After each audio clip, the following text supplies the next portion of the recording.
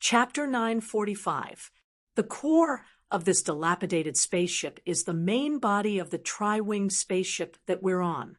It can isolate the core signal. Sulu pointed at the back of his neck and said to everyone in the cabin. He did not explain how this dilapidated spaceship could have such an ability. So, although we've entered the Federation's star sector, the government and the Bureau of Proclamation do not know that you're on this spaceship. The problem now is we'll be landing on the surface of S1 in 47 standard hours. What should we do then? The metal bracelet was hidden in his sleeve. Sulu could help everyone in the cabin change the chips on the back of their necks, giving them a brand new identity. However, the number of chips in the bracelet had already been used up by Fengyu, so there was not enough. Moreover, this secret was too shocking. Even the most trusted members of the team would find it troublesome to update once they found out about this. So, I'll land first and find a way to deal with or delay the charter computer. You guys can go down after that. Sulu looked at Dongfangyu in the corner and asked, "What do you plan to do? If you still follow us, it'll be very dangerous. Also, your injuries haven't fully healed, so I suggest you stay on the spaceship." Team 7 landed on the surface and left Dongfangyu alone on the spaceship. Sulu knew that with Philip around, this former officer of the Iron 7th Division would not be a threat. However, this still represented some kind of trust. Dongfangyu was silent for a moment before replying, "I'll take Xiao Gao to land. Don't worry about the Joint Investigation Department and Small Eyes Special Forces. I'll go find the commander." Sulu thought about it and confirmed that this arrangement was suitable. So he nodded. Outside the spaceship's window, the stars in the distance appeared to be slightly denser. A faint, cold light appeared in the distance. Occasionally, a lonely comet with a short tail would pass by the edge of their vision. Sulu calmly looked in that direction, thinking about the arrangements he had made in the cabin regarding the secret of the chip. Even the members of Group 7 didn't dare to reveal it, and Uncle Fengyu had just casually handed over the bracelet to him back then.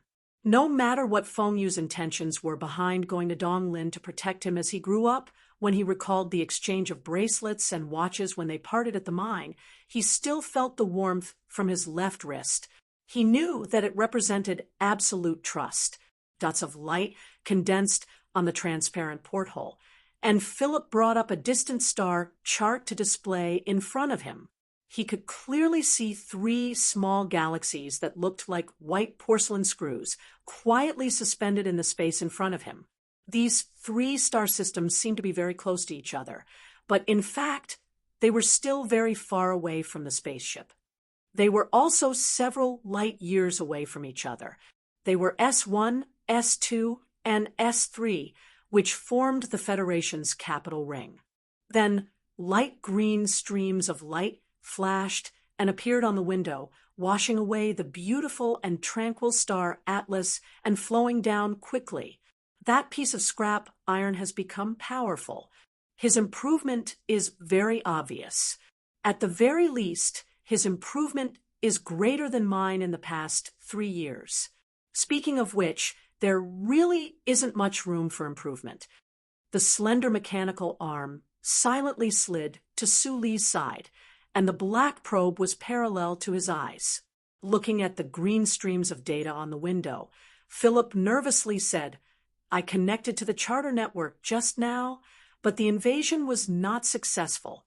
That piece of scrap iron seems to have switched to a brand new explanation system. The overflowing streams of data are expressed in mechanical words, and I can't understand them. You often brag that you are the soul of that piece of scrap iron, and you still can't understand it. If I can enter its core body, I can naturally understand what it is thinking. The problem is that this guy actually doesn't F***king speak the Federation language. How am I supposed to understand the Empire's language?" Sulu noticed that it was rare that Philip did not use words like scrap iron to describe the charter computer. Instead, he used the word guy to refer to it. You can understand the Empire's language. It's a metaphor, a metaphor. Philip angrily roared. I can read OXX, but I can't understand 0101. Okay, then why are you telling me this? I want to tell you that through my calculations, I determined that there should be a federal fleet preparing to attack us in the 56 LY star sector. But I don't know their specific spatial coordinates, and I don't know their firepower deployment. Sulu turned to look at the probe and said, and then we just foolishly charge in and get blasted into a sky full of fireworks. Philip replied, if the warship's main cannon fires more than 1 astronomical unit away, I have enough time to calculate the evasive curve and then take countermeasures. According to my calculations, the success rate is very high. Then you have to know where that fleet is first. I didn't know before, but I know now.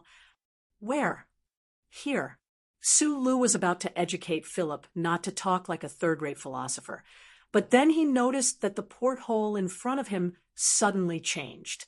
In the dark background of the universe, a huge fleet composed of more than 20 Feather-class warships faintly appeared. Looking at the magnificent fleet, Sulu slightly raised his eyebrows and let out a sigh of admiration. He reminded, it looks very close. You have to hurry. When the black, broken spaceship discovered the Federation's 4th fleet, the 4th fleet also confirmed its spatial coordinates. The fleet commander, who had the highest authority of the Federation, issued the order to attack without any hesitation. From the moment the 4th fleet entered this star sector to carry out the interception mission, they were ready to attack. After the order was issued, the fleet quickly adjusted its posture, and then a hurricane seemed to blow in the vacuum. The 20 or so Federation warships floating in the deep universe were like toys being pulled by alloy strings. They suddenly fell back heavily, and then quickly returned to normal, as if nothing had happened. The universe was silent, but at this moment, there seemed to be a lot of irritating wave impulses. Looking from the porthole, where Sulu was, he could only vaguely see some weak white light spots slowly drifting over. As the distance closed, those light spots became brighter, whiter, and thicker. It was not until this moment that Sulu finally confirmed that these light spots were the beams fired by the main cannons of the warships. However, because he was directly facing these beams, he could only see beautiful light spots. More than 20 milky white light beams were silent, but they carried the power to destroy heaven and earth. They instantly penetrated a large scale of the universe and attacked the enormous black, broken spaceship. In just an instant, the death beams fired by the main cannons of the Federal fleet seemed to have arrived in front of the porthole. If there were no accidents, the next moment, the black, broken spaceship would explode into miserable pieces like a bowl that had been pierced by countless sharp arrows. However, when the main cannons of the Federal fleet were 4 astronomical units away from the black, broken spaceship, the black, broken spaceship automatically exploded. The preset devices between the countless internal components of the enormous black, broken spaceship exploded on their own. The spaceship was blown into 6 or 7 pieces of broken spaceship. Then, according to the calculations in advance, following the perfect curve, the spaceship splashed out and flew away. The scene at that time was like a ripe, deformed watermelon covered in black paint being shot by a high-speed bullet. The bullet penetrated the watermelon and seemed to have caused serious damage, but in fact, most of the red and juicy flesh of the watermelon remained and scattered in the field. The 4th Fleet of the Federation did not notice this detail. Many soldiers thought that the explosion was the result of the main cannons. Seeing the enemy spaceship being destroyed so easily, loud cheers burst out from the inside of the 20 or so warships. If this fleet's commander had taken some time before the battle to study the enemy's broken black spaceship in detail, He definitely wouldn't have made a mistake after he had studied the process of half of the spaceship turning into fireworks during the spontaneous explosion at Cyllon's border star region. However, there were no ifs on the battlefield. When the staff officer of the fleet confirmed the result of the battle, he finally noticed the abnormality of the explosion. Looking at the few pieces of broken spaceship on the screen, he was shocked. Why were the broken spaceships that should have turned into space garbage and wandered in space forever still so fast? If this speed was caused by the power of the explosion, why were they still able to change course? The only explanation was that the junk-like hulls still had power. The commander of the Fourth Fleet of the Federation listened to his subordinate's report and looked at the screen with a pale face. He saw the broken spaceships of the enemy's spaceships at 87 astronomical units sweep past like the most advanced light battleships. He angrily punched down. The target's broken spaceship had already swept past the fleet formation. Even if the fleet made an emergency turn, they would not have the chance to use the main cannons of the battleships to lock onto the target. Chase, looking at the speed of the broken spaceship, it was clear that this was wishful thinking. After the explosion, the broken black spaceship took the initiative to decompose into 7 pieces. However, because the original spaceship was too large, even though it had now been decomposed into 7 pieces, the size of each piece was still astonishing. Xiong Lingquan and the others looked at the shocked expression on each other's faces, thinking of the terrifying milky white beam of light that had brushed past the porthole, thinking of the explosion that they had seen with their own eyes, and thinking of the part of the spaceship that had been used to lure the enemy and turned into ashes under the bombardment of the main cannons of the battleships. No one was able to speak for a long time.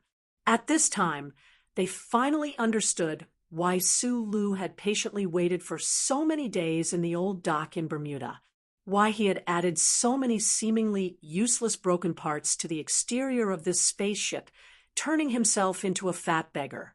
Xiong Lingquan touched the short hair on the top of his head that was like thorns and said, emotionally, "Only when you grow bigger can you become smaller."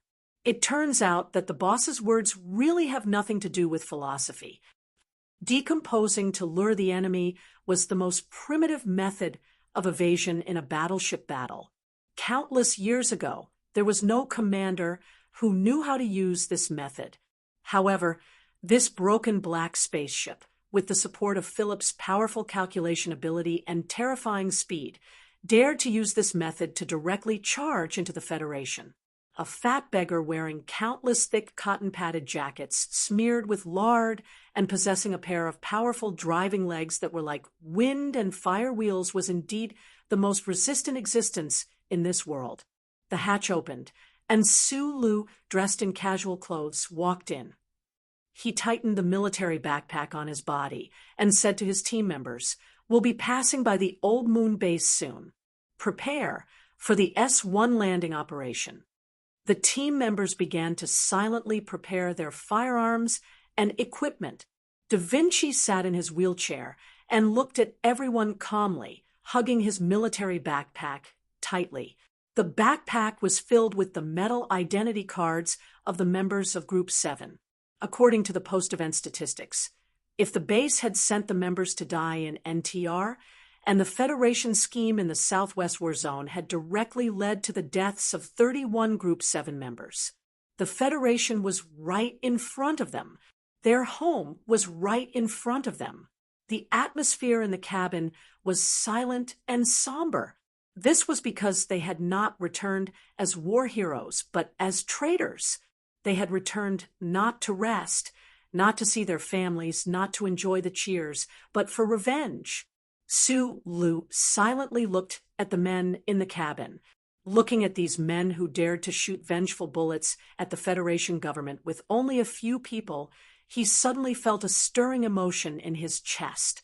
He took a deep breath and asked, "Are you ready?" The team members with serious expressions saluted and replied in a deep voice, "Ready." After receiving the news that the Fourth Fleet had failed to intercept in the 56 LY star sector, the various departments of the Federation government started to work at high speed again. As S1's last line of defense in space, the old moon base was no longer covered in dust and smoke. The heavy alloy valves had been opened, and dozens of devices that looked like oil wells exposed black pipes that were aimed in the direction of space. The charter computer had already calculated the trajectory of the enemy spaceship and even accurately calculated the fine traces of each of the 7 sections of the spaceship. No matter which section of the spaceship the target was hiding in, it would be destroyed by the fierce cannon fire. The old moon base was not equipped with normal anti-air cannons, but with light energy cannons. The Federation's most powerful crystal-excited light energy cannons were the heaviest burden to the increasingly scarce crystal resources. In order to maximize the mobility and lethality of the light energy cannons, they had never built a base on the ground. The double moon base had never had a defense against space attacks. Before the Dynasty's Ghost Fleet passed through the Gary Corridor, no Dynasty fleet had the ability to get close to the Federation's capital ring. It was only after the ancient clock was attacked that the Federation government started to increase the anti-air firepower on the double moon base. Especially in the past 3 years, the Federation government did not hesitate to spend a huge amount of money to build 2 light energy cannons on the old moon base and the new moon base. In the eyes of the normal Federation people, these expensive military installations were to defend against the invasion of the Dynasty. However, the top officials of the government who knew the inside story were very clear that the 2 main cannons were built to welcome the return of a certain small-eyed man and that terrifying spaceship. It was all for today. While the soldiers of the old moon base were anxiously waiting, under the anxious gaze of the Federation government, the black, tattered spaceship that made them feel endless fear and pressure finally returned with the small-eyed man who had left for 3 years. However, when the black, tattered spaceship appeared in front of the Federation soldiers and appeared in the president's official residence, not many people could recognize that it was that spaceship. It was not because the spaceship had been broken into 7 sections, but because the 7 sections of the spaceship had violently exploded when they were 5 astronomical units away from the old moon base. Thousands of spaceship fragments, like densely packed meteorites, completely ignored the terrifying main cannons on the old moon base and flew over just like that. In the atmosphere of planet S1, countless fragments whistled and fell at high speed, leaving behind thousands of eye-catching tails. It was like a spectacular meteor shower that burned and cheered as it fell. Looking from outer space, it was like a beautiful firework had bloomed on the dark side of the planet, an incomparably huge firework. Chapter 946. Fireworks bloomed with thousands of petals. How could one guess which petal was the object that one wanted to extract or crush into red mud? At least the soldiers on the old moon base could not guess. The charter computer, which had an extremely powerful computing power, seemed to have lost its train of thought in front of this firework made up of countless spluttering trajectories.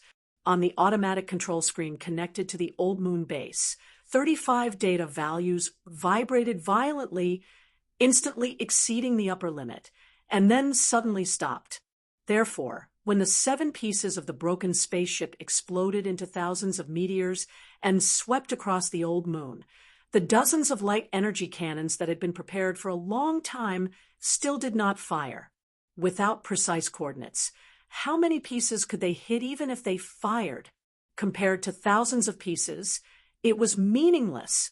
On the 2-dimensional light beam deep underground in the Charter Bureau, green data streams flowed quickly. There was a rare moment of stagnation, like the moment when a waterfall that was always falling was suddenly interrupted by a rock thrown by a naughty child. Although it was only a moment, it was an extremely critical moment. The charter computer's calculation program recovered, and after 3 seconds, It sent the most accurate calculation result to the old moon base.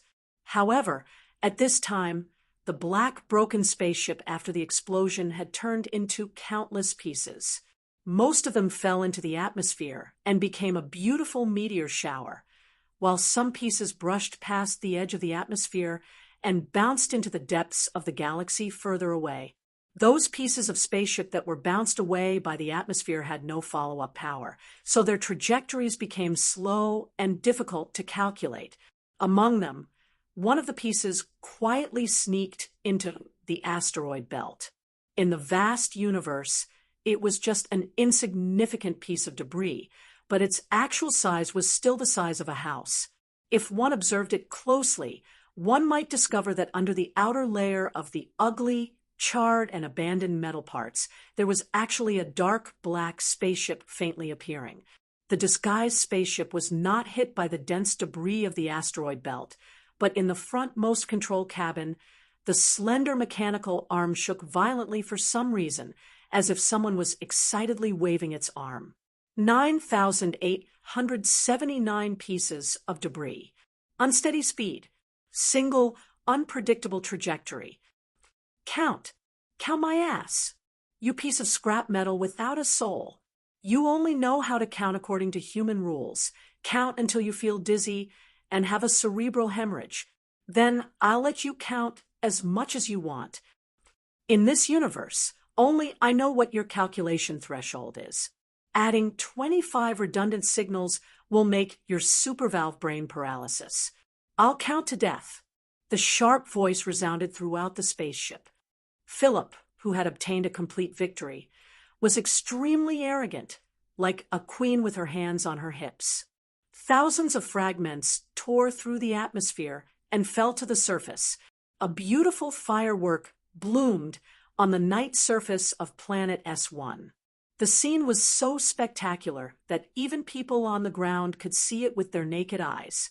However, what they captured was countless meteor showers slanting across the night sky. Linhai Prefecture's black market butchers were carrying the gazelle's carcass onto a truck. Shixia Prefecture's girls were reminiscing about their lovers on the terrace. On the beach of Nank Prefecture, people were gathering around candles to mourn the soldiers who had died on the front lines. People subconsciously raised their heads and looked at the night sky illuminated by the shooting stars. Some narrowed their eyes, some prayed silently, and some smiled silently.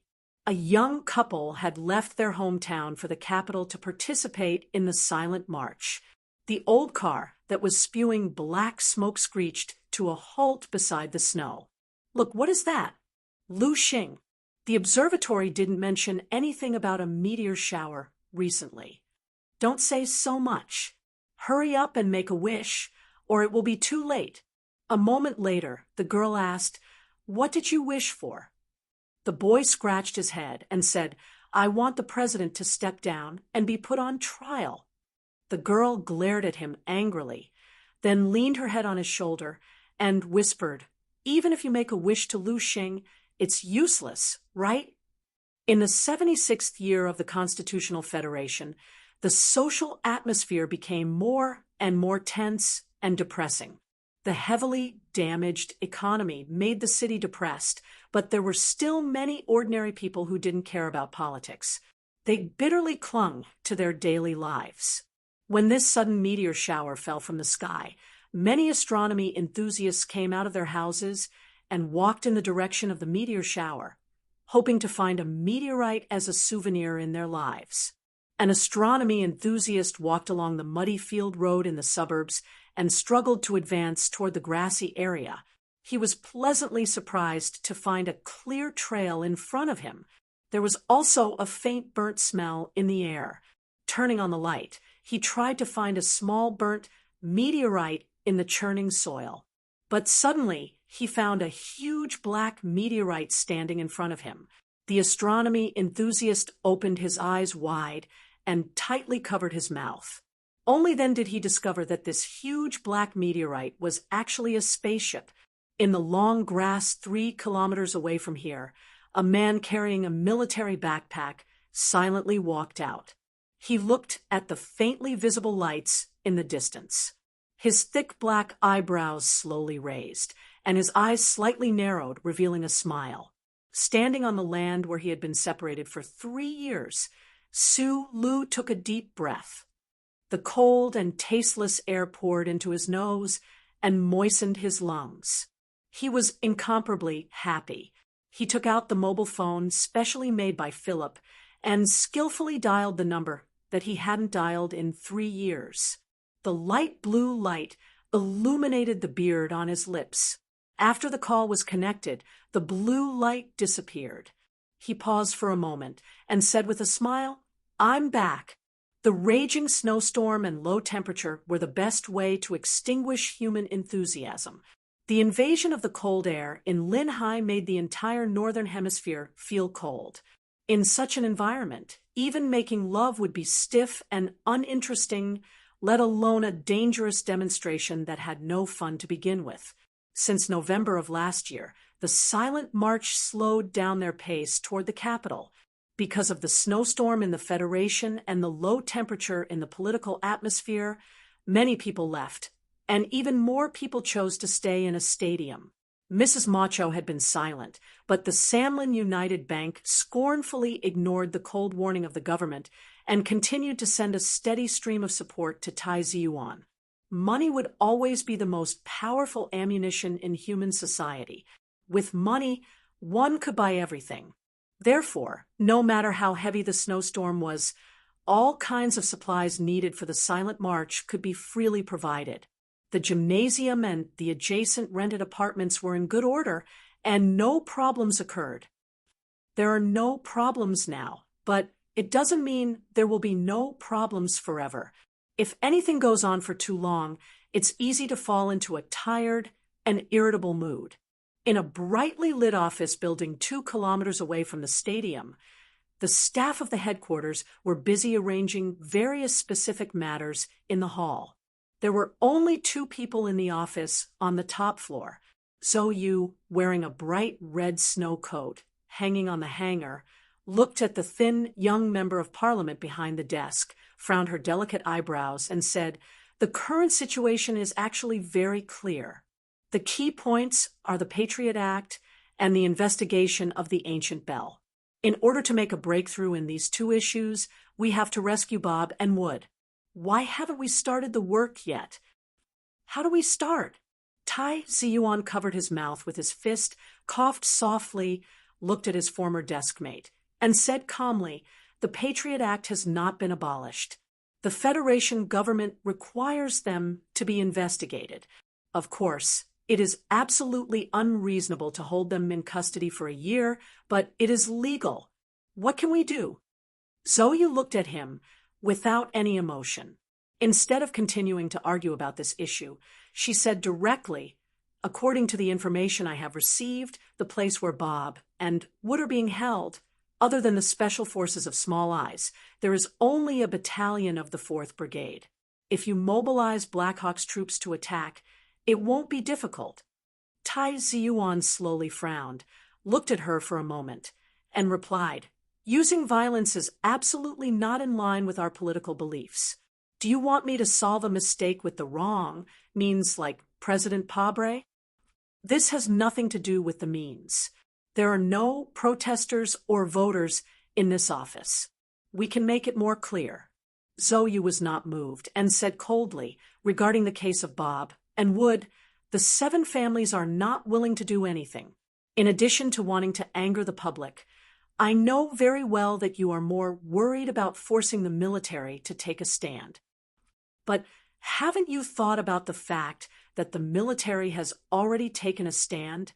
Li Jiedu himself showed his stand, and Du Shaoqing was willing to withdraw from the front line, which is even more so. But at least now the Federation government has not yet and does not dare to use the military against the spirit of the Charter and the pressure of public opinion. If we start to use armed forces like Black Hawk, the government will have the best excuse."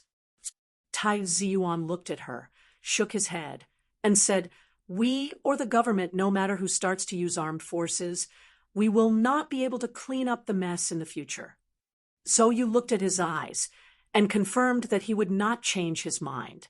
She sighed softly and said, Yuan, although I admit that you are very excellent, even better than I thought when I was a child, I have to say that you still have the conservative taste of those families. She leaned against the edge of the table and turned around, looking at the snow outside the window. After a moment of silence, she continued, If it is Su Lu, this matter will be much simpler. Tai Ziyuan also fell into silence, then lowered his head and began to deal with the complicated affairs. He seemed to say inadvertently, I heard that he is coming back. Zhou Yu's eyebrows slightly raised, and when she was about to say something, the phone in her hand suddenly rang. The ringtone was clear and melodious. There was no incoming number. She looked at the special encrypted phone in her hand, somewhat puzzled, because she was not sure whether to answer or not. The ringtone rang for a long time. After you left, no one bought porridge in the library of Linhai State, no raindrops under the stadium, no sequel to that documentary. Only real stones left in the mines of Donglin. Tai Ziyuan behind the table looked up, listening to the song called Fleeting Years that was banned by the Federation, and listening to Jian Shui, Er's voice, he revealed a reminiscing smile. Zhou Yu answered the phone and softly said, Hello. The soft hello seemed to be from 3 years ago. Her beautiful eyes suddenly stiffened, and then slowly bloomed like the petals of the red flower behind her head. Without saying anything to Tai Ziyuan, she tightly held the phone, took the red snow coat from the hanger, and pushed open the side door to walk to the balcony. Shui Ziyuan noticed the nervousness and surprise on her face. He looked at the eye-catching red figure on the balcony and fell into deep thought. The soft snowflakes slowly fell under the balcony, not dense but sparse, just like the faint smile on Zhou Yu's face at this time. My phone has been monitored by the government, but don't worry about anything. The small-eyed man on the other side of the phone smiled and replied, I know that you are now working for Tai Ziyuan. Don't worry. If you can't deal with the government's monitoring, you don't need to fight this battle. You didn't call Yuan, but called me. It seems that you don't want to contact him for the time being. So I didn't tell him just now. Su Lu paused for a moment, and then explained in a low voice, even if he is my best friend. After all, I am now a citizen of the Empire. I don't know what he will think. Zhou Yu smiled sweetly, her eyes like flowers, and said softly, Are you not a citizen of the Empire to me? Su Lu knew how to explain, and directly cut to the main topic. Zhou Yu brushed away the snowflakes on her bangs and said calmly and seriously, To save Bob and Wood, you have chosen a very good starting point. She continued, I also think that it should be done, but big families have their limitations. People who are used to secretly influencing history are always too reserved, afraid of aggravating conflicts and angering the military, so they don't dare to make a move. Su Lu replied, I am not afraid. I will do it. The question is how to do it. Hearing his answer, Zhou Yu felt very comfortable. She hadn't heard such harsh words for 3 years, and she missed it. Lin Banshan is playing hide-and-seek with the government. He brought a lot of people from Bermuda, and he has a lot of power at the bottom of the Federation. If you need a middle channel, he is the most suitable person. The key is whether you can trust each other. My question now is, who in the Federation can trust a citizen of the Empire? Lin Banshan has lived in Bermuda for a long time. His concept of country should be more indifferent. Zhou Yu hesitated for a moment before continuing, but this person is very difficult to see through.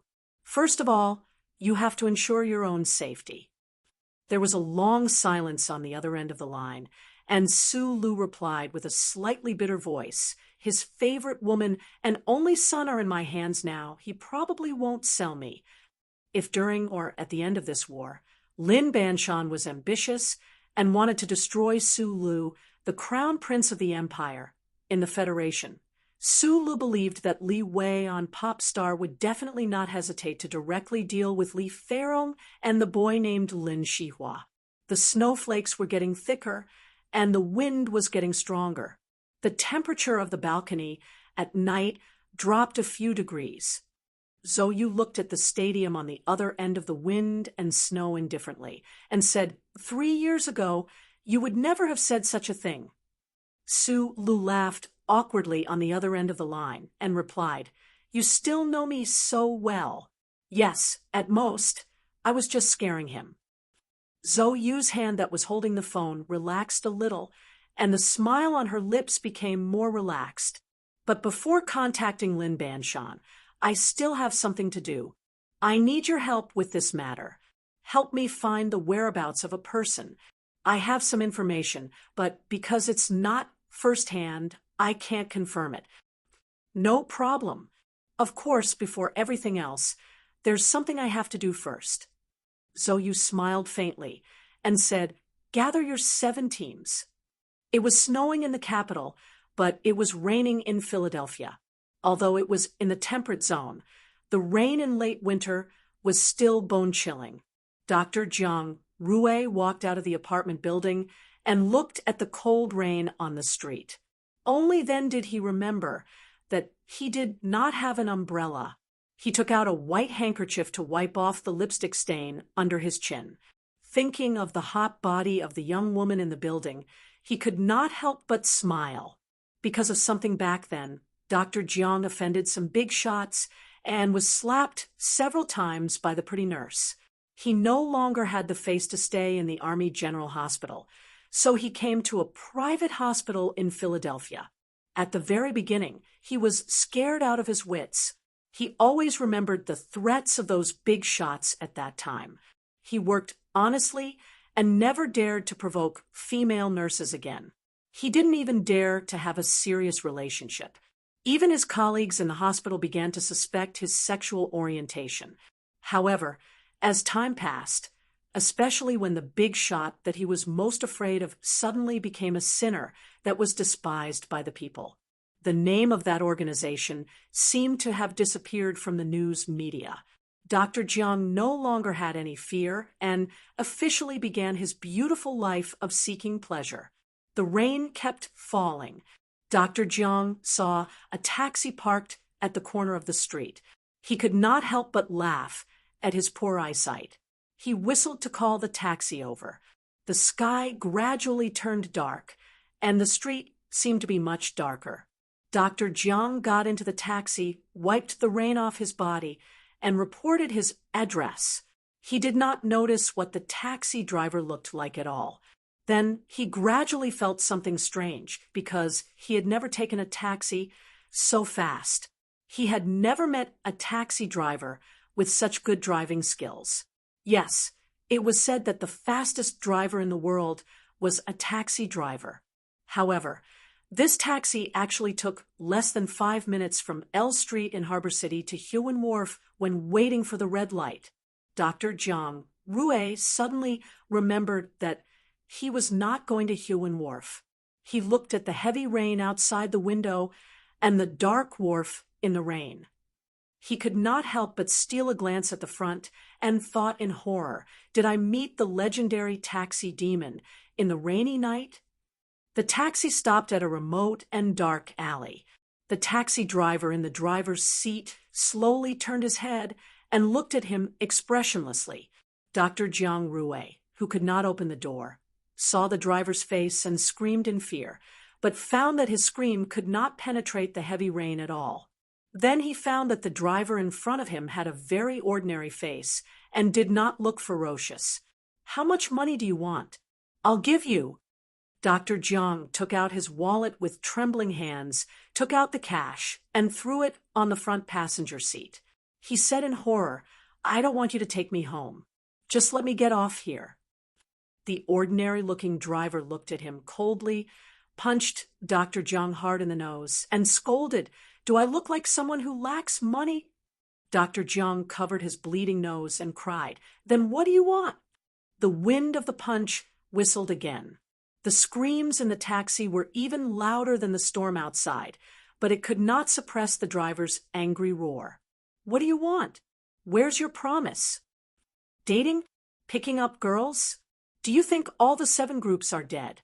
Completed on the 9th day, 1 day to go. The dawn of victory is in front of me. I begin to feel moved in advance, just like the feeling of the 7 groups gathering. Although they have not won yet, they begin to feel good in advance."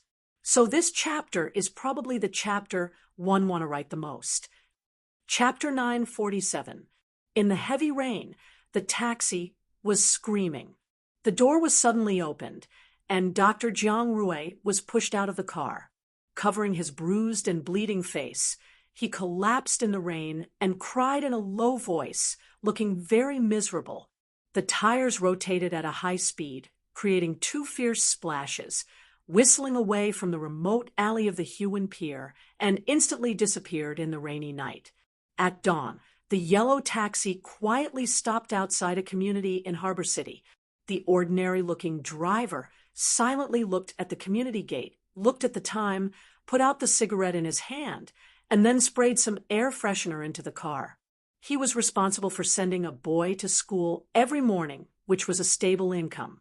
However, the boy's rich mother was very picky, arrogant, and rude. If she smelled the smell of smoke in the taxi, she would scold him again. Thinking of the woman's sarcastic face, the taxi driver couldn't help but shake his head and roll down the window, hoping that the morning wind could blow away all the smell. Because of the war, the Federation's supply of materials had been very tight in the past 2 years. The price of hybrid taxis, whether it was filled with hydrogen or charged by electricity stations, was constantly soaring. The taxi drivers wanted to maintain their income, so they had to pay more attention to their daily expenses, except for the common method of taking a detour to kill strangers. Therefore, although the morning wind in January was a bit cold, he still didn't turn on the air conditioner, but just lifted the collar of his overalls. The collar could warm his numb cheeks, but it couldn't warm his abdomen. The sequela of being shot in the abdomen on the battlefield made his abdomen ache every time he felt cold. The taxi driver's face was slightly pale, and he rubbed his abdomen, thinking of the people he hadn't seen for a long time, who once mocked him for having rheumatism. He couldn't help but show a self-deprecating smile. His name was Lu Jiao, a member of the first 7 groups. Lu Jiao had been retired for many years and didn't participate in the face-slapping activity against Dr. Jiang Rui on the spring rainy night in the capital. But last month he learned about it from a member's phone call and knew that the doctor was now in Harbor City, so he decided to supervise without hesitation. It was not good to run a taxi business at night, so it was very good to take some time to relive the feeling of carrying out the mission. Thinking of the doctor who painfully rolled in the rain last night, Lu Jiao smiled happily, and then noticed that the iron fence of the community gate was slowly opening. The young employer and his troublesome mother were about to come out. Lu Jiao shook her head and turned on the air conditioner. She took a rag and got out of the car. Just as he was about to wipe the taxi even cleaner, a burly man walked over and introduced himself directly. "I'm from Black Eagle." Lu Jiao slowly narrowed her eyes, looked at him, and said, "What's the matter?" The man looked at him and said, "We want to recruit you." After a moment of silence, Lu Jiao shook her head and replied in a low voice, "I've been working in Whitewater for too many years. I'm tired of it. Don't come looking for me again." In Group 7, the new Division 17, and our circle, you've always been recognized as the best pilot. What we're talking about here is driving in all directions, whether it's a mecha, an armored vehicle, or even a spaceship. The head of recruitment from Black Hawk looked at him with a solemn expression and said, "But it shouldn't include taxis. It's a pity for someone like you to drive a taxi." It had been a long time since Lu Jiao had heard the praise of a professional. At this time, his expression was a bit complicated. After a moment, he smiled bitterly and said, You should know very well that the government has been watching people like us. Other than driving a taxi, I can't do anything else." Whether the members of Group 7 were on the front line or retired, they were always the target of the Federation government's surveillance. It didn't matter if they beat up a doctor with no background like last night, but it would be very troublesome to re-enter a place like Black Hawk. The regret on the head of Black Hawk was very sincere. What a pity. Then he took out a business card and handed it over, saying, "If the situation changes in the future, please call this number directly. My branch is now directly under Miss So. She values you very much. This is her number." Miss So should be the daughter of the minister in the Wangdu apartment. Lu Jiao held the business card with 2 fingers and frowned at the back of the head of Black Hawk. He casually glanced at the phone number on the business card. Then he subconsciously turned the business card. There were 4 handwritten words on the back of the business card, and there was also an inconspicuous but very clear mark. Any small mercenary team that carried out the private work of the Federation government had their own secret symbol, and Group 7 was no exception. And this secret symbol continued until the entire team was incorporated into the federal forces and entered the new 17th Division. That mark was Group 7's secret symbol. Other than the team members themselves, no one else should know about it, but now it appeared on the business card. The 4 handwritten words on the back of the business card were, "Gather and wait for orders." Lu Jiao looked at the 4 words and the mark. In an instant, he thought of countless things in the past, the smoke-filled battlefield and the smoke-filled barracks. His eyebrows raised, his eyes suddenly brightened, and the corners of his mouth twitched nervously as if he wanted to smile, but he forcefully suppressed this smile, and in the end, it turned into a series of soft whistles between his lips. "I say, why are you still standing there? Hurry up and wipe off the mud here. What a lazy guy. It clearly rained so heavily last night, but you didn't know to wash the car in advance." A young woman holding a little boy next to the taxi shouted at him angrily. Lu Jiao was stunned for a moment, and then replied softly, "Wash your mom." The woman's face became extremely pale. She raised her trembling arm and pointed at his face, and roared, "You don't want to work anymore." Lu Jiao ignored her and got into the taxi with the blue anti-shedding cloth. Accompanied by the sharp sound of tires grinding, he just left.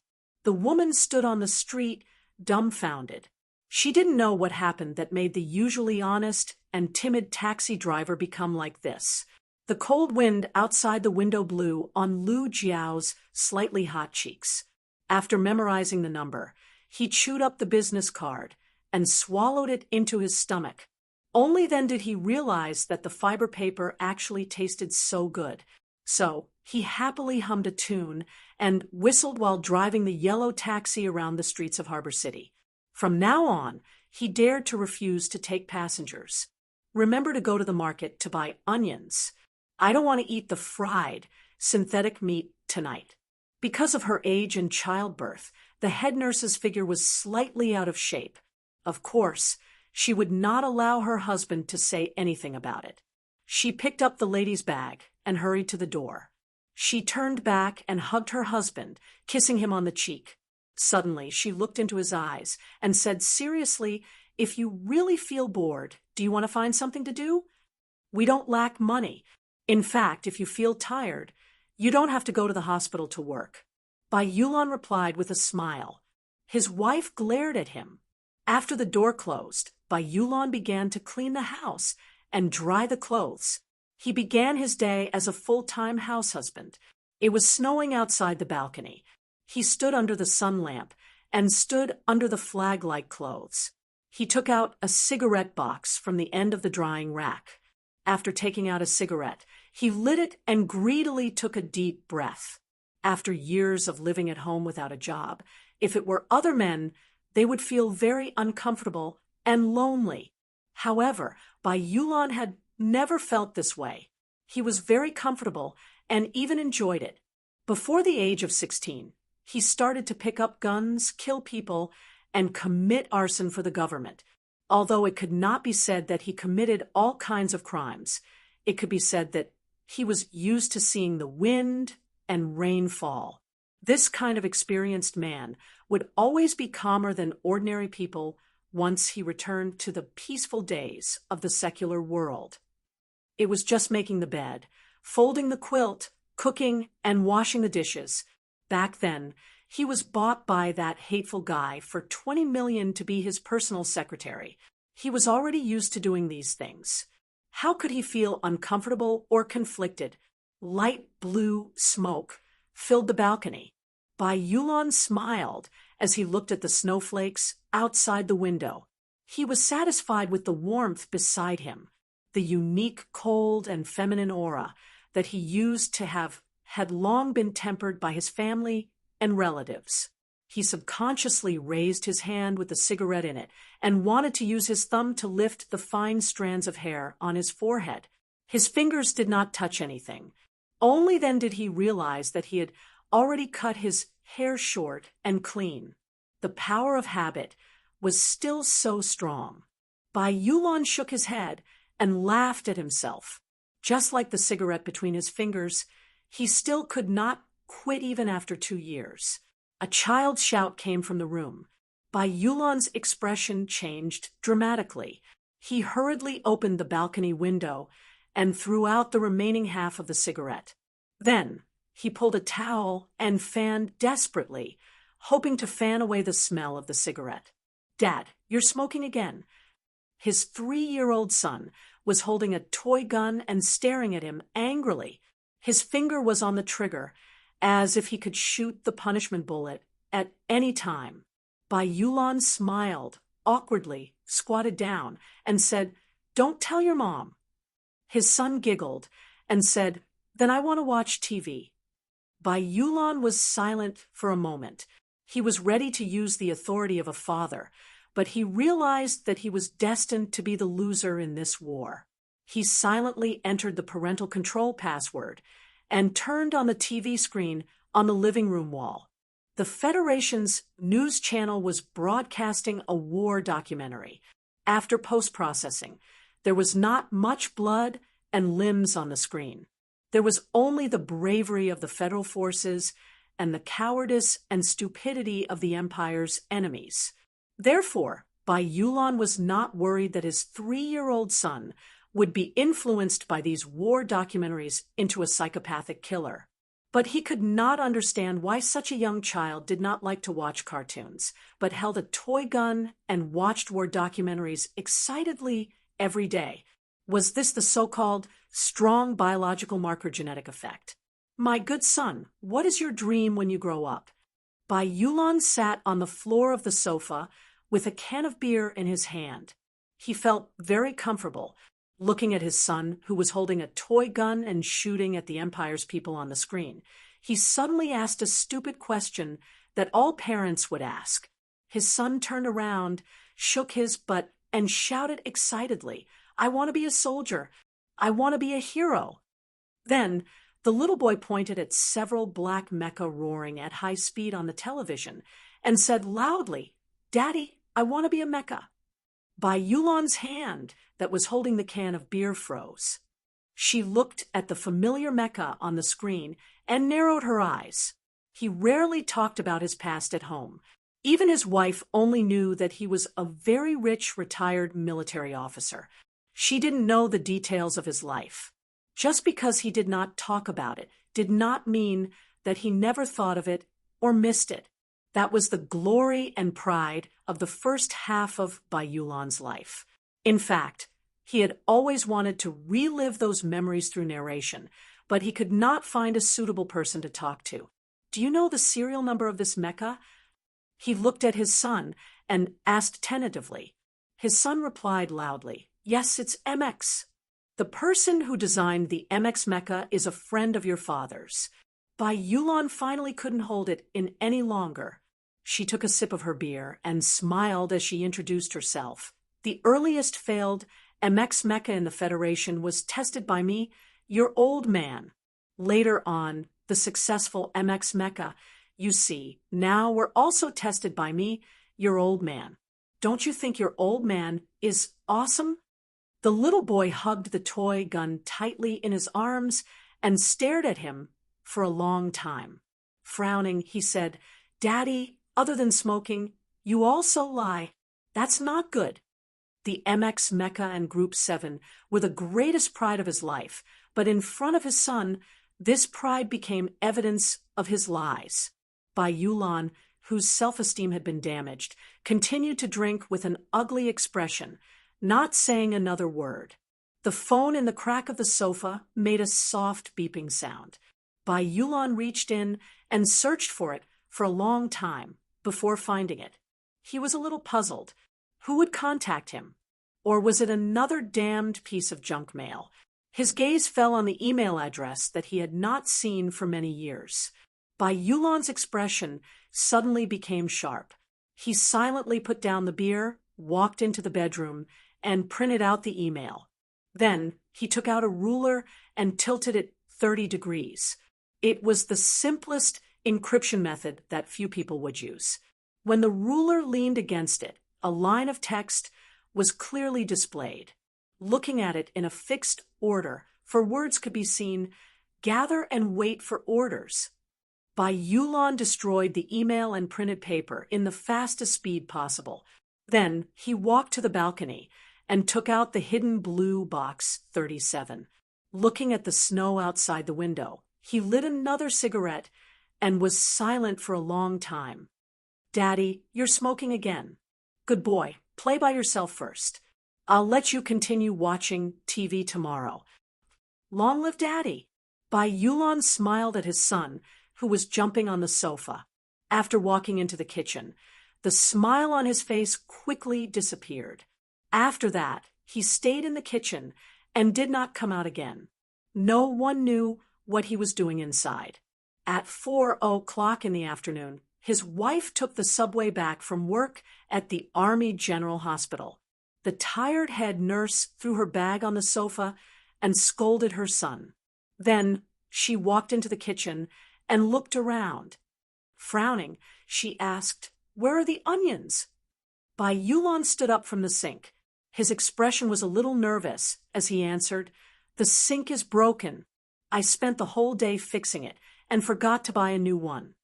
His wife sighed helplessly. She opened the cabinet and found that even the green pepper was gone. She shook her head and said, "Forget it, let's eat noodles tonight." She walked into the bedroom to change her clothes, but her voice did not stop. "Xiao Bai, I want to introduce a boyfriend to our units, Huang Li. She's not young anymore, but she's still alone. It's really pitiful to see her like this." "Then introduce him." Bai Yulan squatted beside the sink and answered casually, "I just want to ask if you have any suitable comrades that I can introduce to her. What's so good about being a soldier? He's too rough." Bai Yulan replied. His wife poked her head out of the bedroom and said with a smile, "Aren't you good? You're more meticulous than a woman. How are you rough?" If she had said this on a normal day, she would have been met with a lewd reply, followed by a burst of intense entanglement. However, the man in the kitchen was clearly not in the mood for that today. "Speaking of which, I saw those comrades of yours in the hospital a few years ago. They're really good people. We didn't hold a wedding banquet, but they actually gathered so many people. You're really too much. Since we're all friends, we should hang out more." Bai Yulan stood up from the sink and replied with a smile, "We'll hang out." In front of his feet, the secret door under the sink was slowly closing. Inside, there were 7 different military firearms of different specifications that glowed with a metallic luster. Guns that had not been touched for many years needed to be cleaned and maintained until the cold light reappeared. All it took was a letter, an order to assemble, and a day's time. Shurhang opened a cake shop in Xixia State. Because of his relationship with the De family, the business was quite good. The girls in the shop were exceptionally beautiful. There were many members who lived a good life like him. After retiring from the army, They were slowly reintegrating into society and into the circle that they originally belonged to. 2 years ago, Jiang Jin opened a chain of cinemas with the support of his family. Then, he wanted to invite one of the old members who had retired from the army at the same time as him to be the manager. However, the old member said, "I used to be your boss in the army, but now you want to be my boss? No way." Jiang Jin was sweating profusely. He cursed, stamped his feet, and begged until he was about to kneel down. The old member finally agreed to his request, but insisted that he was not qualified to be the manager and was only willing to be a cleaner in the cinema. The cinema was in Nank State, a place where the underworld ran amok. A small gang did not know the family background of the cinema owner, let alone that the young boss had 7 sets of resumes. Therefore, the small gang tried to collect protection fees. Then, when they rushed into the cinema to cause trouble, they encountered a middle-aged, downtrodden man holding a broom. Leaving behind the bodies of 7 unconscious members, the small gang finally understood that the joke on the internet was true. Every company had a cleaner who couldn't afford to be hurt. The members of the first 7 sets scattered around the planet were still under the Federation's surveillance after they retired from the army. Like Lu Jiao and Bai Yulan, they lived in silence and honesty. Some were holding a board meeting of a pharmaceutical company, some were promoting their own insurance, and some were staring blankly at the blue sky and white clouds on the beach in the southern hemisphere, as if they wanted to see the clouds as smoke on the battlefield. One day, they saw 4 words through various channels. Then, the board meeting continued. The lips of the salesman were still sharp. The person who was looking at the scenery was still watching. The cinema was still clean. The little girl in the cake shop was still blushing because of the little boss's teasing. No one knew that they had begun to prepare in silence. They were preparing to welcome their comrades who had been separated from them for 3 years, to receive new orders, and to prepare for battle. 7 sets were assembled. Oh, this is so exciting.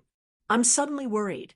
If we get so excited now, what if the plot doesn't get exciting in the future? Don't scold me when the time comes. Just remember this chapter. Put your palms together. The second chapter is being written. There is an important issue that I want to report to everyone. Lim Jli, or Duo, is getting married to Hank today. This couple got to know each other through reading my book, so I'm very pleased. Duo can be considered to have married far away. Like me, I hope Hank will treat her well. Here, I wish the couple 100 years of bliss and happiness. This sentence is old, but the meaning is very good. Chapter 948. Fireworks bloomed in the night sky of S1. Another firework lit up the West Woods, announcing to everyone that fireworks had returned to the West Woods. 80 of the latest MX military mechas, 400 heavy armored vehicles, and more than 10,000 elite ground troops of the 4th Military Region left their respective bases and gathered in the southern part of the Sunset State, forming a destructive torrent of iron and steel. The Zhong family's relatives scattered all over the country.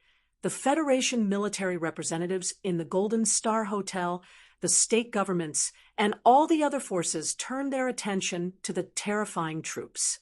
When they confirmed that these military movements were not authorized by the federal military, and that even the 4th Military Region's headquarters did not know the reason, they knew that there was a fat and fierce figure hiding behind this troop.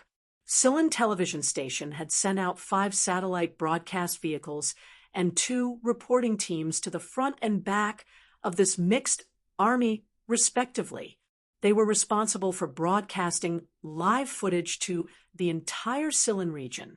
As the steel flood advanced towards the depths of the grasslands, the Silin citizens, who were originally somewhat uneasy, became agitated when they guessed or learned of this army's goal through the internet.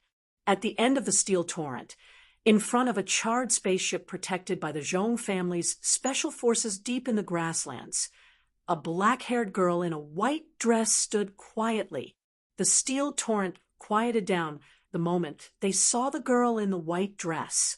The dozens of tall and mighty MX mechas around them slowly bent their right mechanical legs, their huge bodies leaning forward clumsily to welcome the return of the princess.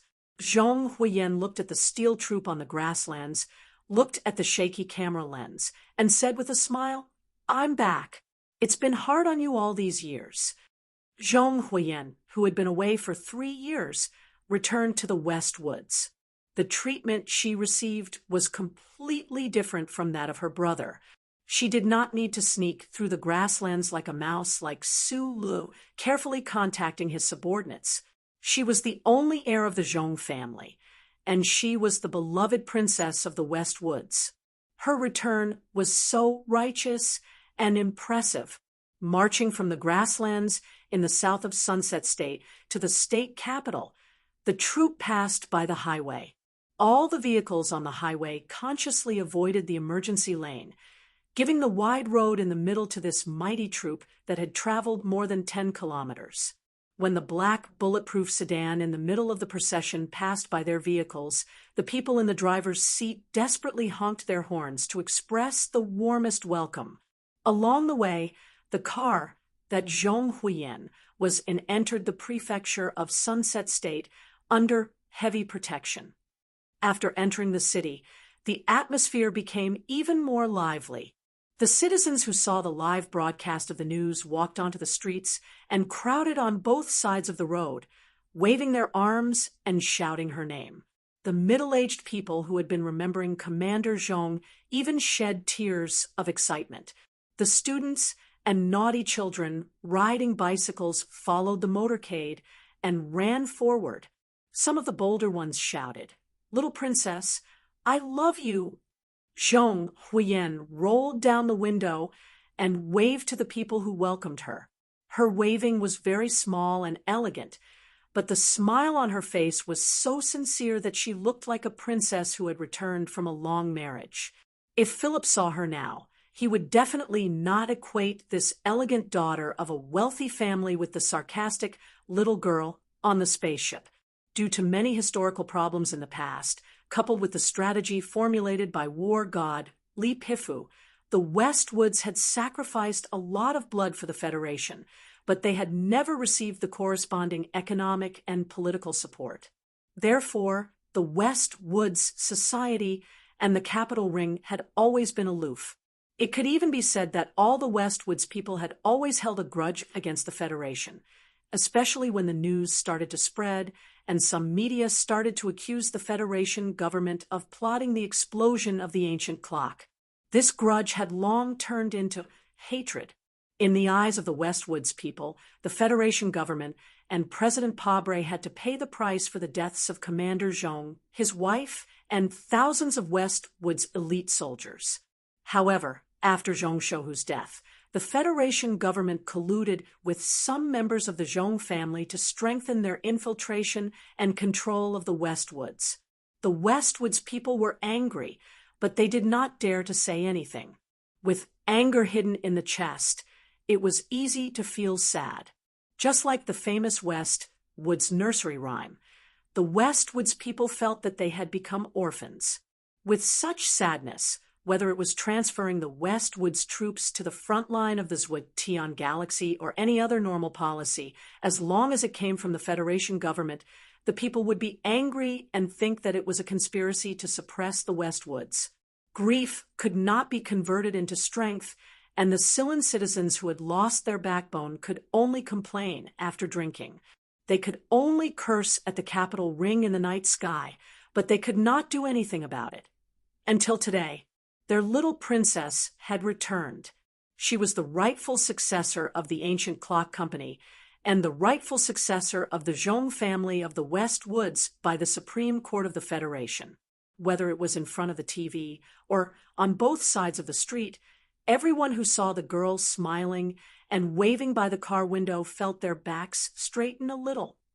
In the car, Mr. Tian narrowed his eyes and looked at the street ahead, listening to the military reports that came in from time to time. Although there were snipers on the buildings along the way, he was still very worried when he saw the young lady rolling down the window and waving. She had not returned for 3 years. What if something happened? Uncle Tian, this is something that must be done. The TV station is broadcasting it live. Zhong Huiyan smiled and waved at the people outside the window. Because she had smiled for too long, the muscles on her cheeks were a little stiff. She did not turn around and explained softly, I haven't returned for 3 years. I have to let everyone know what I look like now. And the bigger the show, the less pressure I will have over there. Many years ago, Mr. Tian had accompanied the young Zhong Huiyan to participate in several political activities in the West Woods. At that time, when he saw the little girl's near-perfect political performance on the stage, he knew that she was extremely talented in this field. He shook his head and sighed, no longer persuading her. However, he was still full of resentment towards Su Lu, who had abducted the young lady and left home for 3 years. Whether that guy was the crown prince of the empire or a hero of the Federation, if Su Lu dared to appear in front of him now, he would definitely be beaten to a pulp. The convoy drove into Latitude 2 and followed the straight road in front of Red Oil Restaurant. Just as they were about to enter the old mansion area, they were stopped by a group of Federation officials. A more accurate description would be that this group of pale Federation officials were surrounded by troops loyal to the Zhong family of the West Woods. Anyone who was shrouded in the shadow of the military-use Mecca would feel fear. However, the Bureau of Proclamation official at the front still mustered up his courage and shouted to the black car in front, Bureau of Proclamation inspection. Zhong Huiyan calmly got out of the black car and waved her hand to signal for her subordinates to make way. She slowly walked up to the Bureau of Proclamation official and said, Please hurry up. With a soft beep, the data of the chip behind her neck was instantly collected. The Bureau of Proclamation official looked at the in-depth information on the screen, and his expression turned extremely ugly. He bowed slightly and said, There are no problems. However, a few Federation officials dressed in black beside him still had questions. One of them cleared his throat and walked up to her and said, We are from the Joint Investigation Department. We would like to invite Miss Zhong Huiyan to come back with us for investigation. Zhong Huiyan looked at the official coldly and turned to get into the car. The official shouted angrily, You have to be investigated. Zhong Huiyan turned again and said without any emotion on her face, What can you do if I don't go? Can your department go up against my troops?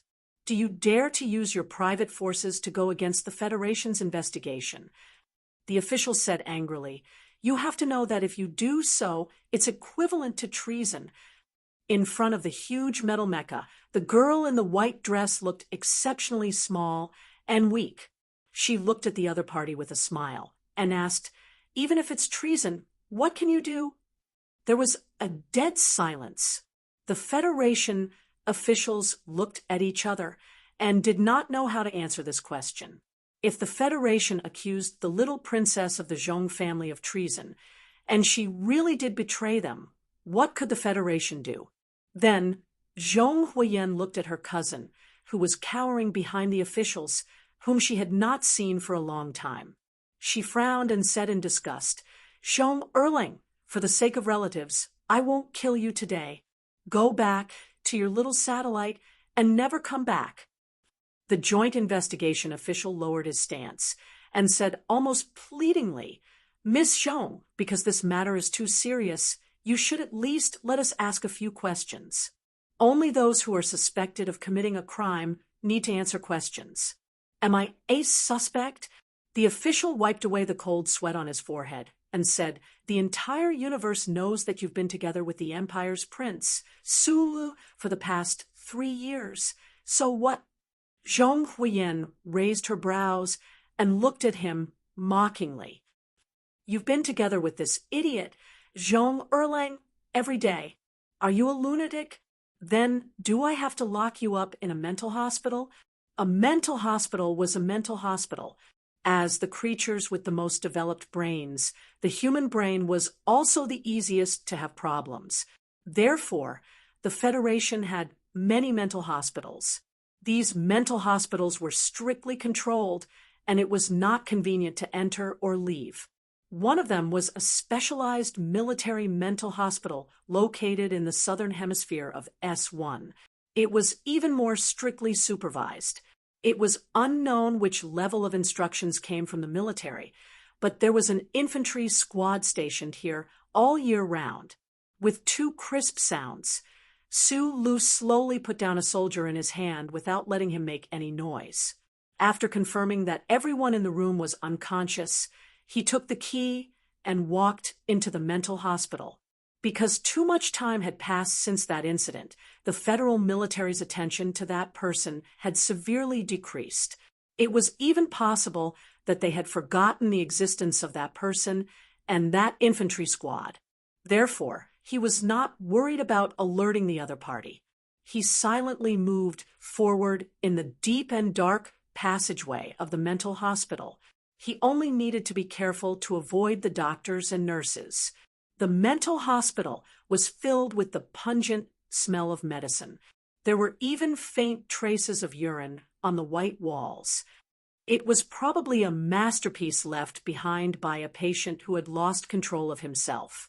He slowly pushed open the door to the ward, only to find that there was no one on the bed. Su-Lu narrowed his eyes, and then noticed that the window facing the north was filled with all kinds of mathematical symbols and complex formulas. Even he felt that it was abnormally difficult. After looking at it silently for a moment, he walked out of the ward and continued to look for his target. Walking in the quiet mental hospital, there were no screams, howls, or crazy ravings. There was only silence, which gave people a feeling of unease. A sound came from the end of the passageway. Su-Lu walked over and found that it was a conference room. When he saw the scene in the conference room, the expression on his face became very strange. This was because he had never thought that someone would be able to teach in a mental hospital. At the front of the conference room was a blackboard. In front of the blackboard was an extremely pale and thin middle-aged man. He was waving his arms and explaining something. The man's eye sockets were deep. The fingers holding the chalk were as thin as tree branches. They were trembling nonstop. He looked weak and dispirited, but his face and even his entire body seemed to be covered in a layer of light. Today, we're not going to talk about the Mobius strip. Professor, I've never understood why such a simple, one-sided structure needs to be named with such a complicated prefix. Plus, that's too abstract. Today, we're going to talk about the ring network topology structure. The chalk quickly slid on the blackboard, drawing an extremely complicated ring topology structure. Looking at the complicated but surprisingly clear and concise lines, the dispirited man became excited as if he had taken drugs. His lips moved rapidly. The ring network topology structure is a closed topology structure. Although it's more complicated than the star configuration, it's still a very basic thing. However, if you want to know how the most advanced computer in human history works, you must first come into contact with these basic things. There were more than a dozen people sitting in the conference room. From their clothes, it was obvious that they were patients of the mental hospital. However, when they heard these professional terms, these patients nodded thoughtfully. They seemed to understand very well. The dispirited man was moved by the patient's reactions. He was moved and praised. You are really the best students in the world. You're even better than the students in number 1 hospital. Su-Lu stood outside the conference room and looked at this ridiculous scene. The shock in his heart gradually disappeared and was replaced by an inexplicable sadness. He didn't want to watch anymore. He pushed open the door of the conference room and walked in.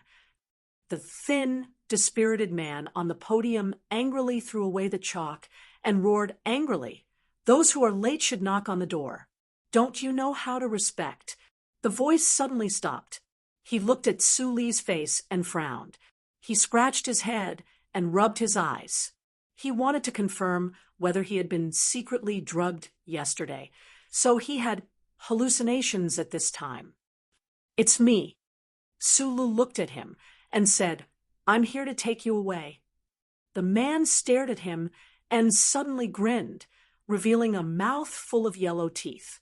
He looked very innocent and asked, "Do you have a cigarette?" "I won't talk to you if you don't have one." Sulu took out a cigarette box and a lighter and handed them over. The man waved to the patients below and said, "Class is over." "Oh," the patients replied. They slowly stood up and walked out of the meeting room. Only a fat patient moved to the front of the podium. He opened his hands and asked, "Where's the candy?" The thin man with an innocent smile was smoking happily. He was very unhappy when he was suddenly interrupted. He took out a bag of candy and put it in the fat patient's hand. He said impatiently, "I now appoint you as the monitor. Take the candy and share it with them. Don't take it from me one by one like a fucking idiot." "My mother said that I'm an idiot." The fat patient looked at him seriously and corrected him. Then he raised his thick eyebrows and asked foolishly, "Can the monitor eat a few more?" "Whatever." The man waved his hand with the cigarette and then looked at the silent Sulu. He smiled and asked, "Colonel Sulu, why should I go with you?" "Biderman, you are the most talented genius I know." Sulu looked at him and said, "People like you shouldn't stay in a mental hospital." Chapter 949. Geniuses should stay in the lunatic asylum until they die. The former Bureau of Proclamation's most outstanding computer genius, Biderman, stared at the pair of white eyes that occupied most of the area. The childlike smile on his face was full of abnormal meaning.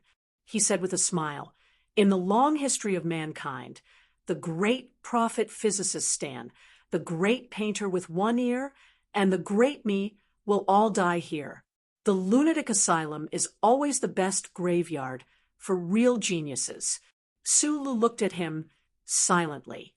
He didn't quite understand the psychological state of this kind of person, such as why he was not surprised to see him and was unwilling to leave.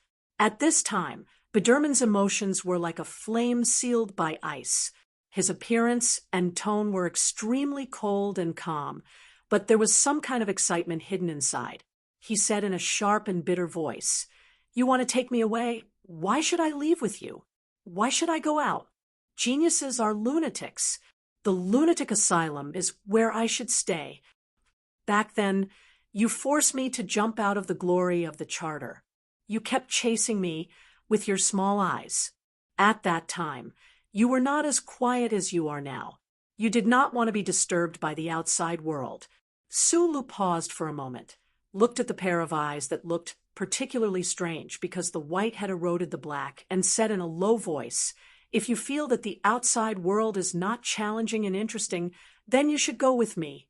Go with me, and you will have the opportunity to challenge the charter again." Hearing this, Biderman's pupils shrank slightly, and the white area in his eyes seemed to be larger than before. However, he still did not give any answer. After a long silence, he waved his hand and signaled Sulu to follow him out of the conference room, back to the quiet and dim ward with 2 jujube trees outside the window. Biderman moved his thin and weak body slowly to the window, pointed at the densely packed data formulas on the glass with his withered fingers, and said in a slightly hoarse voice, "You solve this problem." "Solve the problem?" Sulu walked to the window and looked at the question that was even more complicated than his own cerebral cortex. He couldn't help but frown, wondering if this guy had spent too much time teaching patients in the mental hospital and really thought of himself as a professor. "After you designed MXD, Many people in the Federation saw you as a genius, but I don't think it's difficult to put together a heavy and clumsy robot. It's just that I'm a little surprised that you can solve the quantum measurability problem in the turbulence device.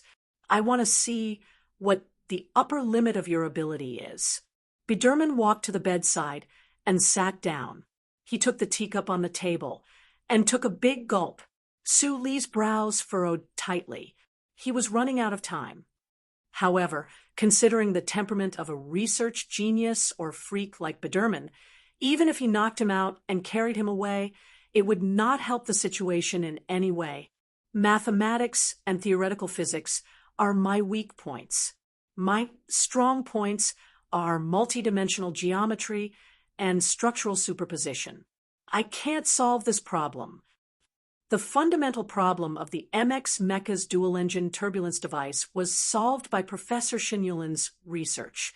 Su Lu smiled bitterly and said, "Is it because you don't have an answer? Are you not willing to leave with me? I understand that the environment in the mental hospital is much simpler than outside. People like you are more comfortable here, so you need a very strong reason to convince yourself to leave. I'm sorry, but I can't do that." Hearing Su Li's sincere words, Biderman suddenly laughed. His fine teeth were stained with old smoke spots, and due to malnutrition, his gums were strangely pale. His smile was extremely bleak. "Is it very comfortable to stay in this mental hospital? Maybe you're right. I feel more and more comfortable staying here, but I'm also more and more suspicious. Am I really suffering from a mental illness?" Biderman slowly pulled up the thin blanket and pulled it over his head nervously. Gradually, his shrill voice pierced through the darkness and cotton, echoing in the room. "When I was first locked up in this mental hospital, I wanted to get out all the time. In the end, the doctors and nurses gave me injections and chlorpromazine. After 3 injections, my brain stopped working. I knew that if I were to continue, I would definitely not become a lunatic, but I would definitely become an idiot." Biderman laughed strangely under the thin blanket and said, "In order not to become an idiot, I started to pretend to be an idiot. I used some methods to stop them from giving me injections." Sula had a vague feeling that he was about to hear a very tragic story. He asked in a low voice, "What methods?" Biderman did not answer. Raising the blanket, he mumbled crazily, "The doctors and nurses are all unreasonable, even more so than those real idiots. That's why I like to teach idiots. And idiots are very quiet in class, so the doctors and nurses can save a lot of trouble. That's why they also like it when I teach idiots." Sulu looked at the trembling blanket on the bed. He could hear the pain and hatred in Biderman's voice that could not be filtered by the blanket. Biderman suddenly threw the blanket off his head and stared at Sulu like a dead man. Beads of sweat kept dripping from his face. His face became redder and redder. The deep fear in his eyes gradually disappeared. "What am I afraid of? Why should I be afraid? You are the most famous butcher. You will protect me. Yes, I want to leave. I want to leave." Listening to Biderman's crazy scream, Sulu did not expect that the seemingly difficult road map suddenly returned to the predetermined track. "We can't let the most outstanding brain of this generation be destroyed by madness." Biderman stared at Su Li's eyes and said while panting, "Promise me one thing, and I will go with you." The hard and thick wooden stick smashed on the man's body. Blood spurted out, and a blue mark was left. Sometimes the clear sound of bone breaking could be heard. The male nurse in a white uniform was tossing and turning on the wet and cold ground in pain. Every time the wooden stick smashed on his body, he would jump up as if he had been electrocuted and then cry and wail. The male nurse was very tall and strong, but Sulu had directly destroyed his ability to resist at the beginning. Therefore, he could not resist Biderman's crazy beating at all. "Spare me! I was wrong." The male nurse cried and shouted. Biderman's pale cheeks were painted with excitement. He smashed the wooden stick on the right leg of the male nurse again. The crisp sound of bone breaking seemed to wash away the humiliation and hatred in the deepest part of his brain. It made his smile become innocent. The male nurse held his face with his hands. Blood dripped from his fingers. He looked at Biderman in pain and fear and cried, "I was wrong. I was wrong. I shouldn't have done that to you. I beg you, please don't kill me." Biderman smiled innocently like a child. He waved the wooden stick cruelly like a child playing with autumn cicadas. His gray lips trembled at a high speed. No one could understand what he was saying, and his face was already full of tears. Sulu stood outside the room and smoked. The expression on his face was a little complicated. Behind him, the dull sound of the wooden stick hitting, the crisp sound of bone breaking, and the miserable begging for mercy clearly told the ugly and tragic story of an asylum. After a long time, Biderman finally finished the miserable beating or killing. He pushed the door open and walked out. He wiped the sweat on his forehead caused by excessive exercise, as if he was wiping away the past. "Did you feel good?" Sulu asked. Biderman nodded and answered in a hoarse voice, "Yes." Sulu looked at him and asked very seriously, "Do you want to just kill him?" Biderman answered coldly, "With so many broken bones and at least 3 rectal repair operations, it will be more painful to live than to die." With Suli's acquiescence and even help, Biderman, who had the most outstanding brain in this era, used the most outstanding means to complete his cold revenge on some people in this asylum. He carefully washed his bloody hands by the pool at the corner of the corridor for a long time. Then, like a professor patrolling the classroom, he walked into the conference room with his hands behind his back. There was no feeling of parting like the last class. Biderman just picked up the piece of chalk on the ground, put it in his pocket, and then left the asylum. 3 inconspicuous gray cars drove to the back wall of the asylum.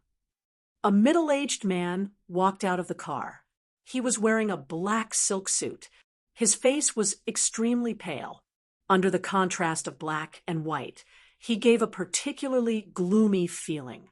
It was not the kind of gloominess that couldn't see the sun, but the gloominess of the eternal night. The middle-aged man walked to Sulu and introduced himself. "I am Han Chu." This was the first time that Sulu saw Han Chu. He could feel that this middle-aged man with a gloomy temperament was definitely not as terrifying as Zhang Xiaohua, but he felt more dangerous. Sure enough, he was the most terrifying person under Lin Banshan. Sulu thought silently in his heart. Then he frowned and asked a very important question. "Will the Bureau of Proclamation follow you?" Han Chu calmly replied, "According to the Charter Act, the Bureau of Proclamation can only participate in internal affairs unless the government applies. According to our information, the Bureau of Proclamation seems to have not received the application. I am a citizen of the Empire. Now, I am involved in the internal affairs of the Federation." Sulu looked at him and shook his head. "This reason is not enough. We have our own methods." Han Chu replied with a smile. Sulu asked again. Han Chu seriously explained, "But these methods have no effect on you and your team members. In other words, in the eyes of the Charter, you are too important." Leaving the asylum, Biderman seemed to have instantly changed back to the proud computer expert, the man who was still arrogant and proud even in front of Li Jiedu and Cui Jiadong. Hearing the word Charter, Biderman's pupils subconsciously shrank.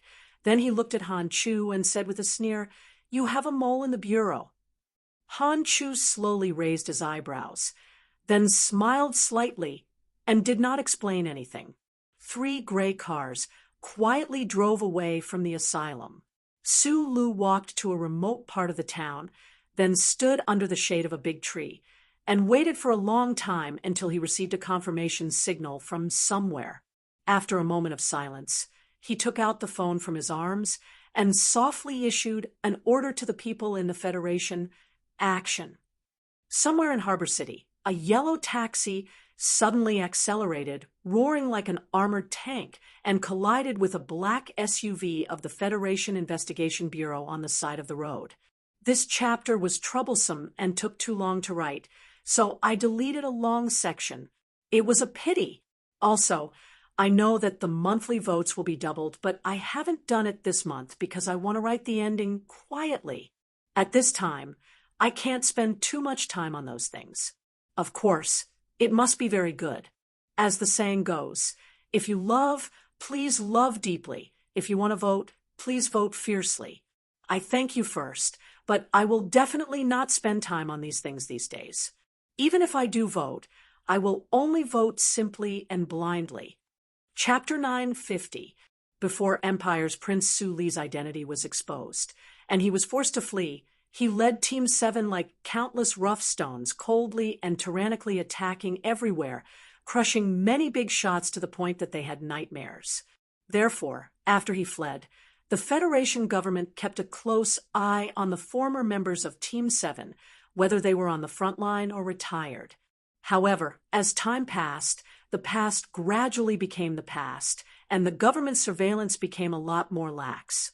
For example, Lu Jiao, who drove a taxi in Harbor City, would only see the Federation Investigation Bureau's black SUV every 10 days or so for more than a year, until one morning he received a business card. It was also from that day onwards that he, who refused to take a taxi everywhere, found that the traffic department did not trouble him, but there was always a black SUV behind the taxi. He knew why. The Federation government knew that the boss was back and guessed that he might contact the former members of Team 7, so they increased the surveillance.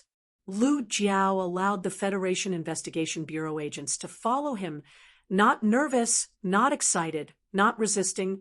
He was calm and silent. Then, the moment he received the order, he smiled mockingly at the Federation Investigation Bureau agents in the black SUV across the street. As usual, the Federation Investigation Bureau agents in the SUV were chewing on the synthetic meat in between pieces of bread tastelessly. After following the taxi driver for the past few days, they did not find anything strange, so they felt a little tired and bored. Seeing the taxi driver's hateful smile, they could not help but curse in a low voice. At this time, Lu Jiao's expression suddenly became serious in the taxi. He stomped on the ground with his right foot, and his right hand, as if playing with magic blocks, instantly changed 3 gears in a row. Amidst the screeching sound of tires, the yellow taxi suddenly accelerated and slammed into the black SUV. The roar was fierce. A shabby yellow taxi rushed over like an unstoppable armored car on the narrow street. How did the driver do it? The Federation Investigation Bureau agents in the black SUV looked at the yellow taxi roaring over, completely forgetting how to react. Or rather, even if they remembered the training in school, they did not have the time to react. They opened their mouths, revealing the breadcrumbs and synthetic meat inside, silently announcing their fear. The 2 cars collided with a loud boom. The hood of the black SUV was deformed and cracked, and it bounced into the sky with a whoosh. All the airbags in the car were deployed, and like a giant inflatable condom ravaging its offspring, the agents were squeezed in the middle, unable to move at all. All that could be seen were their frightened and confused faces, as well as the coffee juice dripping from the white airbags. After some time, the Federation Investigation Bureau agents finally cut open the airbags and struggled out of the deformed window. However, at this time, there was no trace of Lu Jiao other than the yellow taxi with black smoke and 2 clear black tire tracks on the street.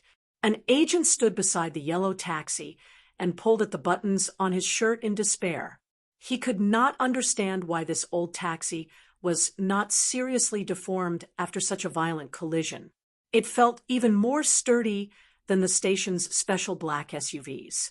He held the pistol and looked helplessly at the empty street.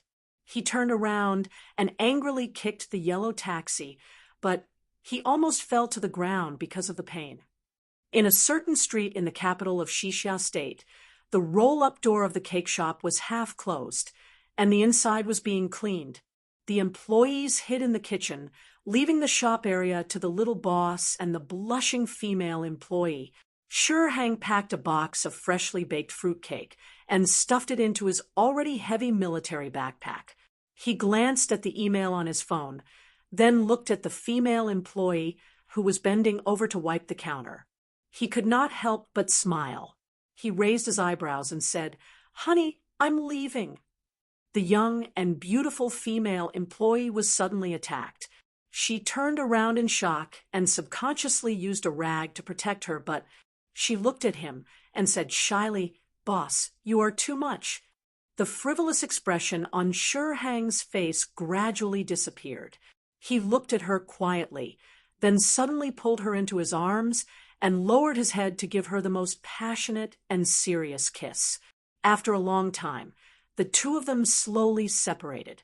The young employee, who was both frightened and confused, held the rag in front of her chest and looked at him in a daze.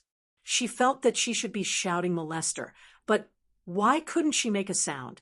Hang lowered his head again and kissed her on the lips. He then said in a slightly hoarse voice, "We will get married when I come back this time." The roll-up door slowly rose, and the cold winter wind blew in. Hang, who was carrying a military backpack, was nowhere to be seen. The young employee stared at the door in a daze. She did not understand what had just happened. Only her burning cheeks, which could not be cooled by the cold wind, reminded her of what that hateful guy had just done and what hateful and insincere words he had said. After staring blankly for a while, she subconsciously turned around and continued to wipe the table. The blushing peach blossom covered her delicate face, and from time to time she would giggle foolishly. "Manager, is the schedule of the galaxy warring states really going to be reduced? We are now in a time of war. This kind of film is very popular. So what if it is popular? I don't like it. Hello, manager. If you spray less perfume, my sense of smell will be much better. Hello, manager.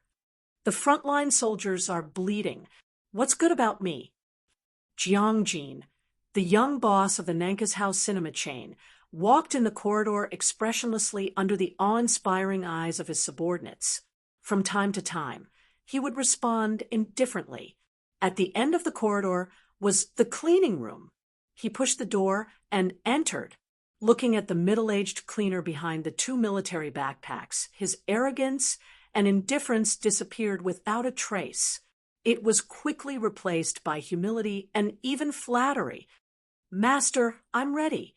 The middle-aged cleaner stood up and frowned at him. He reprimanded him without any trace of politeness, wearing a F** king silk cloth. "Is this what you call ready?" Oh, Jiangjin did not hesitate to take off his expensive formal suit, and then took a cleaner's uniform from behind the door and put it on. The middle-aged cleaner carried the military backpack and said, "Remember, from the moment we walk out of the back door, we will start the battle." Jiangjin stood at attention and saluted. Then he put on another military backpack, took out the pistol at his waist, and loaded it. The back door of the cinema opened, and the two men walked out in silence. A large pharmaceutical company in the Federation was holding an emergency board meeting to discuss what measures they should take to protect their interests in the face of the emergency medical support requested by the military.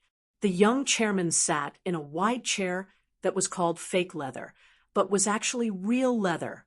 He stared blankly at the leaden clouds and snowflakes outside the window as if he was not listening carefully. Suddenly, he stood up.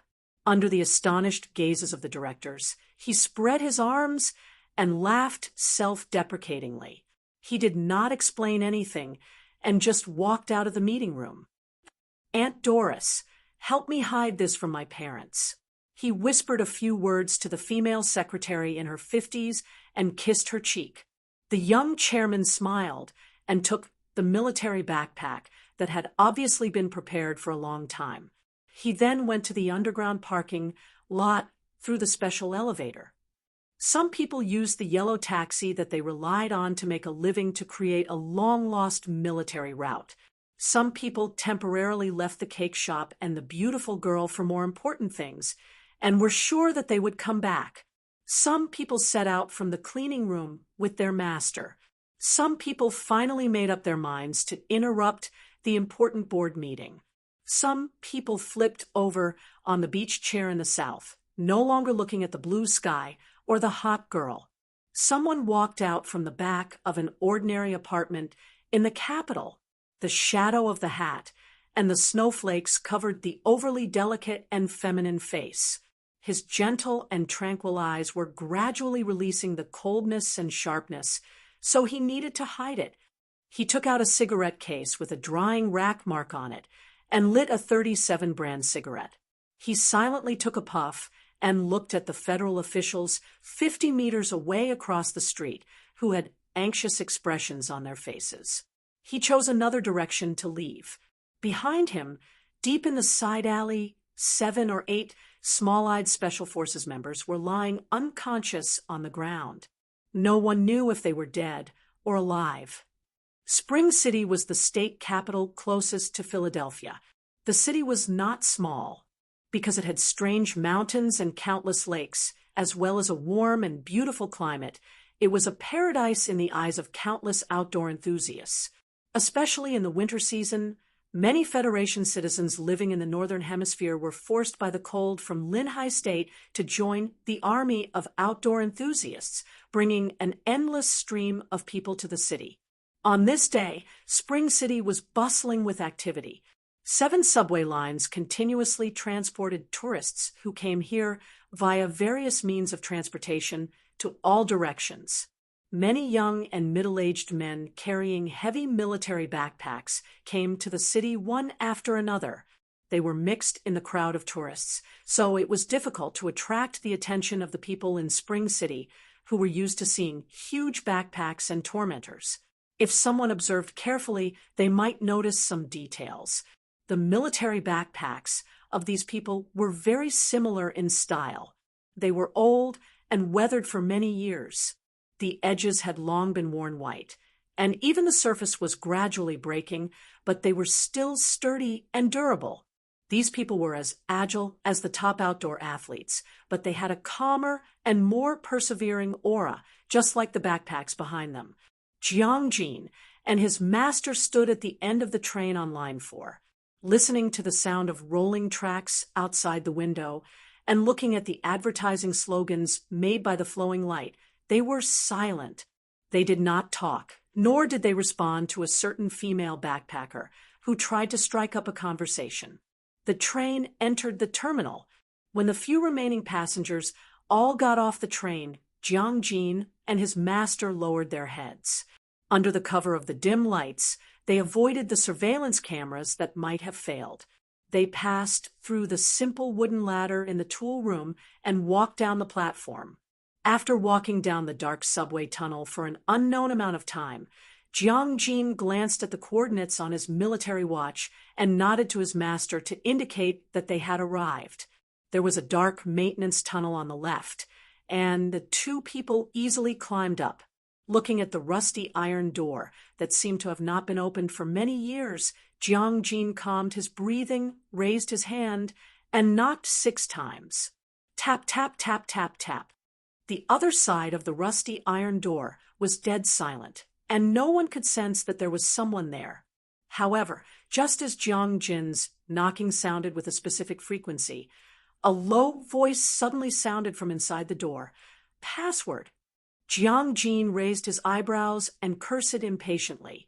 He looked back at his master and asked in distress, "I've been out of the army for 2 years. What's the password now?"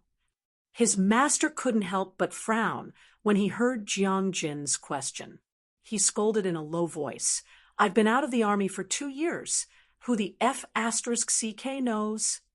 Suddenly, he shouted at the rusty iron door. "You be asterisk TCH. I'm Hu Zonghua. Open the door for me." The iron door opened. Under the dim light, Shan Pao looked awkwardly at the middle-aged man's angry face and said, Hey, old Hu, you can recognize my voice like this?" There were many differences between Group 7 and the federal forces and mercenaries. The hierarchy here was simple and clear, and it wasn't based on military rank, merit, ability to earn money, or background. It was based on who entered Group 7 earlier and who had more seniority. Of course, this didn't include Su Le. There were less than 6 members of Group 7's oldest batch who were still alive, and Hu Zonghua was one of them, so he was Jiang Jin's master. In front of him, the hot-tempered Shan Pao was as obedient as a little white rabbit. F***CK. Who are you calling old Hu? You better show some respect to my master. Jiang Jin took his master's heavy backpack and squeezed through the iron door. Shan Pao looked at him in shock and said, "Jin, why are you here? I heard you opened a porn movie theater in South Kazhou. You're doing well." There were already more than 10 members of Group 7 in the room. Jiang Jin glanced at the shy young member in the innermost room and said unhappily to Shan Pao, "If the chairman of the 4th Pharmaceutical can come, why can't I?" When the members in the room saw the two of them, especially Hu Zonghua, they all stood up and offered cigarettes and seats. They were very enthusiastic. Hu Zonghua nodded coldly. These former members were all richer than him, and he was only a cleaner. But in this environment, he didn't feel uncomfortable at all because it was natural. In the following period of time, there was a clear rhythm and a strange frequency of knocking at the iron door. The door opened from time to time, and there were people coming in from other places. In the dim room, there were whispered exclamations from time to time. "Why are you here, too? If you're here, why can't I be here? Bastard, so you're still alive. Why didn't you call me? Dewdrop, why are you here this time? Tell me first. There's no use asking him. This girl doesn't have the guts. Just wait. Oh, you're here too? Did the little girl from the cake shop succeed?" Conversations like this never stopped. Every time the door opened and a member walked in, there would be such a welcome, followed by a light high five, a warm hug, and sincere laughter. The dim room deep in the Underground Railway seemed to have become a reunion for the 10th anniversary of their classmates. The men who had not seen each other for a long time gathered together and talked about what happened after they parted. They guessed who would be the next person to knock on the door. The members of Group 7 gradually arrived. Gu Shifeng was here, Xiong Lingquan was here, and Bai Yulan also appeared silently in front of them like a ghost. Seeing these 3 people appear, the smile on the members' faces disappeared. They threw away the cigarettes in their hands and automatically lined up without any instructions. They then stood at attention and saluted. Lao, Bai Dexiong, and Fei Gu were the 3 most senior men in Group 7. The iron door opened for the last time, and a man carrying a heavy military backpack walked in, panting. He pulled the heavy metal door with force, and then turned around.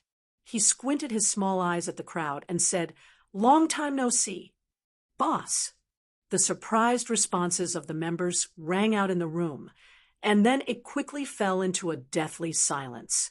Su Lu narrowed his eyes and looked at these fellows whom he had not seen in 3 years. He found that in the dim light, these fellows' eyes were round and bright, like the eyes of a stray cat in a mine. There was a lot of expectation hidden in them. The members had gathered in this city's subway from all over the world. They did not know what they were going to do, and for the time being, they had not found a common goal, but they had come and seen it. It was inevitable that there would be some desire in the depths of their hearts. The members of Group 7 longed for their boss to return to the Federation and tell them that he had been persecuted by the government and forced to leave his homeland. Today, he would wear a battle robe and righteously take back his identity and glory as a hero of the Federation. So they looked at the man at the door with nervousness and expectation. No one spoke for a long time. Sulu knew what these fellows wanted to hear the most, but he could only scratch his head and say with a self-deprecating smile, "I am indeed a citizen of the Empire." A wave of disappointed sighs rang out in the room. The members were somewhat dejected. Someone said bitterly, "Boss, it's rare to see each other. Can't you say something to cheer us up?"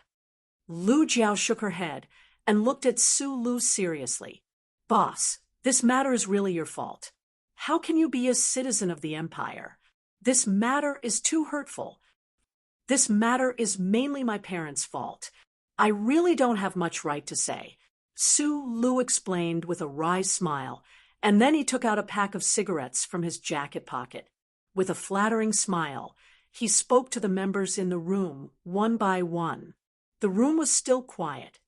The members were quite provoked by the smile on his face. How could they dare accept it just like that? They hurriedly responded with even more flattering smiles, and then took the cigarettes with both hands and carefully lit them. Just like that year, when Team 7 had just finished a tragic mission of laying a net on planet 3320, the members were smoking in silence in the barracks. The smell was still the same. The tradition of smoking the Blue Box 37 brand cigarettes started back at Yue University. Shi Qinghai passed it to Su Lu through the metal door, and then Su Lu brought it to Team 7. It gradually became a habit that could not be kicked. No matter how rich these members were now chairmen or managers, or how much money they had, they were still used to smoking this kind of cigarette. The pungent and dazzling smoke began to fill the air. The smell of smoke in the dim room entered the lungs of everyone, and the atmosphere gradually became somewhat quiet. This kind of collective unconscious memory review was the best way to solidify combat camaraderie and improve unity and fighting spirit. However, a certain someone in the room purely thought that this was a waste of time. It was boring and hypocritical to the extreme. Today is the day of my son's winter kindergarten exam. I didn't come all the way here to listen to you reminisce about the past. Bai Yulan looked at everyone and said softly, "Let's start the roll call immediately." His voice was still soft, but the members who heard this felt a chill run down their spines. They could hear the impatience in his voice, so they quickly extinguished their cigarettes and started counting off. Su Lu also awkwardly withdrew his right hand that was passing the cigarettes. What the members of Team 7 feared the most was never the powerful Su Lu, nor was it the violent Xiong Lingquan. Instead, it was Bai Yulan who spoke softly like a girl. The roll call ended very quickly. What was unexpected, but also expected, was that the members of Team 7 were all present after 3 years. This fact made Su Lu, and even the members themselves, feel incomparably moved and incomparably vigorous. As usual, let's start the pre-battle mobilization. After Bai Yulan finished speaking, she quietly stood beside Su Lu, slightly behind him, just like how she did every time they gathered. Until now, he had not spoken to Su Lu and had not even looked at him. However, he was so familiar with the position of personal secretary and assistant that he only needed one step to return to his original position. Old rules of Team 7. Before every battle, we must first solve a problem. Why are we fighting, and how are we fighting? Su Lu looked at the members in the room and said, "Today's battle mobilization is relatively simple. In summary, it can be summed up in one sentence. Our comrades, our brothers, were killed by some important people in the Federation government.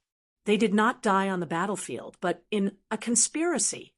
I don't agree with this way of dying, so I came back to gather everyone and ask for an explanation for them." The room fell into silence again. No one doubted Su Li's words. because De Xiong and Fei Gu were beside him with dignified expressions. There were countless scenes of past battles as proof. Who is the target of revenge? A member asked in a deep voice. Su Lu narrowed his eyes and replied, the Federation government, President Pabre. This is strong, we can do it. A member replied. Su Lu did not say any more nonsense. He lowered his head and twisted the outer plate of his watch. He ordered in a deep voice, after the data synchronization, immediately distribute the equipment. The members neatly lifted their sleeves, activated the relevant firmware on their watches, and began to synchronize the data of the infantry team. After the data synchronization, they opened their heavy military backpacks and put on the equipment, the same model of hard ceramic bulletproof vest and single helmet, which had been there for 3 years, did not have the slightest bit of wear. The 7 precise electronic maps, the relevant information, the details of the action plan, and the combat assignment are all here. Bai Yulan lowered her head and looked at the data displayed on the small hologram on her wrist. After confirming the data synchronization, she raised her head and said softly, the goal of this action is revenge, not sacrifice, so you must live.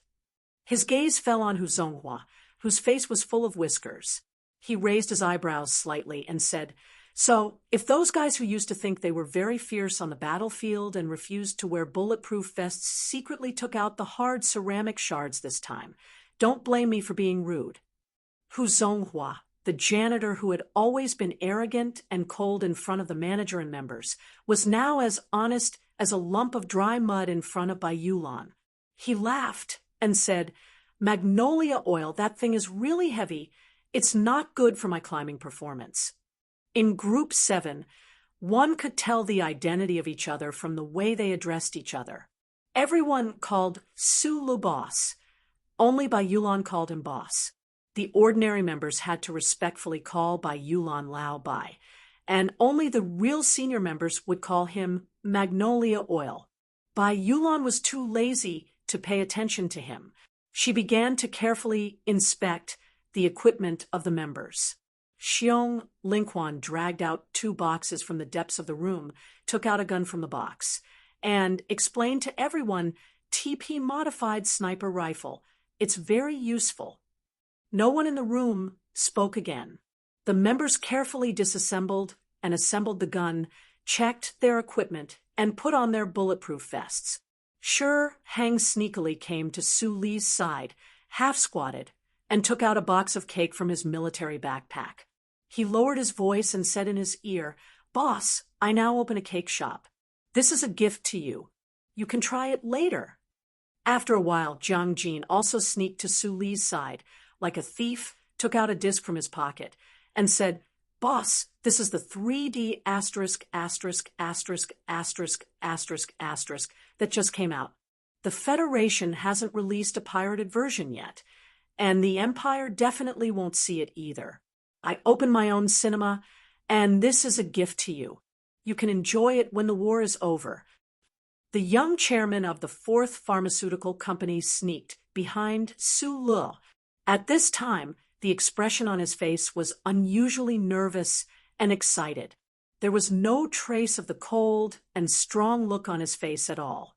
Without waiting for Su Lu to ask, he forced a medicine bottle into Su Li's pocket and carefully said in the lowest voice possible, Boss, this is the latest medicine from the pharmaceutical company. It has already passed the clinical trials, but because of the market, it definitely won't be released in the next 3 years. I brought it especially for you. After a pause, he chuckled and said, This medicine is especially helpful for that kind of ability. Everyone knows that your time is too short. Bai Yulan walked over and looked coldly at the young chairman of the 4th Pharmaceutical Company. She said, It seems that you have a lot of free time. Coincidentally, Fatty Gu needs someone to help him make the explosives. Go over. Su Lu, with a somewhat complicated expression, looked at Bai Yulan silently for a moment, then opened his arms and asked, Shouldn't the 2 of us hug? Bai Yulan subconsciously brushed her non-existent hair with her fingers and looked at his shirt pocket. Her gaze seemed to be able to see through the bulletproof vest and saw the small medicine bottle. She directly shook her head to express her refusal. Sulu opened his arms and said innocently, "A team member wants to be close to me. It's not good for me to refuse. Boss, in the past, you always laughed at me for being like a woman." Bai Yulan looked at his left chest and said softly, "Now, my son is 3 years old. It turns out that some people need the help of medicine more than I do." Sula said, angrily, "Just once. The problem is, it was just once. How did the whole team know? Who told them?" "Don't look at me. It wasn't me who said it," Bai Yulan replied expressionlessly.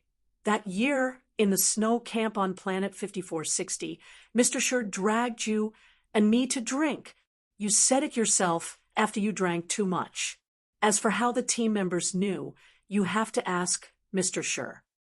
From Xiong Linquan and Gu Shifeng, the team members knew what had happened on planet Mo Hua and the details of the conspiracy in the Southwest Theater. They silently looked at the pile of shiny metal ID cards on the ground. They knew that each metal ID card represented the soul of a brother. "Big Bear, where's Da Vinci?" a team member suddenly asked. "He has his mission, just like we have ours," Sulu replied. "What we need to do now is wait for the order to attack." The team members silently cleaned up their guns and prepared the ammunition. They silently memorized the attack route in their minds. They didn't know when or where the order to attack would come from. They only knew that they were going to attack. In a heavily guarded building in the capital, as the iron door painted with the picture of a small blood red, I slowly opened. An angry roar came from inside. "All 27 surveillance targets are missing. What are you doing? You can't even intercept one person. You don't even know where they are now. What is the government paying you people for?" The former director of the 1st Military Region's Special Warfare Department, Ji Chong, was now the commander of the Joint Investigation Department. No matter what position he was in, everyone in the government knew that this general was President Lee Jae-doo's most loyal subordinate. In order to fight for the control of this department with extremely high authority, the federal military and the Bureau of Proclamation had secretly fought many times. In the end, because of Lee Jae-doo's strength, the department fell into the hands of the military. Today, Ji Chong no longer had his usual steady and calm appearance. His hair was messy, his eyes were bloodshot, and his calloused hands kept slamming on the table. He stared at all his subordinates and sternly reprimanded them. "That's 27 people, not 27 mosquitoes. How could they just disappear without a trace like that? Your small-eyed Special Warfare Department has always boasted that you are the strongest elite in the Federation. How could you not even deal with these retired soldiers?" No one in the command hall dared to answer the general's furious reprimand. However, except for the small-eyed Special Warfare Department's colonel, who was ashamed, many officials did not take it seriously, secretly thinking that those were the legendary 7 group. General Ji Chong forcibly suppressed his excitement and said, "The Federation Investigation Department is a bunch of useless people. Then what about the Bureau of Proclamation? How come even you can't find where they are? I remind you that Mr. President and President Lee Jae-doo are now very concerned about this matter. If you still can't complete the location in 2 hours, I have to suspect that your intentions are very suspicious." An official walked to his side and reminded him, "Although there is no sign that those rebels are approaching for the sake of safety, shouldn't we strengthen the defense measures over there?" After thinking for a moment, Ji Chong nodded and said in a low voice, "Let Chundu pay attention to it. If the situation changes, let them know what to do. Terrorist exchanges always cause innocent casualties." At this time, the official of the Bureau of Proclamation finally broke the silence. Wiping the cold sweat on his forehead, he explained in a low voice, the Bureau received the application from the government and immediately started the chip location work. But I'm very sorry that just last night, a program section of the charter computer suddenly had some problems, so the location work can't be completed until now. General Ji Chang looked at him coldly and said, "The great charter computer also has problems? Are you laughing at my IQ or challenging the patience of the government?" The official of the Bureau of Proclamation shook his head and insisted on his explanation. He said, "This situation has happened before. At least as far as I know, it happened once 5 years ago and once 4 years ago." "I don't care about that." General Ji Chang slapped the table and shouted, "I want results. You understand?" The retired soldiers of Group 7 had all disappeared. It was easy to guess that those ferocious fellows were hiding because they were preparing for something big. He, who was under pressure from both the president's residence and the military, was on the verge of collapsing. His chest rose and fell rapidly. Looking at the hundreds of subordinates in the hall, he said in a cold voice, "The traitors of the Silent March have already entered the capital's special district 2 hours ago. Those shameless bandits from Group 7 might have already met up with that imperial prince even earlier. Everyone, the Federation is in danger right now. If we can't find out their evil intentions, we will be nailed to the pillar of sin in history, and we will never be able to come down. The Federation government's supervision of the veterans of Group 7 might have been lax in the past, but after the black cloth on planet Emohua was lifted, and after Sulu confirmed that he had returned to the capital ring, the supervision became very strict.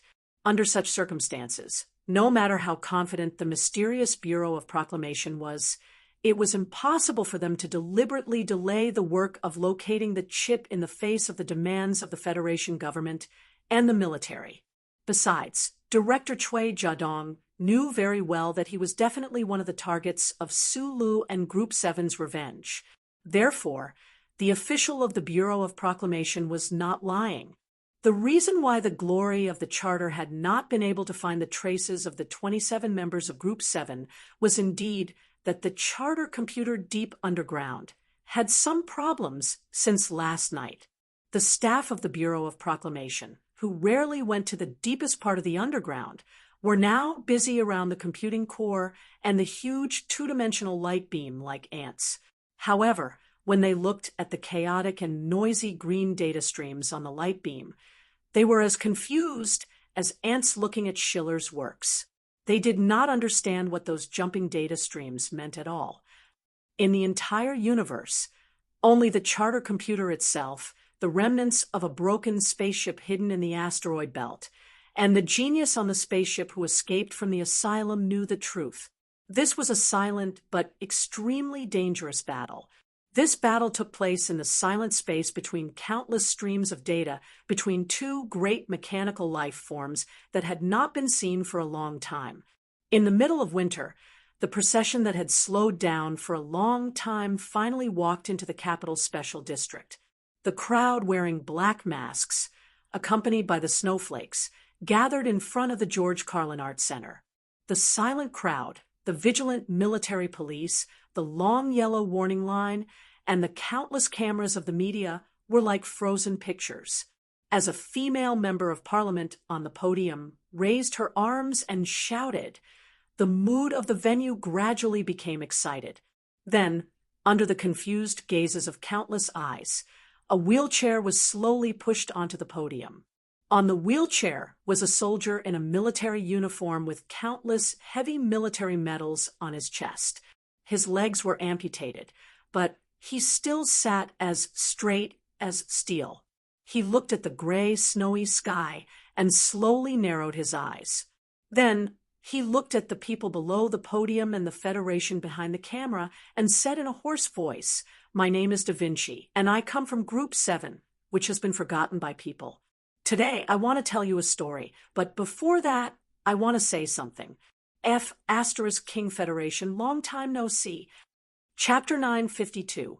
A few days ago, A few cars left a small town in the southern hemisphere and quietly came to a large mountain.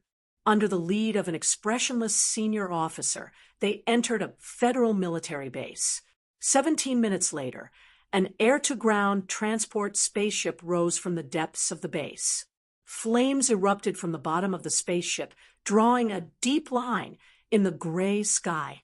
According to the network data, this spaceship was carrying out the Department of Defense's routine material delivery work to the moon and did not attract any attention.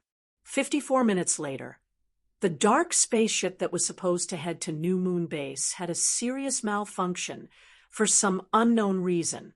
The Ground Command Center, or New Moon Base, conducted many remote guidance attempts to regain control of the spaceship's trajectory, but they all failed. The spaceship deviated from its natural orbit outside the atmosphere, facing the violent stream of cosmic rays, and was thrown into the dark depths of the universe. It then disappeared into the faraway asteroid belt.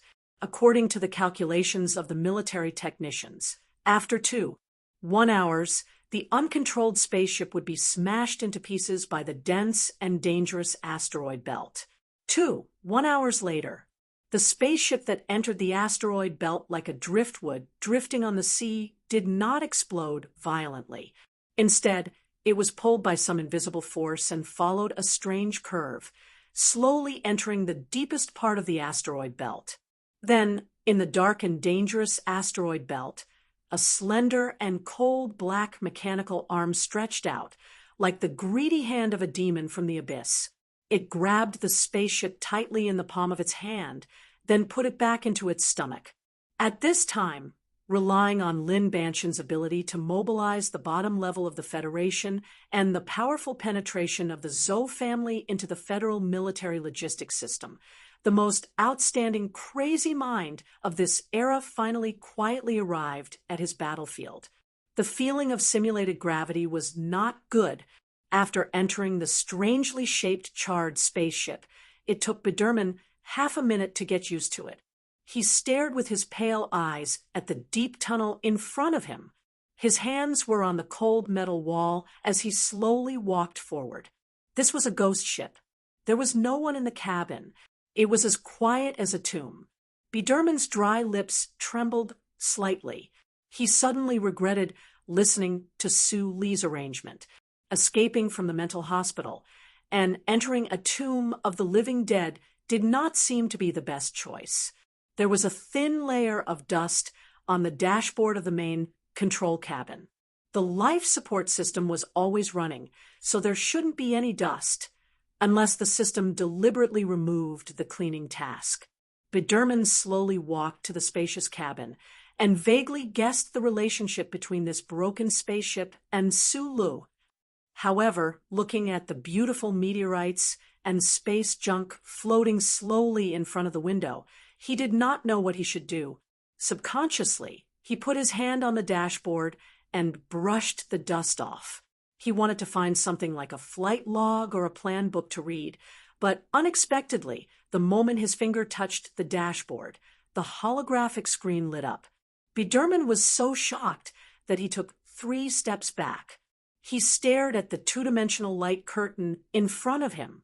He opened his mouth and wanted to scream to express his emotions, but he felt that it was not in line with the aesthetics of a genius brain. The clear, green mechanical text on the screen began to flow slowly, and a deep and dignified voice resounded throughout the cabin. "I've noticed that your heartbeat has accelerated. For your safety, and for the sake of the smooth implementation of the plan, I strongly suggest that you choose a soft spot to sit down and listen to what I have to say. First of all, please allow me to introduce myself.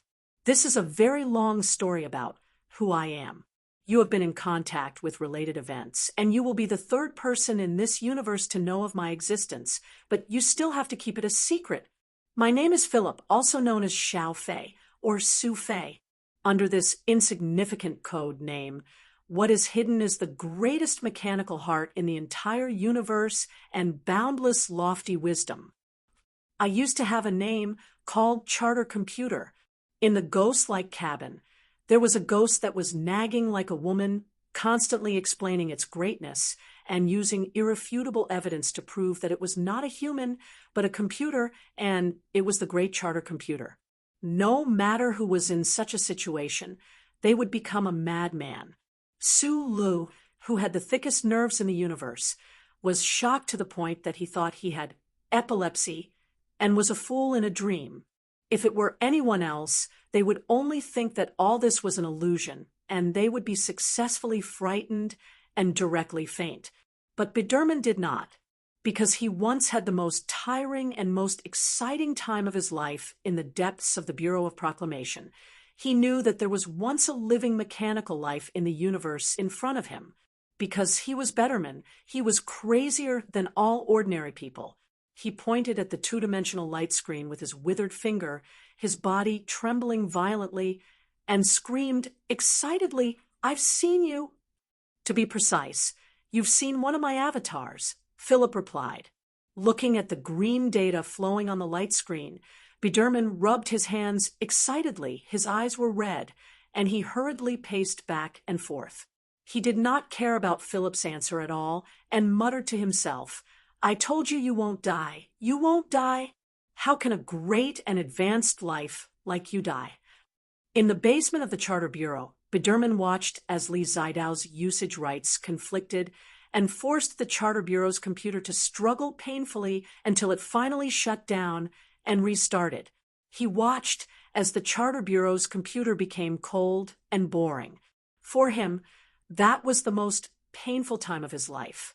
At that moment, he felt that the whole world had collapsed, and the pain was even heavier than the pain of the male nurse in the mental hospital. So he was very excited at this time, and even tried to open his arms and hug the data light screen in front of him. His body awkwardly passed through the light screen and almost fell on the instrument panel. Philip's faint voice sounded in the cabin. He sighed and said, "Did Sulu give you a physical examination? Don't be crazy." Biderman excitedly unbuttoned his shirt collar, rubbed his messy hair, rushed to the light screen, raised his arms and asked, "Great guide, what do you need me to do?" Philip was silent for a moment and asked in disbelief, "You calm down so quickly? Don't you need to continue to be shocked?" "No need." Biderman laughed hoarsely, his expression twisted and crazy. "I know that what I need to do next will be even more shocking." Philip was silent for a moment and confirmed that this guy was indeed crazy, so he didn't bother to continue acting out any movie scenes and directly explained, "I have no way to enter the core area of the Bureau of Proclamation now, and of course your thin and weak body is even more impossible to enter. The main problem now is that the piece of scrap metal, the Bureau of Proclamation, has built a very complex defense network in the past 3 years, and all the external data has been specially coded. I can extract these codes, but I can't recognize and decipher them." "Biderman, you have a unique ability.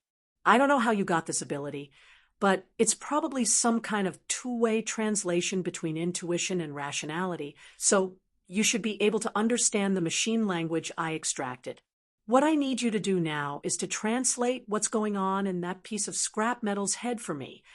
If you can extract the codes, why can't you copy them and then infiltrate the defense network?" Biderman stared at the screen in front of him, frowned, and asked in a hoarse voice, "The machine language is a secondary translation, but I'm sure that the core information exchange of the charter computer is definitely in intuitive mode. You'll be able to understand as long as you go in." "I said I can't go in. I wanted to tell that piece of scrap metal about the fried eggs, but it didn't respond at all. What does this mean?" "It means that it automatically filters and adds codes to any data that carries my wonderful breath." Philip roared angrily, and the slender mechanical arm that had been hidden for a long time ran out and kept shaking its head. "That gutless piece of scrap metal is worried that I'll give it some poison, so it chose this stupid method of cutting off all aspects. You'd rather not scheme against me than have any contact with me." Biderman looked at the head full of praise, his fists crossed in front of his chest like an innocent child, and muttered his analysis. But if I always work passively and follow behind the other side, I can't guarantee the smooth operation on the ground. It seems that you have a more ambitious goal than me, Philip mocked. Biderman replied with a serious face. Colonel Sulu took me out of the asylum, and he told me that my goal is to defeat the charter computer again. Bullshit. You can only defeat a piece of scrap metal. Philip paused, lowered his voice, and asked, if you want to defeat it, do you have any good ideas? Using continuous overflow conflict is definitely not going to work. Biderman frowned and thought hard. His fingers were like branches in the autumn wind, constantly pointing and drawing on the screen as if he was writing a formula or doing calculations, simply and directly negating the attack that Philip was most proud of a few days ago. Why? Because of the lack of computing power. You should know better than me how big the Bureau of Proclamation's underground computing core is. This spaceship can't fit it, and that piece of scrap metal can use any chip in the Federation to perform a combined calculation. Biderman looked at the probe and explained seriously, you have been preparing for a long time, and you can probably make the other party exceed the overflow for a moment, but you definitely can't hold on for much longer. When the time comes, the first one to collapse will definitely be you. Philip was silent. He knew that this madman was telling the truth. In order to send Sulu and the others to the surface of S1 for the sake of that big firework that illuminated the night sky of the planet, he had actually calculated for a full 3 months. It seems that I really do need your help or advice. Philip laughed dryly and said proudly, but this is not a humiliation. Don't you humans always say that? It is always the most difficult to defeat yourself. Just because I can't do the real overflow doesn't mean that I can't do the fake overflow. After a long examination that lasted for 2 hours, Biderman slowly raised his head, his bloodshot eyes shining brightly. The biggest difference between that piece of scrap metal and you is that it has no intelligence. It only knows how to mechanically obey the orders of the sequence, and it doesn't care about anything. Philip screamed and hurriedly interrupted. I have long seen that this is the biggest problem with that piece of scrap metal. I have even mocked it, but because I have been busy these past few days, I have forgotten this point. Biderman nodded seriously and said in agreement, a machine that occupies your body but has no soul, it should indeed be mocked. Philip pulled up a picture as fast as he could. The picture was densely packed lines, and then countless black and white dots were suspended. Biderman clapped and praised. That's what it means. The depth of your brain circuit is really praiseworthy. There were 365 horizontal lines, 365 vertical lines, and the intersection of each line was blank. Those suspended black and white dots could fall at any time. The problem was that no one knew where they would fall, whether it would be a white or a black piece. As long as the chessboard is big enough, we don't need to calculate. We just need to blindly play. That piece of scrap metal will need to calculate for a long time before it can make the most correct response, and this will take up most of its computing resources. Biderman asked, where can we find a big enough chessboard? Philip replied, in the whole Federation. Is this chessboard big enough? The key is whether or not it will respond to the pieces.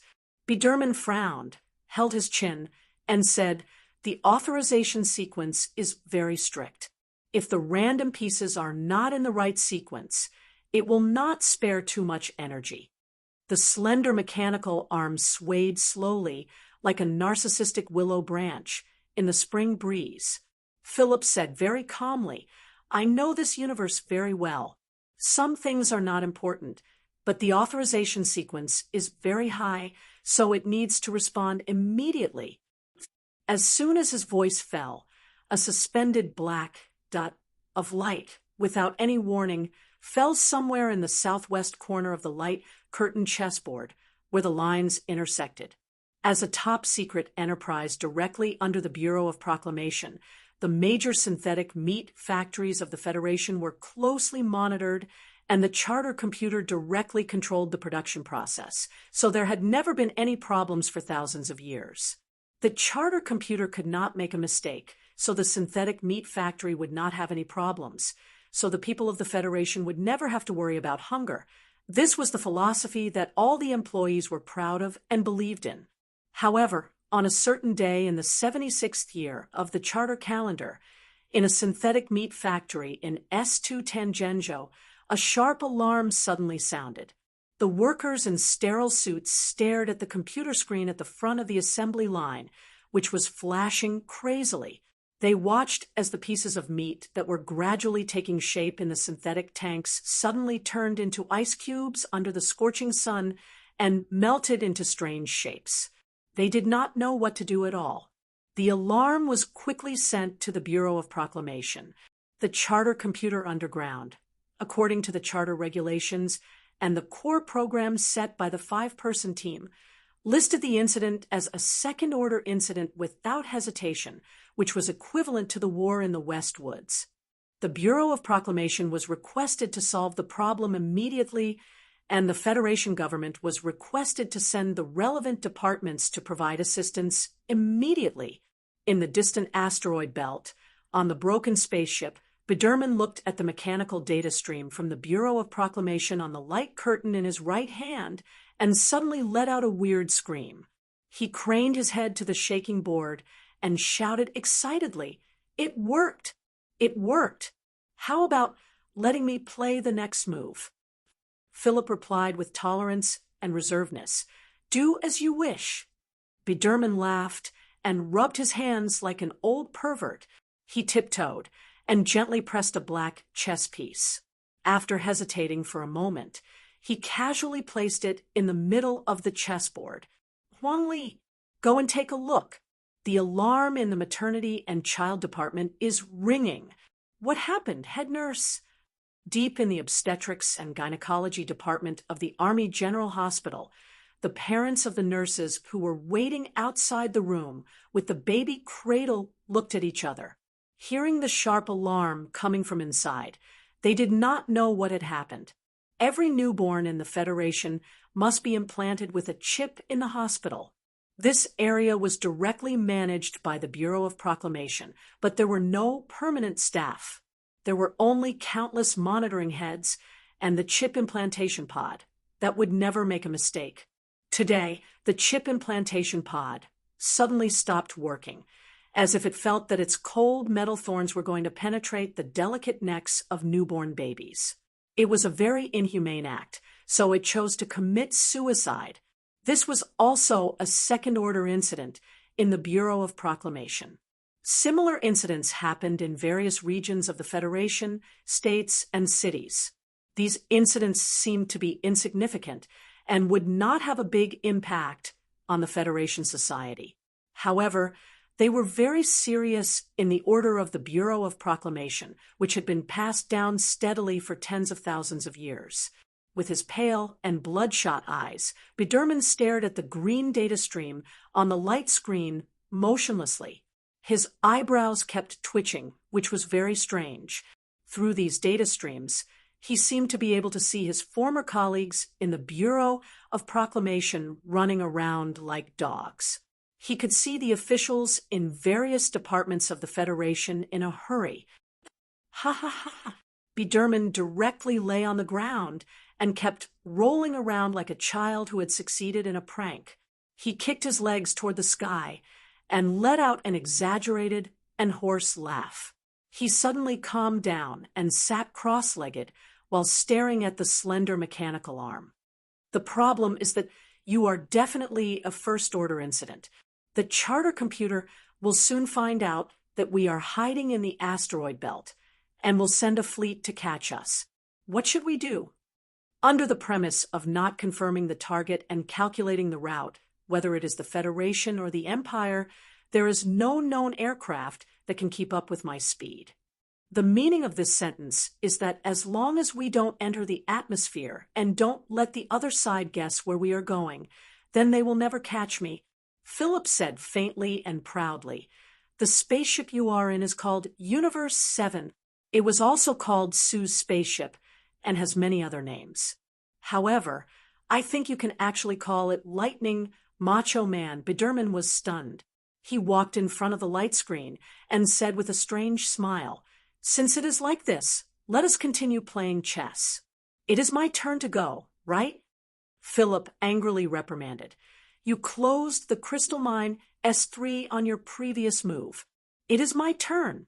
I have been tolerating that pirated conference room in the Ministry of Finance for many years. Get up, let me do it." In the distant asteroid belt, in that broken spaceship, a madman and a computer that was about to go crazy, using the Federation as a chessboard, left countless pieces, and casually made the world go crazy. Chapter 9:53. In the dim light, Sulu looked at the emails on the screen.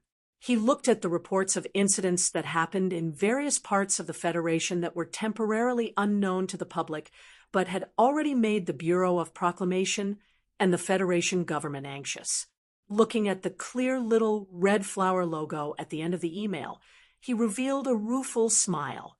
2 battles in space, and on the surface, in the formless space, and in the chilly winter, were about to start one after the other. He was very clear that no one battle was more important, but the confrontation between Philip and the charter computer would be the foundation of everything. If the glory of the charter could not be removed from his and his team's heads, then there would be no need to mention anything else. In the initial plan, Philip's mission was to monitor the Bureau of Proclamation, grasp the intelligence the other side sent out, and provide protection for the surface battle. However, to Suli's pleasant surprise, after receiving Biderman's help, Philip did more than expected. After destroying the email, he looked at the silent team members in the room.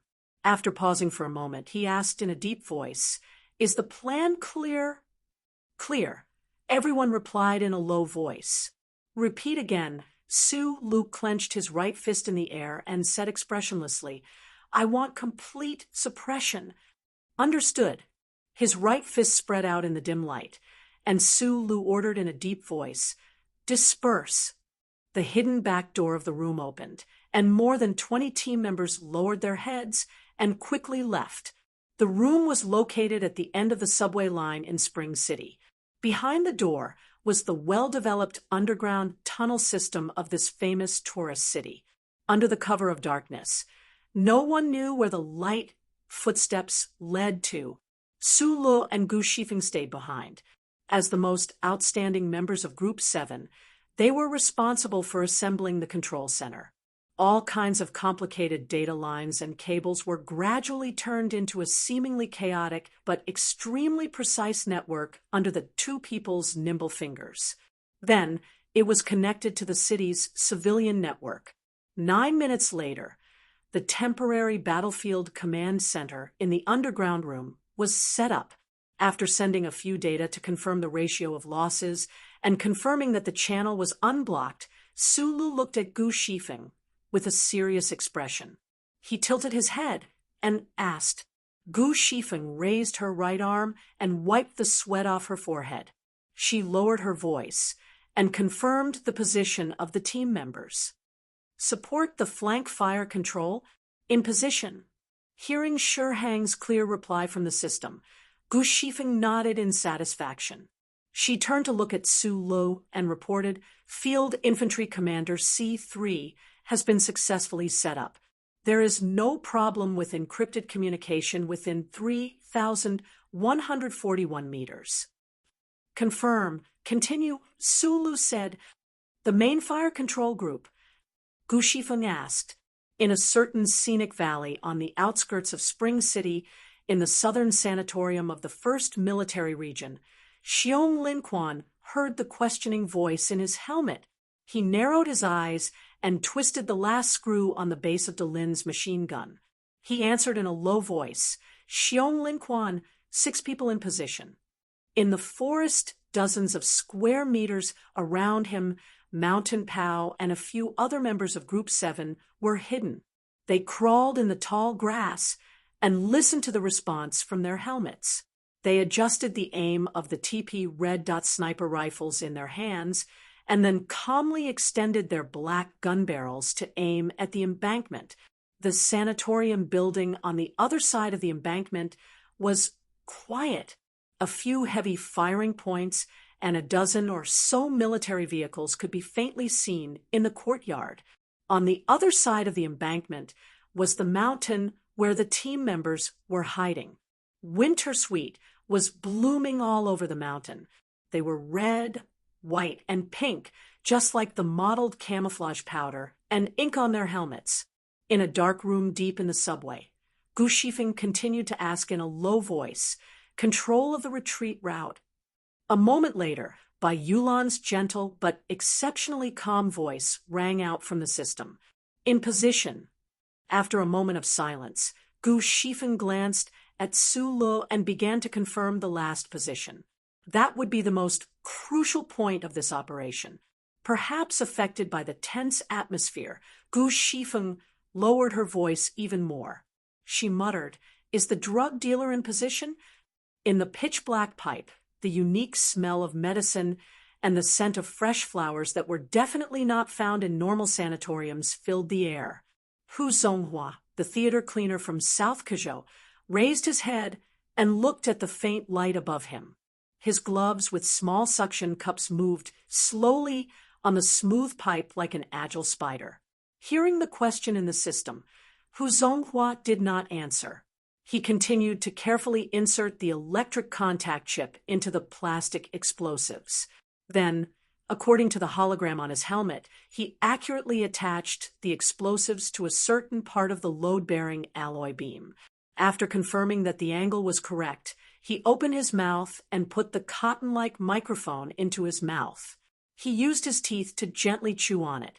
It was dark inside the pipe, so Hu Zonghua could not see any images of the outside world. He also could not see the same pipe on the easternmost side of the sanatorium building. However, he believed that Jiang Jin, who was working in that pipe, should have made the same response as him. He believed that Jiang Jin would not have any problems selling the drug because he was the best drug dealer in Group 7, and Jiang Jin was his disciple. Hearing the clear and unpleasant sound of friction, Gu Shifeng could not help but tremble. She said with a bitter face, "Old, who still has this bad habit. It's good that you know where to go." Su Lu stood up and untied the military backpack at his feet. He took out the necessary equipment and pushed open the iron door. He then looked back at Gu Shifeng with a smile and said, "The battle is about to begin. Let's take off the enemy's clothes first." Gu Shifeng raised her eyebrows proudly. She signaled for him to leave with a wave of her hand. After the iron door was closed, he crossed his hands and crossed his 10 fat fingers. He then rubbed his hands together to heat them up. He then sat in front of the workbench. His fingers fell lightly, and the 4 iron doors of the room were instantly locked. Then, the battle symphony composed by the great composer of the Federation, Mo, began to reverberate in the dark room. It was passionate and made people's blood boil. Gu Shifeng was intoxicated by the symphony. Her fingers vibrated at high speed as if she was playing the piano, but also as if she was conducting. Her fingers were as fast as the wind, as fleeting as the dew, as unpredictable as electricity. They strangely brushed past the light screen on the workbench. Accompanied by the passionate music and the vibrations of her fingers, countless commands were sent from the underground room into the sanatorium through the cable. They instantly invaded the enemy's battlefield command system and completed all the preparations. At the end of the piano section was an extremely heavy drum beat. Gu Shifeng opened her eyes wide and stared at the data curve that kept rising and falling on the light screen. Her fingers were raised high in the air. As the drum beat entered her eardrums, her fingers fell and pressed the red button heavily. According to the Patriot Act, the Federation government had secretly imprisoned Chief Editor Bob and reporter Wood. The location of their imprisonment was extremely confidential. Not many people knew about it. These two famous Federation journalists who dared to go against the government had been imprisoned in the South Sanatorium of the 1st Military District of Spring City. The ones in charge of the sanatorium's defense were a team from the Special Forces of Small Eyes and a battalion from the 4th Quick Reaction Brigade. The commander was Colonel Chunlei, using so many elite troops to guard two journalists who had never even fought in their lives seemed a little too tense. However, Colonel Chunlei knew very well that this was because these two journalists were very important to the Federation government. After receiving information that some rebel veterans might come to rescue the prisoners, the sanatorium strengthened its defense. In particular, the wall in the mountains was temporarily reinforced. Other than the windows that had been replaced with bulletproof glass, even the wall itself was mixed with alloy blocks. Colonel Chunlei sat behind his desk, holding a cup of tea and checking the defense measures everywhere. He was very calm. If the sanatorium was attacked, his troops only needed to hold on for half an hour before they would receive support from the Spring City garrison. At that time, not to mention the rebel veterans, even if the entire Black Hawk Security Company was mobilized, there would be no need to worry. Could the Special Forces of Small Eyes and a battalion hold on for half an hour? Colonel Chunlei's answer was absolute.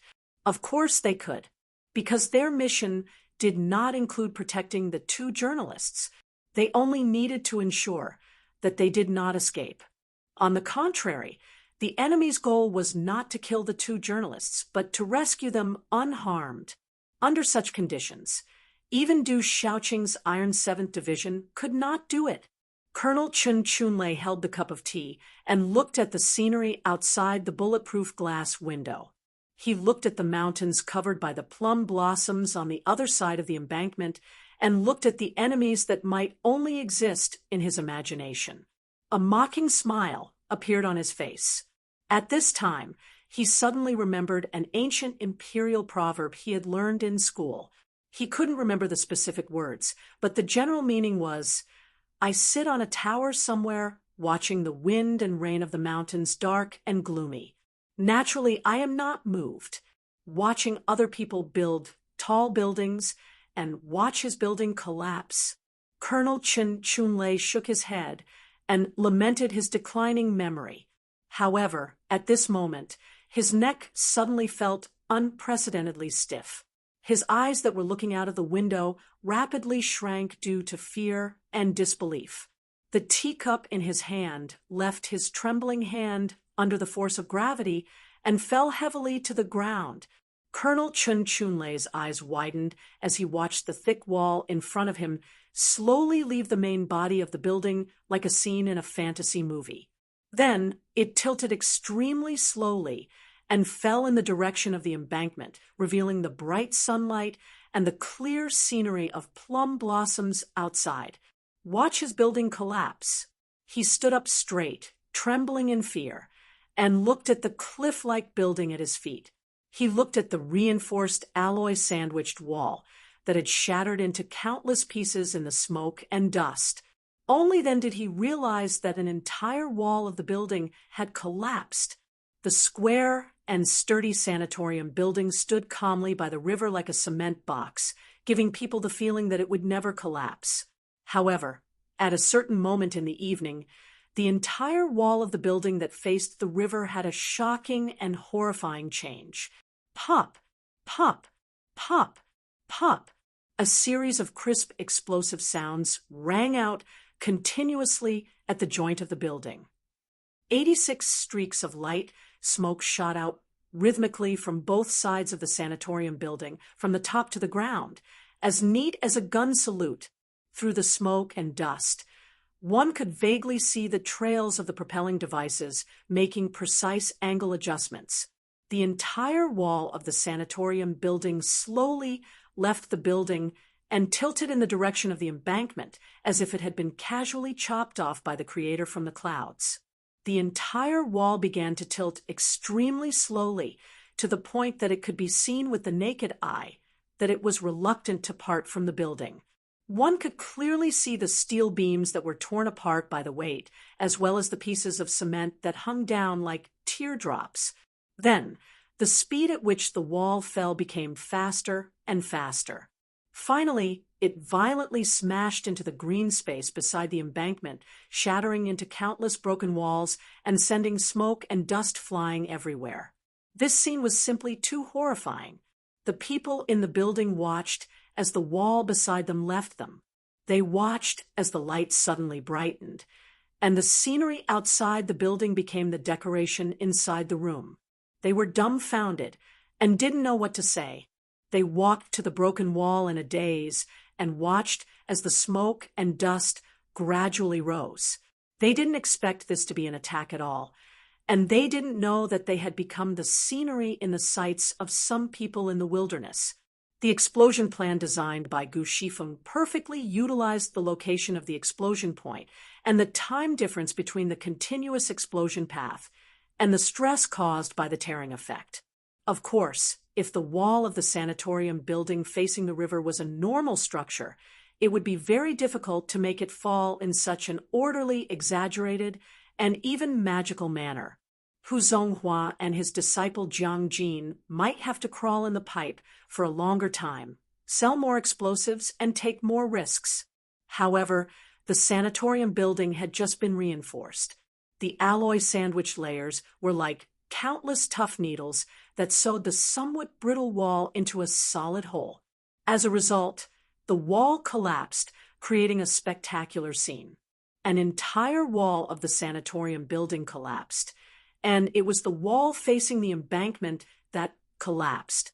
This was like a strong young man waving a flag and swearing to protect his chastity, suddenly having his clothes ripped apart by a shameless and powerful thug, forcing him to reveal all his weak spots and weaknesses.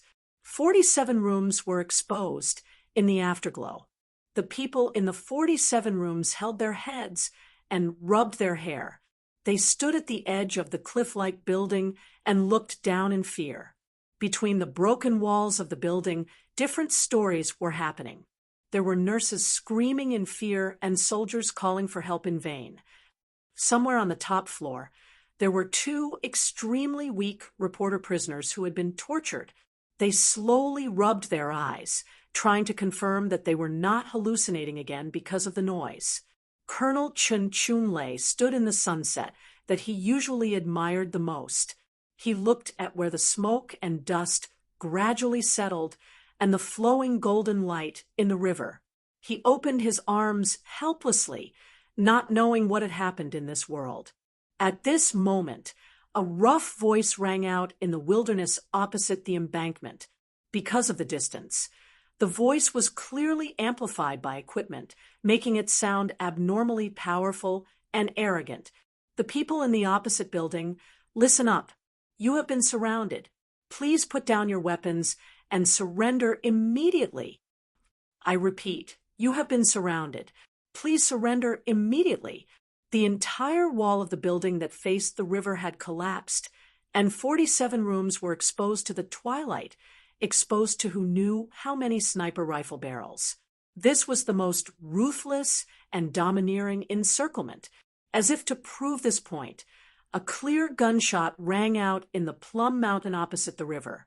In a room on the 6th floor of the building, a small-eyed elite Special Forces soldier who tried to raise his gun to counterattack fell down. I need some excitement from everyone.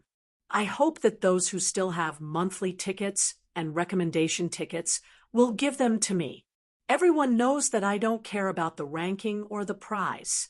Otherwise, I wouldn't have refused them. It's just that there are only a few days left. I need some excitement. I want to finish this in one go. Also, I decided on the final tone of this interview 2 days ago. I'll report first. I decided not to be serious. I want to be awesome. I want to end this story with a bang. Chapter 954. The 20 or so team members announced that they had successfully surrounded the 200 soldiers in the sanatorium and ordered them to surrender.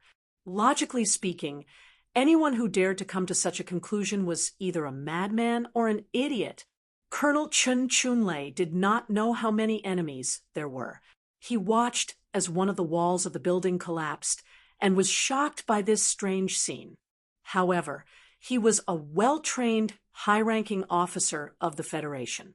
Naturally, he could not just take out his white underwear, raise his hands, and surrender in front of a river full of wild plum blossoms.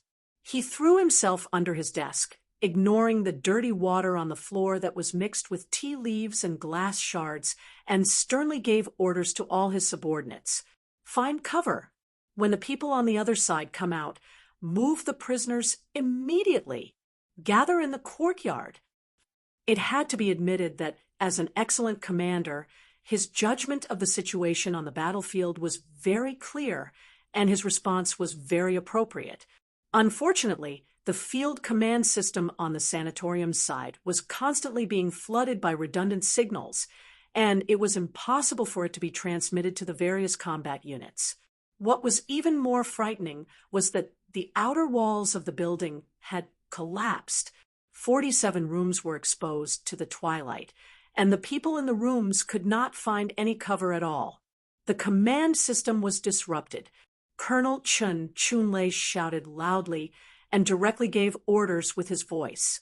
The lower-ranking officers also reacted and used sharp shouts to pass down orders. The soldiers in the rooms on the other side of the corridor began to gather upstairs. The armored military vehicles in the sanatorium also began to roar. At this moment, the gunshots in the plum blossoms on the other side of the Golden River suddenly became denser. More than a dozen beautiful gunfire tore through the powder and instantly pierced through the air, suddenly attacking the sanatorium building that had no cover at all. Compared to the crisp first gunshot, the subsequent gunshots were much more muffled. It was as if some craft enthusiast was swinging his heavy hammer. Every time the heavy hammer fell, it would make a dull thud on the chopping board. Dom, dom, dom, dom. The dense and terrifying rain of bullets hit the building. Countless clouds of dust appeared on the side of the building facing the river. The sharp and high-speed shrapnel cut everything in front of them into clear geometric shapes, be it the sturdy lampposts or the delicate plants. The relatively fragile inner floor and the seemingly sturdy doors were shattered into pieces under the rain of bullets from the members of Team 7, turning into rubble that splashed everywhere. Before the dust settled, the interior of the building became brighter and more spacious than before. The soldiers on the opposite side of the corridor had just run out with their guns when they were pressed to the ground by the rain of bullets. It was difficult for them to raise their heads, and from time to time, screams of pain could be heard from the few floors of the building. The silver-plated lamp post broke into several pieces after the sound of rain hitting the glass window. It fell under the carpet, and the green plant that was about half the height of a person was hit and flew everywhere, and then turned into dark, hairy pieces. Hiding behind the desk, Colonel Chun Chunlei listened to the dull and dense gunshots and dodged the branches and leaves that were flying at him. He gritted his teeth and roared, "Where is the sniper? Why haven't they fired yet? I'm going to suppress them." The firepower coming from the Plum Hills on the other side of the river was too ferocious. It was as if the shooting would never stop. The fierce attacks suppressed the people in the sanatorium so much that they could not even lift their heads. If they could not immediately retaliate, they could only lie on the ground in an ugly manner forever, waiting to be beaten. Somewhere in the building, an officer answered in fear, "Colonel, the range is too far. We can't launch an effective counterattack on the opposite hillside." Colonel Chun Chunlei angrily slammed his fist on the desk in front of him and roared, "F***CK. Don't find excuses. Why can their guns hit us?" Across the river, which was like a river of 10,000 snakes, the gunfire from the Plum Hills could accurately hit a corner of the sanatorium building, but the long-range rifles in the building could not retaliate against the people on the Plum Hills. They could not even suppress the people on the Plum Hills. Colonel Chun Chunlei, who had graduated from the 1st Military Academy with excellent grades, could not understand this situation. Of course, the soldiers of the 4th Quick Reaction Brigade in the sanatorium building, as well as the elites of the Small Eyes Special Forces, were even more confused. This was because they did not expect that the members of Group 7 on the Plum Hills on the opposite side would each carry 2 modified TP Little Red Dot sniper rifles. This type of firearm, which was jointly developed by Philip and Sulu, was very powerful. Smoke and dust flew everywhere, and screams rang out from time to time. At this moment, Colonel Chun Chunlei suddenly noticed that the firing rate from the Plum Hills on the opposite side was gradually decreasing. He held onto the edge of the desk and risked looking at the opposite side. He guessed that the enemy's guns should have entered the cool-down stage. With a fierce expression on his face, he gave an order to the soldier outside the broken door behind him. The gunshots from the other side of the river gradually died down. A combat squad that had been waiting at the corner of the 5th floor for a long time received the order from their superior. They put on their helmets and ran to the top floor. Using the remaining walls as cover, they rushed to a room. However, at this moment, gunshots rang out from the Plum Hills on the other side of the river again. When they quickly passed through the doorway, the bullets from the mountain hit their bodies accurately, as if they had eyes. Bloody holes bloomed on the soldiers' bodies like flowers. They grunted and fell. Then, they used the inertia to charge forward, stirring up clouds of dust. From the time they entered the top floor to the start of the sprint, this elite Special Forces squad had only sprinted for less than 20 meters before they were completely wiped out. After confirming this news, panic screams rang out continuously in the building. It's the army outside. It's definitely the army. Where are they from? The Empire. The Empire's Royal Battalion.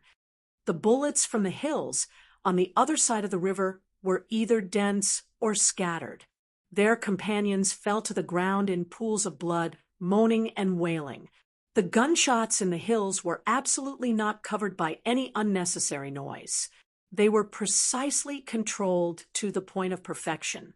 The federal forces in the sanatorium building were completely stunned. There was no outer wall. The inner wall was festering, and the door was broken. The world around them was bright. It was too bright. It was terrifying bright. It was so bright that it made people panic. Everyone felt that they were standing on the peak of a mountain with no one to rely on. No one dared to move anymore. They could only lie on the ground and look at the sky outside the building helplessly. Chun Chunlei screamed crazily, took out his pistol, and pulled the trigger continuously at the crimson twilight and the enemies that he could not see at all on the opposite side of the mountain.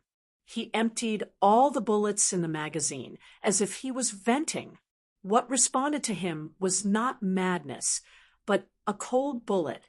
The cold metal shrapnel splashed a deep mark on the ground, and the half-glass teacup at his feet was sent flying with a bang, hitting the wall. Chun Chunlei sat on the ground, paralyzed. Warm blood flowed down his pale cheeks that were cut by the broken pieces of the cup. He looked extremely helpless and desperate. Among the plum blossoms in the hills, the members of Team 7 aimed their mountain cannons at the building in the distance. Every now and then, they would fire and fire a bullet. The unlit cigarette between their lips did not tremble at all, whether it was the reaction force of the TP sniper or the humming of the song. Under the plum tree more than 10 meters away, Team member Pearl chewed on the bitter shreds of tobacco in her mouth and joined in the chorus. Then a few other team members nearby joined in as well. The song gradually grew louder. We are all sharpshooters. Every bullet has to take out an enemy. We are mercenaries. Boss takes us everywhere to beat people up. We don't have guns or cannons. Boss and Old By help us get them. As for why we are so thrifty, it's because they are too boring. Compared to the scene of despair and frustration in the sanatorium building, the members of Team 7 in the Plum Blossoms appeared very relaxed. It did not seem like a fierce battle at all. It was more like a tea party. Pearl spat out the shreds of tobacco, mixed with saliva in her mouth, and muttered in the system, "Why aren't those guys in the building getting up? Especially those idiots with small eyes. I haven't fired for a long time." Xiong Linquan, who had been silent the whole time, pulled off a red plum blossom in front of his helmet and scolded unhappily, "That's too much. Be more serious. This is a war." This was a habitual battlefield scolding, but there was also a certain seriousness in it. Xiong Linquan knew that the current situation was very good. His team members had perfectly completed the order to suppress the enemy. However, the purpose of the team attacking the sanatorium was not to suppress the enemy, but to enter the building to save people. If they forced their way into the sanatorium building, the suppressive effect of Plum Blossom's long-range firepower would be greatly reduced. The 4th Brigade, which looked like they could not take a single hit, and the special forces with small eyes would definitely bring a lot of trouble and danger to the team members in close combat. Looking down, Xiong Linquan saw Su Li's figure appear silently among the broken trees on the other side of the river. Xiong Linquan's pupils shrank as he thought of the incredible part of the plan. Even though he was a veteran of hundreds of battles, he still couldn't suppress his excitement. Bosses in position. The sentry's confirmation sounded in the battlefield infantry command system. Xiong Linquan took a deep breath, put both of his hands on the handle of the Darlin machine gun, and pulled the trigger with a roar. The muscles on his thick arms bulged. The 6 black barrels of the gun rotated at high speed, and the bullets poured out like a storm on the surface of the sanatorium building. The Darlin machine gun, which definitely did not have such a long range, became a terrifying long-range firepower under Xiong Linquan's strong control and inhuman shooting accuracy. What was even more terrifying was that the bullets were forcibly limited to an extremely small area, which greatly increased the lethality of the bullets. The sharp shrapnel blasted into the building at high speed. The alloy layers, the hard solidified cement, and the steel beams in the cement all broke with a loud sound and shattered. It was like the long white line of bullets that cut the layers of forest into 2 worlds at the 3320 Riverside. Today, the Darlin machine gun turned into a terrifying cutting machine that directly cut the sanatorium building vertically from the riverside. At the top of this terrifying line of smoke and dust, there was a figure running at high speed with a military backpack on his back. This was an incredible scene. The figure seemed to be resisting the omnipresent gravity with the power of the boundless rain of bullets. Sulu was running in the dusk, running on the walls of the sanatorium building. Chapter 955. A person running alone in the twilight, running on the vertical walls of the building. This scene of defying gravity and seriously violating the laws of physics was indescribable. In fact, the side of the sanatorium building facing the river no longer had a complete wall. There were only broken concrete, walls weakly stretched and bent, and the beams between the floors had been cut by shrapnel like a dog gnawing on biscuits. Su Li's figure leaped between the narrow walls and beams. Every time his feet landed, his hard-soled military boots would accurately step on a protrusion in the wall or a trembling steel bar that extended into the air. Every time there was a possibility of losing his balance, his fingers would twist strangely between his knees, making intimate contact with the broken wall for an instant before he regained his footing. It could not be said that he regained his footing because he ran on the wall without stopping for a moment. His military boots broke the wall, and his body moved like the wind. The slightest rebounding force would cause his body to bounce up at high speed and charge again. It was as if there was a pair of invisible giant hands in the red evening clouds in the sky, grabbing his shoulders and lifting him up continuously. The sanatorium building was very tall, and the broken walls made it difficult to walk. The vertical surfaces of the feet were terrifying, but in front of Su Lu, who moved like a ghost, none of this was an obstacle. From the time he appeared among the broken trees by the river to now almost reaching the top floor, only a few blinks of the eye had passed. The muscles on Xiong, Lin Xuan's steel-like arms protruded. The 6-barreled Darling autocannons in his hands continued to hum and rotate at high speeds. Thousands of bullets rained down on the opposite building, chasing after the tiny figure that moved like the wind and lightning. They cut through the surface of the building, providing the most violent cover. The members of Group 7 in the bushes of Plum Mountain also raised their TP-modified snipers and once again launched an all-around suppressive fire in the direction of the sanatorium building. As the main firepower group in the front, their cover was very important. However, in such a tense moment, among the members with excellent discipline, there were actually a few men who did not even bat an eyelid when they were killing. They opened their eyes and mouths wide and stared in that direction as if they had seen a ghost, completely forgetting to shoot. The unlit cigarette slowly slid down from the corner of Mountain Pow's mouth and rolled into the pile of hot bullet shells under his feet, giving off a burnt smell. He looked at Su Li's figure on the building and asked with a slightly hoarse voice, "Boss, you didn't hear me laughing at him just now, right? I don't want to be targeted by such a monster."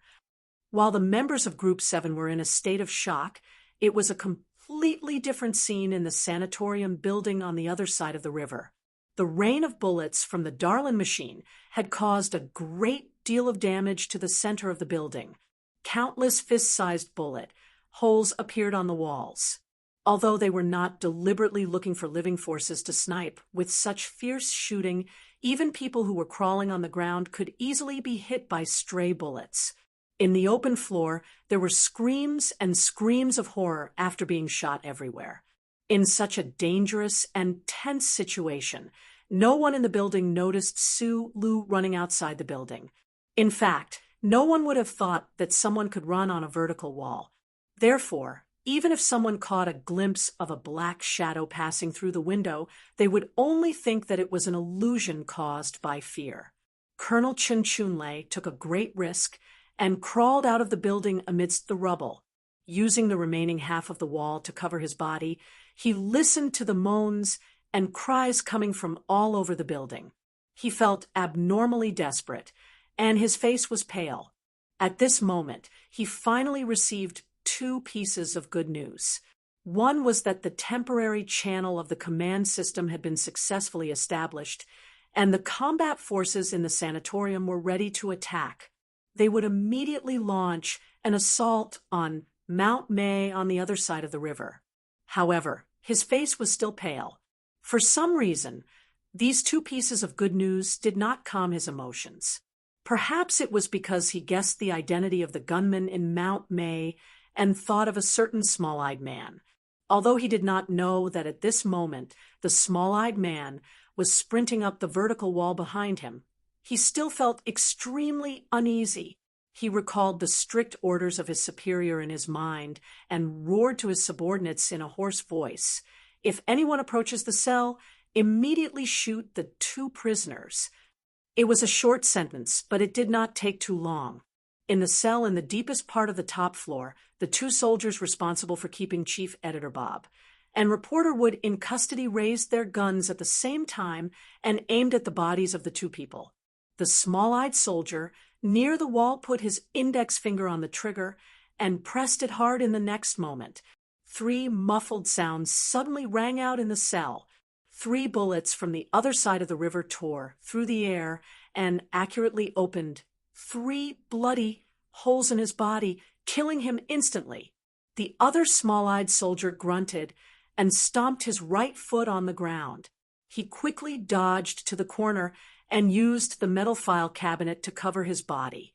The bullets hit the metal file cabinet and made a horrible cracking sound. The cabinet kept shaking, but it was not penetrated. The soldier raised his gun again and aimed at the pale-faced Bob and Wood.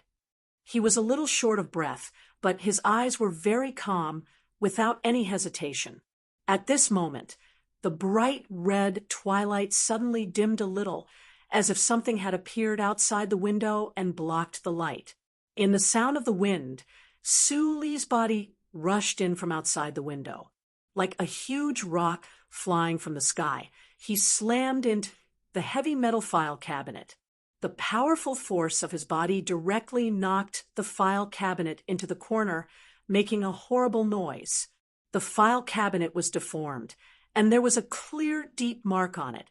The metal file cabinet was directly flattened in the corner, and there was blood flowing from the corner of the cabinet. As for the small-eyed soldier's fate, no one knew. His military boots fell to the ground. Sue Lu looked at the two middle-aged men in the opposite corner with a sincere smile on his face. Without saying anything, he directly walked forward, took out a rope from the military backpack behind him, wrapped around their waists, and tightly tied them in front and behind him. The other end of the rope was tied to the alloy plate protruding from the broken wall near the river. Sue Lu, who tied Bob and Wood, walked to the window, and without any hesitation, jumped into the twilight and the golden river. Falling at a high speed, the weak reporter Wood closed his eyes tightly to prevent himself from screaming in embarrassment. Chief Editor Bob, on the other hand, struggled to open his eyes and stared at the ground that was rushing towards him at high speed. He believed that Sue Lu would not let him die, but even if he was going to die in the next moment, he still wanted to fully experience this magical feeling. The night wind was cool, whistling in the face, and the chief editor's white hair was messy in the wind. The elastic rope began to slow down at the end. When the feet just landed on the ground, Sue Lee's left hand swung out from his waist, and a bright blade flashed and cut the rope. The three people stood still easily. On the other side of the river, in the May Mountain, Mountain Pow picked up the cigarette from the petals of the plum blossom and put it in his mouth. He shook his head and sighed. The boss jumped very cool, but holding a middle-aged fat man and carrying a middle-aged fat man, this posture, TSK. Xiong Lingquan was silent. He ordered his team members to increase their firepower and prepare to retreat. He was very clear about the strength of the 4th Quick Reaction Brigade, although their performance was abnormal during this period of time. As long as they were given a chance, the 4th Quick Reaction Brigade would definitely launch an attack on the May Mountain in the shortest time possible. The development of the situation on the battlefield did not deviate too much from Xiong Linquan's judgment. When the battle had just started, the combat forces behind the sanatorium had already begun to gather. A certain battalion of the 4th Quick Reaction Brigade, which was responsible for the defense mission, used the fastest speed to equip themselves with ammunition and guns. Then, they prepared to take the armored military vehicles and go around the engineering bridge 2 kilometers to the west to launch a counterattack in the direction of the May Mountain. However, at this moment, a very strange thing happened to the battalion of the 4th Quick Reaction Brigade. For some unknown reason, nearly a third of the armored military vehicles could not be started and could not fight at all. Then, as the assault force drove away from the sanatorium from the back, the convoy arrived at the engineering bridge 2 kilometers to the west. Just as they were preparing to move to the other side of the river, an even stranger thing happened. The seemingly sturdy engineering bridge broke. The explosion was not violent, but it easily destroyed a certain section of the 300-meter-long engineering bridge in the middle. The armored military vehicle on top of the bridge fell into the river, creating countless golden splashes. The river was not turbulent, but it was deep enough. The soldiers of a certain battalion of the 4th Quick Reaction Brigade were busy trying to save their comrades while angrily looking for a way to cross the river. They could only watch as bullets whizzed out of the plum forest between the mountains in the distance, but there was nothing they could do. Under the branches of a certain plum tree on the other side of the bridge, Magnolia lit a cigarette between her lips. She looked at the enemy on the other side of the river and smiled slightly. She subconsciously wanted to brush the hair in front of her forehead with her thumb, but she missed again. So she began to play with the delicate military knife. The bright blade of the knife delicately drew patterns in the warm winter wind. He was the only one responsible for covering the retreat. In this battle, he was destined to be the last one to retreat. Naturally, he was also the one who was in the most danger, so he had to be the only one. After receiving the anxious report from the battalion commander, Chun Chunlei knew that everything was too late. Everything was over. His glory and glorious future as a soldier would end in this seemingly ordinary evening.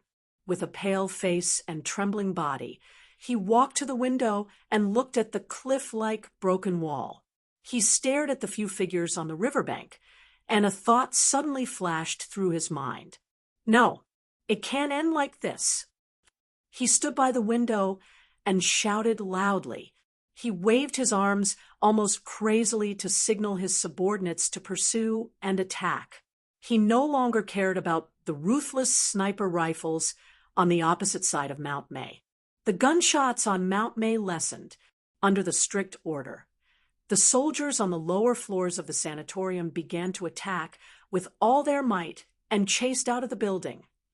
Colonel Chun Chunlei's eyes widened as he looked at Su Lo and the other two who had just walked to the riverbank. He did not believe that the small-eyed man could leave so easily, with the deep river blocking the way. Even if you are omnipotent, I will use the lives of my soldiers to kill you. The evening wind gradually softened, and the river gradually calmed down. The golden light gradually dimmed, like a bronze mirror. Suddenly, the river began to surge violently. The white waves broke through the mirror in an instant, spewing out countless bubbles. With a roar, a black motorboat suddenly emerged from the bottom of the river. Countless streams of river water flowed rapidly from the body of the motorboat. Lu Jiao, who was wearing a full diving suit on the motorboat, was already drenched. Her face was expressionless. When the federal forces rushed to the riverbank with all their might, they could only see the high-speed motorboat that had already left with a roar and the blurry figures on the motorboat. Amidst the silent and futile sounds of gunfire, they could faintly see someone on the motorboat turn around and smile. The sunset faded away, and the river was a sea of green. It was calm without any ripples. Chapter 956. Xixia State's Governor's Mansion. The governor's wife was half leaning on the sofa, looking at the TV screen like a wooden puppet. She, who was usually graceful, now looked haggard. The delicate makeup on her face had long been washed into a mess by the silent tears that flowed down her face. Her gaze moved from the young soldier's determined face to the wheelchair and the two empty trousers. Her heart seemed to be ruthlessly stabbed by a burning red knife. Unable to control herself, she collapsed on the sofa and began to cry in pain. On the balcony of the mansion where the cold wind blew, the governor of Xixia State's face was ashen. He dialed the number of the Federation president's mansion. After the call was connected, he said in a cold voice, "Director Brin, I think, Mr. President, and you should be very clear about how much support I and the voters of Xixia State have given him over the years. You once promised to give an appropriate return. Then I want to ask you now, what is this so-called return? Is it to turn my most beloved son into a cripple?" The governor roared angrily. Then he forcefully hung up the phone and turned to look at the TV screen in the living room. Looking at his son in the wheelchair, He couldn't help but rub his chest and hold on to the railing to prevent himself from falling. Capital Special District, in front of the George Carlin Arts Center. In the environment of lead clouds and cold wind, there was silence, a silence as vast and terrifying as the ocean. The gathering of tens of thousands of people was deathly silent. Only one person's voice could be heard, Da Vinci's voice.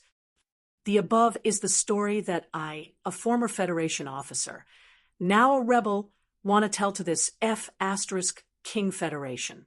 This story is a conspiracy, a murder, and even more a betrayal. My comrades, and I can't accept this kind of betrayal, so I risked being arrested and even assassinated by the government to come here, but they, on the wheelchair, Da Vinci's expression was solemn. He raised the military backpack in his right hand that was full of the identity cards of his dead comrades. He extended his left hand and pointed it at the gray sky. Snowflakes began to fall again, and the most sparkling and translucent one fell on his fingertips. For the glory of the heavens, for the dead and for the living, they went to another place to do what they should do, to take back the glory that originally belonged to them. The tens of thousands of members of the Silent Army silently gazed at that lonely wheelchair on the stage, gazing at that crippled officer.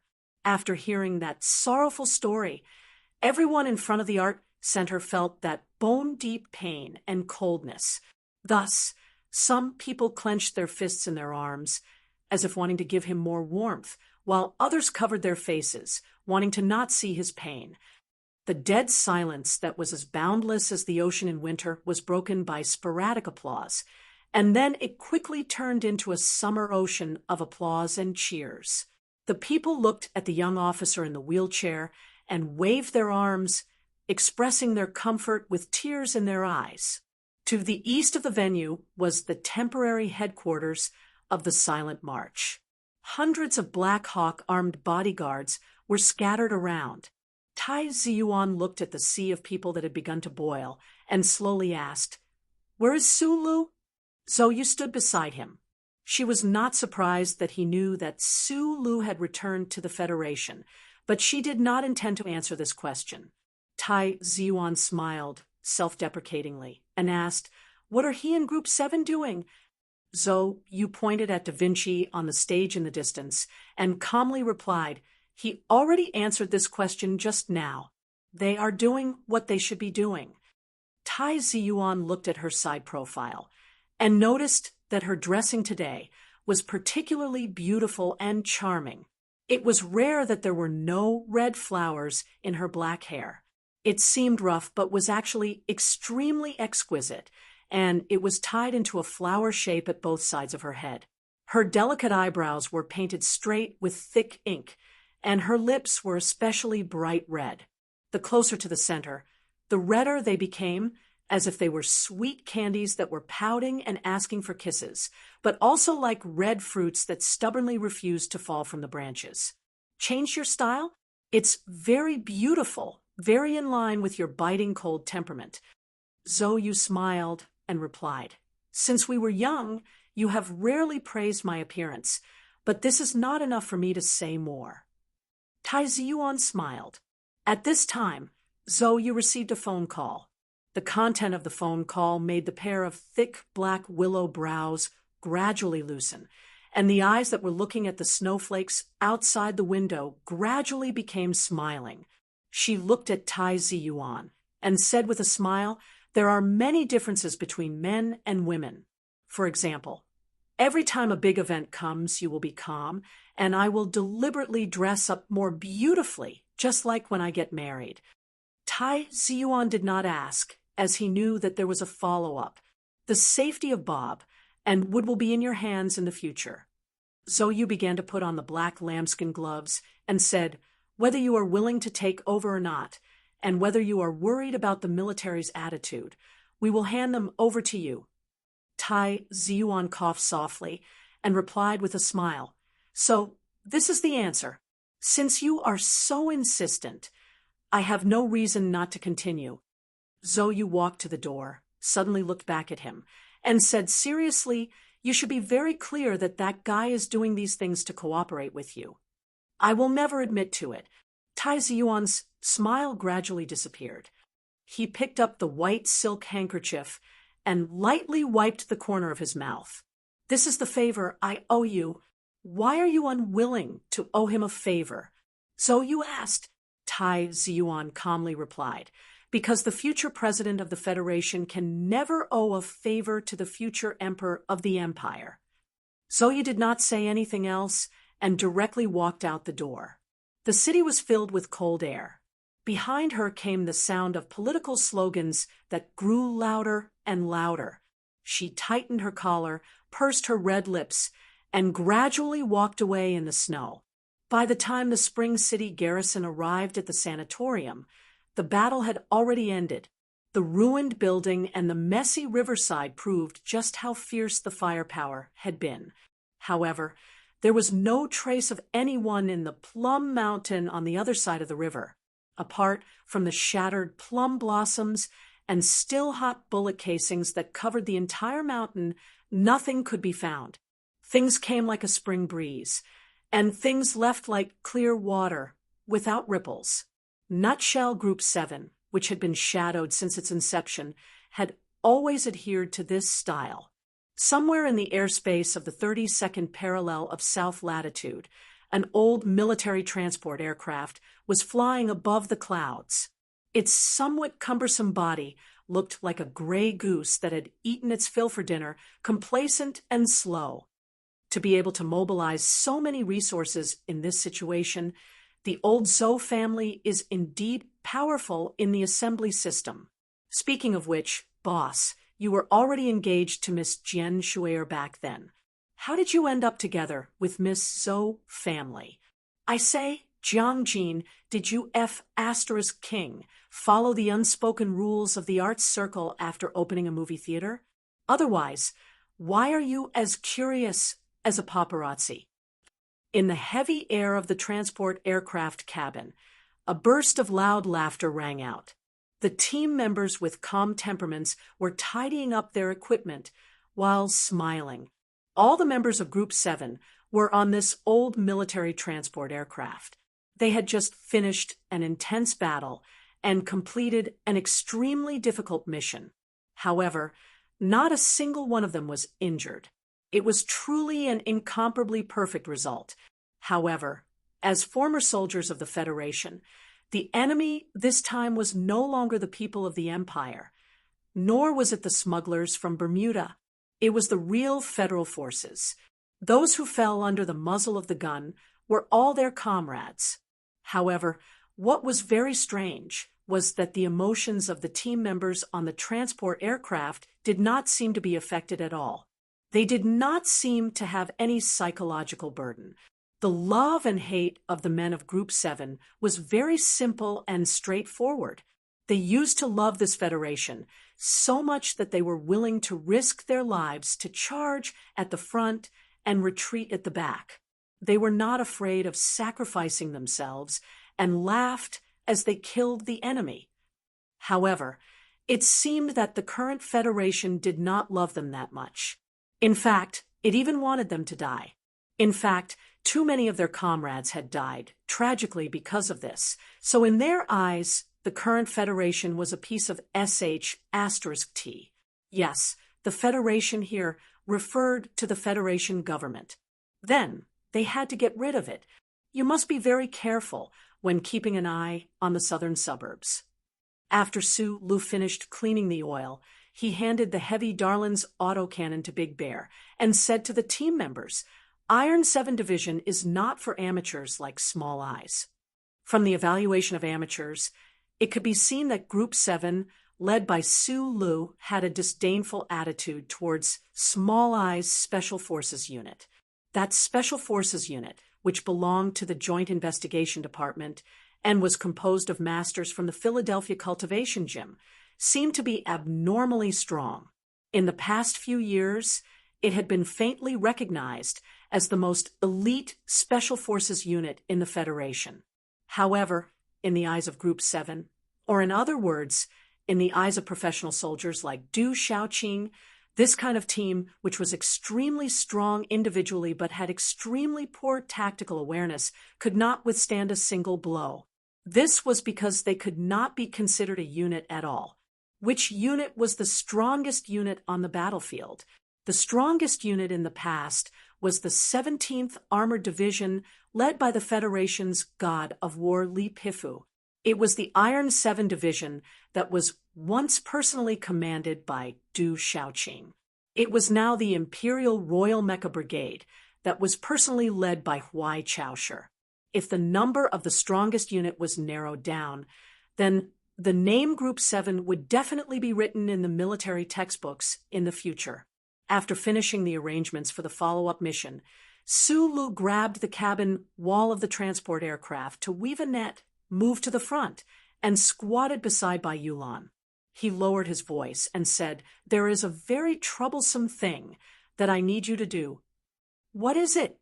Bai Yulan's answer was still so soft and delicate. "Help me keep an eye on Li Jiedu." Su Lu said, "He has a trump card that he hasn't revealed yet.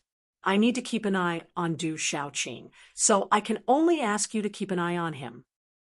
"Okay," Bai Yulan answered simply. "Be careful."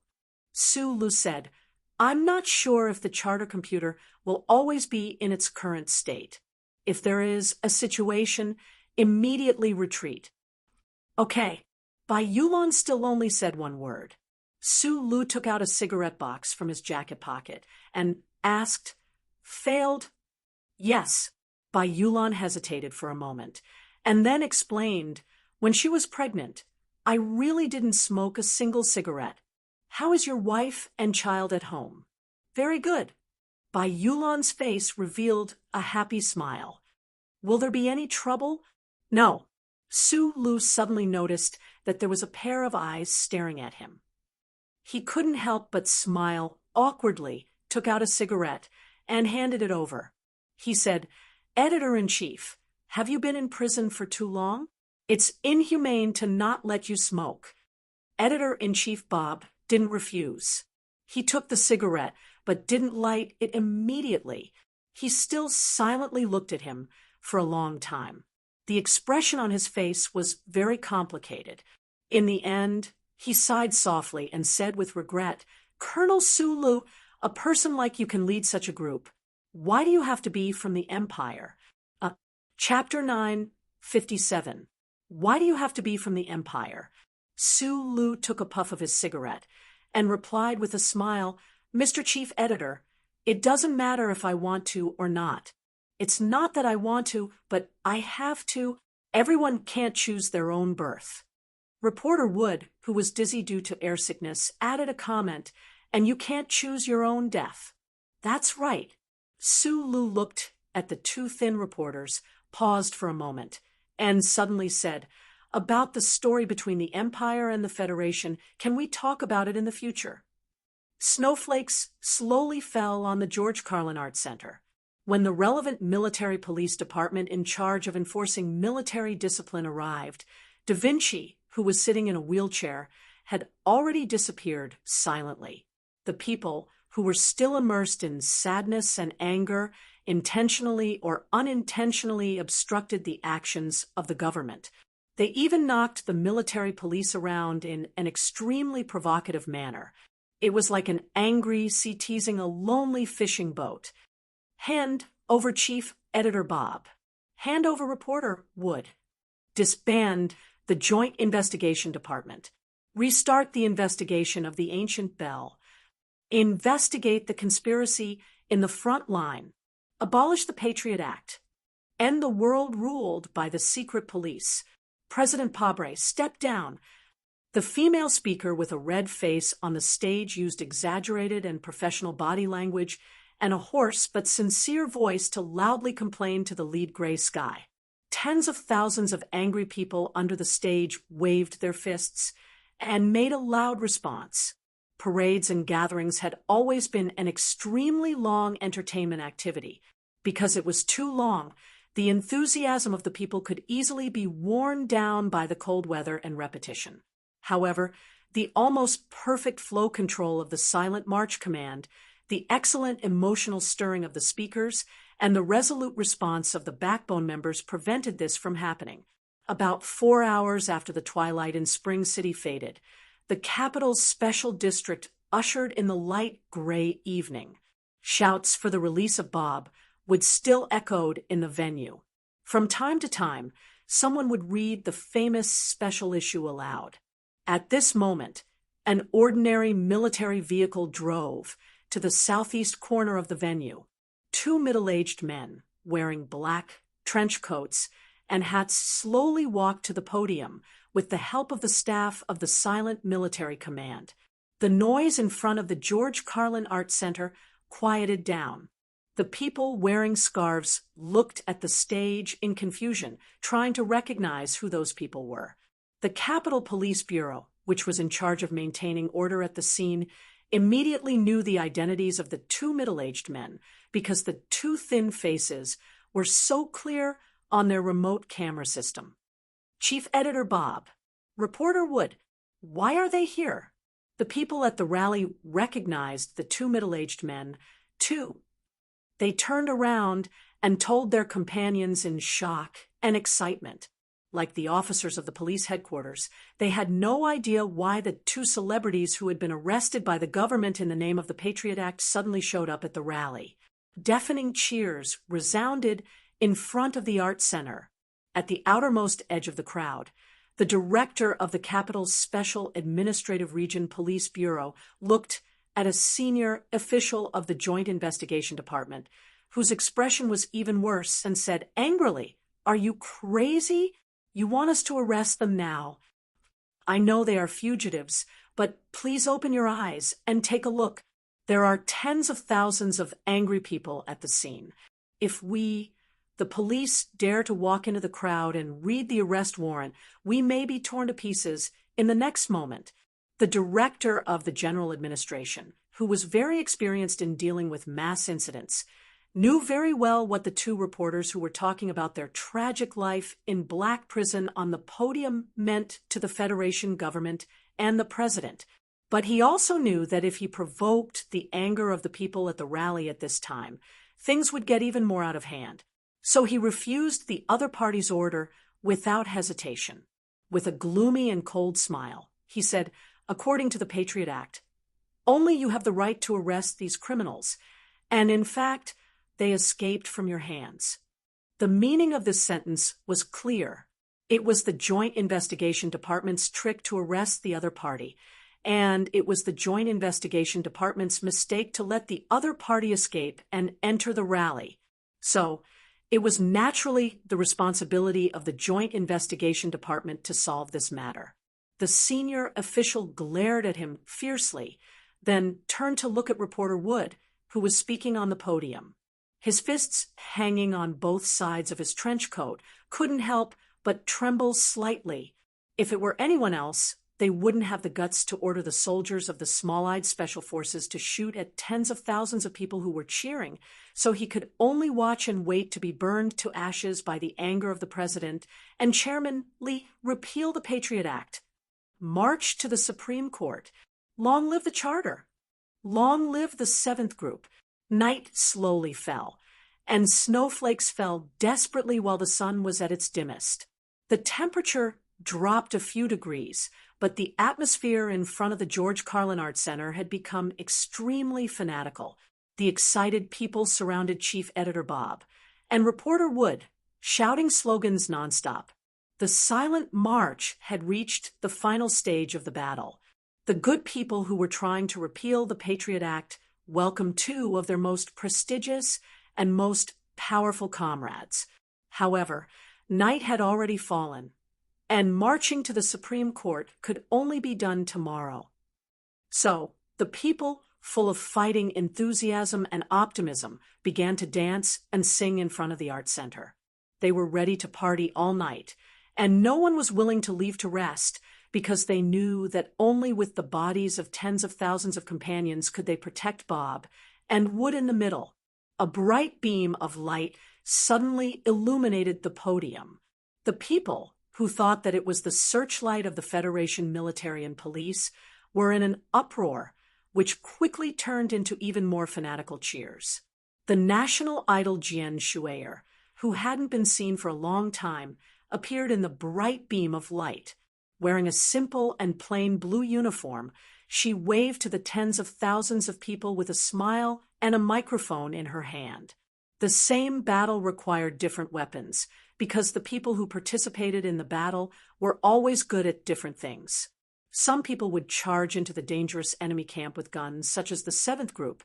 Some people would frown and keep copying on paper, such as Bob and Wood.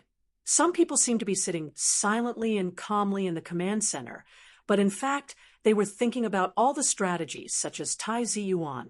More ordinary people chose to vote with their feet and express their attitude with their bodies, such as the cheering crowd at the rally. Jian Shuier was no longer an actress, but a singer, so she didn't say too many enthusiastic words of encouragement, nor did she play the role of a goddess who summoned the people to fight. She just sang a song with a very serious attitude. The first line of the song was, "When we discover the truth of life, but still love it as much as we did yesterday, we are heroes." Outside the dense crowd, under an inconspicuous cold-resistant redwood tree, Su Lu, wearing a sports windbreaker, slightly raised the brim of the hat on his forehead. Across the sea of thousands of people, he looked at the unforgettable, beautiful face on the stage and smiled slightly. Standing under the tree, he quietly listened to the woman's clear and charming voice, full of tranquility and determination. The feeling in his heart was indescribable, just like last year when he first heard the song written for him. The song gradually faded away. Su Lu lowered the brim of his hat again, silently turned around, and walked toward the quiet street that contrasted with the lively crowd.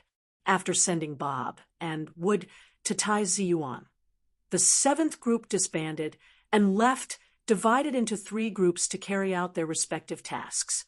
He believed that the thin guy, who often coughed, definitely had a way to keep Bob and Wood safe, so he left with peace of mind. The cold wind gradually rose in the quiet street, and it was particularly piercing. Now, Sulu naturally didn't have to worry about frostbite or catching a cold. He still subconsciously turned up his collar to cover his neck, then put his hands to his lips and exhaled a mouthful of hot air. There were bright and warm houses in the buildings on both sides of the street, and there was the sound of children playing and the whimpering of cats fighting. There were also dark rooms. He didn't know where the owners of those rooms were now, or if they were in the crowd in front of the George Carlin Arts Center. There was an inconspicuous convenience store at the corner in front of him. There was a New Year's festive light hanging on the door. Because it had been hanging there for a while, it was covered with a thick layer of dust and looked a little old. The light in the store was dim. Su Lu walked in, brushed past a burly man, took out some change from his pocket, put it on the counter, and said, "I want a blue box 37. The man seemed to have finished buying the goods he needed, turned around, and left. His extremely tall and burly figure made him have to lower his head when he passed by the old lamp. The boss took the change, turned around, and began to look for cigarettes. Su Li's eyes fell on the glass shelf and looked at the burly man walking out of the door with the reflection. He noticed that the moment the man lowered his head, a ferocious tattoo petals appeared on the back of his neck. "Thank you." After taking the cigarette, Su Lu bent down and picked up a heavy black long box at his feet. His movements were extremely casual, as if he had just brought it in himself. He carried the long black box out of the convenience store and disappeared into the night of the Capital Special District. Inside the long black box was not a violin, not a flute. It was a gun, a big gun. The ferocious tattoo petals on the back of the neck actually extended from the back to the waist. The branches and leaves were deep, and it was only part of a tattoo flower pattern. The burly man with such a terrifying tattoo on his body had an extremely delicate name, Zhang Xiaohua. This big shot of the underworld in South Kazhou had strength and dignity that could not be underestimated. A character like him, no matter what era or situation he was in, would have his own exclusive country and style. However, since leaving the prison and entering Bermuda and meeting a man of the same age named Lin Banshan, he was willing to become the other's assistant and arm. He was silent and quiet, and only strong and violent when the other needed. In the 75th year of the constitutional era, Lin Banshan took all the elites from Bermuda back to the Federation. He wanted to fight against the government with the strength of the wild, and Zhang Xiaohua did not hesitate to follow. In the capital of South Kazhou, he had turned his hand over to draw blood. He had fled thousands of miles in a frozen fish cart. He had shot through an armored car outside the forest garden. Tonight, he had given the gun to Su Le. Chapter 958. There were only 2 ACWs in the entire Federation, one of which accompanied Mr. Shi to shake the Parliament Hill, and the other one was rumored to be in Lin Banshan's hands. Rumors always had their source, so it was true. All these years, the ACW had been waiting in a secluded cellar until it was taken away by Zhang Xiaohua. He knew what kind of terrifying magic the gun had, and what kind of surprise weapon it could play in this war. But when Lin Banshan asked him to give it to Su Lu, a citizen of the empire, he didn't hesitate, because Zhang Xiaohua had never doubted Lin Banshan's judgment. Dim and bright lights were cast from the apartment buildings on both sides of the street. The man with the tattoo walked silently in the night and snow. With his steady and fast steps, the height of the buildings on both sides gradually decreased, the scenery became chaotic, and the environment began to become noisy. A night taxi stopped outside the repair shop. The driver inside was covered with a blanket with his eyes closed, as if he was sleeping. No one noticed, but when Zhang Xiaohua's emotionless gaze swept past, the driver nodded slightly in acknowledgement. In front of him, the barbecue stall owner waved a big spoon and stir-fried vegetables. The fat boss lady waved her greasy hands behind her, but gently, as if she was driving away non-existent mosquitoes. Along the streets Zhang Xiaohua passed by, ordinary citizens like this would appear from time to time. They used their hands and eyes to express the unique language of the underworld. Just like that, the burly man wanted by the Federation government safely walked into the only welfare area in the capital's special zone, Yellow Wind Village. The so-called welfare area was just another name for the slums. The people here basically didn't have official jobs, had a meager income, and relied on social welfare. They received boring synthetic protein meat on time, received very little subsidies, lived in cheap rental houses provided by the government, and sent their children to schools that the rich disdained. Their lives were very difficult, just as described in social history books. It was always easy to breed evil in areas where life was difficult. Illegal brothels that were often blocked by condoms in the sewers, underground casinos full of the smell of smoke and sweat, and drug dealers in the shadows of the alleys were the 3 most common sights in this area. Zhang Xiaohua waved her hand and lifted the straw curtain. She walked into a large courtyard expressionlessly. She walked along the corridor at the bottom of the building, avoiding the junk in front of her. Along the way, she passed by many rooms with half-closed doors. Through the gap, he could see that some of the people in the room were watching TV, some were very nervous, and some only had numbness on their faces. There was a child playing a game of sticking a knife into the mud with the gangsters and was extremely excited. There was also a middle-aged man who was locked in solitary confinement, panting and wriggling on top of a prostitute. Zhang Xiaohua seemed to be expressionless and looked straight ahead, but in fact, she had already seen the scenes in all the rooms along the way. In these rooms, other than his most loyal and capable subordinates, there were also a lot of people whose clothes and auras did not match the environment of the Yellow Wind Manor. They were hostages. With food, clothing, and a way to satisfy their physiological needs, the hostages were in a good state of mind.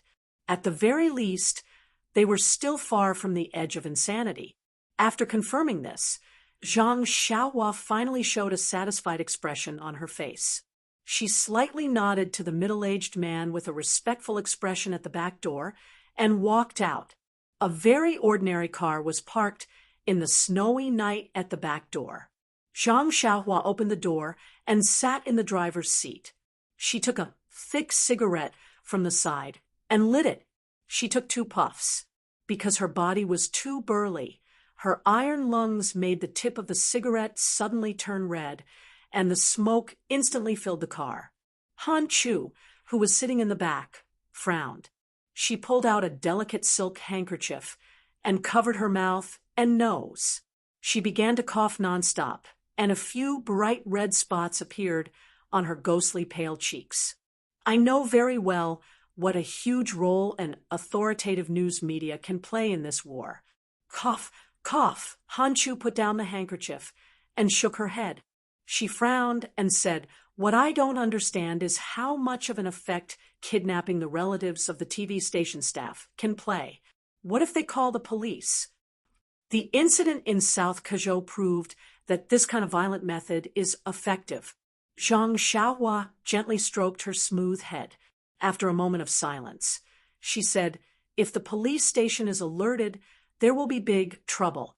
But we have to bet that those directors don't have the courage of Bob and Wood." Han Chu's eyes fell on his empty right hand. Her pupils shrank slightly, and she was as cold as a poisonous snake. She said in a cold voice, "Did you really just give it to that Empire person?" "Yes," Zhang Xiaohua replied with a blank expression. "This is really interesting. That Empire crown prince seems to trust us very much. In fact, I have been waiting for him to threaten us with the lives of Li Feirong and the child. But he didn't give me the opportunity to repay him." Han Chu's eyes slightly lowered. Her simple words hid a very strong meaning. Zhang Xiaohua was silent. The car slowly drove away from the ruined street. The half-open window blew out a thick fog of high-grade tobacco from time to time, which seeped into the fluttering snow. Dozens of minutes later, this ordinary-looking car came to an ordinary-looking building complex in the western suburbs of the capital. The dim lights illuminated the slowly falling snow above the building complex. No one could find the heavy firepower around it. The iron gate slowly opened. Zhang Xiaohua and Han Chu's car entered the heavily guarded building complex without any inspection. The flat, beamless houses covered a large area. There were thick wire bundles on the side of the road. There was a faint, low hum of the motor. The white smoke discharged from the sewage treatment equipment in the distance proved that this building complex was some kind of factory. The car stopped outside a factory. Zhang Xiaohua and Han Chu walked in and walked along a transparent corridor. There were several fully automatic assembly lines on the other side of the corridor. Countless sophisticated mechanical devices were operating in a near-vacuum environment. They were so thin that the front end was almost invisible to the naked eye. They were retracting like lightning, as if they were doing a micro-engraving work on a substrate on the assembly line. If it was Su Lu walking in the transparent corridor at this time, he would definitely be shocked by everything in front of him. He might even look at the assembly lines in a daze. Because such sophisticated micro-level equipment couldn't be found even in the Husk Institute, Zhang Xiaohua and Han Chu didn't have any strange emotions. They walked forward in silence with no expression or pale cheeks. When they first entered the factory, they were shocked. Later, they found that without the brain of a senior engineer, they couldn't understand the equipment, so they could only ignore it. In the office at the end of the transparent corridor, a middle-aged man wearing a green filter suit was looking down at the data in an electronic notebook. Although the filter suit was a bit large and thick, it still couldn't cover the mountain-like shoulders. Lin Banshan, who looked like a senior engineer, raised his head and looked at his two most capable companions. He smiled and said, "It seems that things are going well." After confirming that Chief Editor Bob and Reporter Wood were handed over to the Silent March Command, I followed your instructions and personally handed the gun to him. Zhang Xiaohua replied. Han Chu stood by the side for a long time.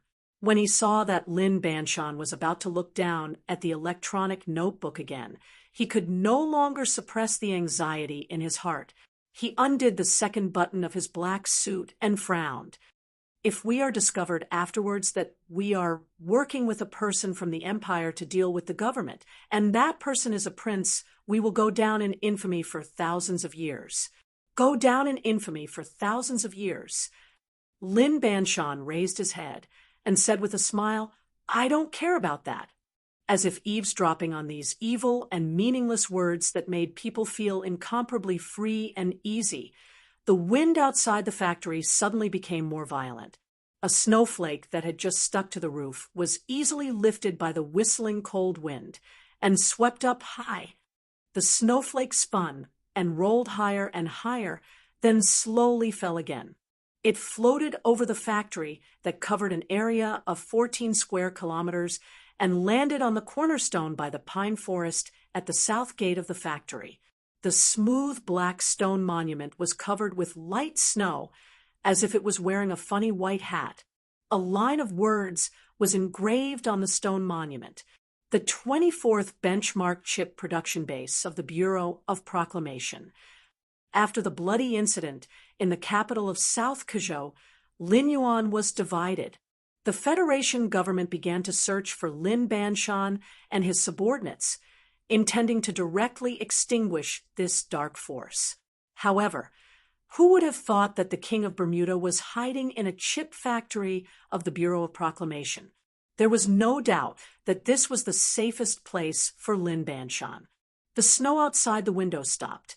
Zhang Xiaoming looked at the 5-person team statue in the snow on Charter Square. There was a faint trace of worry between her eyebrows.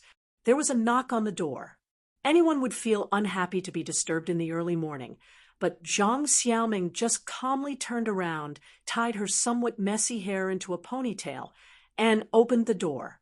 This was the heavily guarded Parliament building. She was the highest official of the anti-government army in the capital's special district of Green Dragon Mountain. She was responsible for the deep sea of the 4 departments.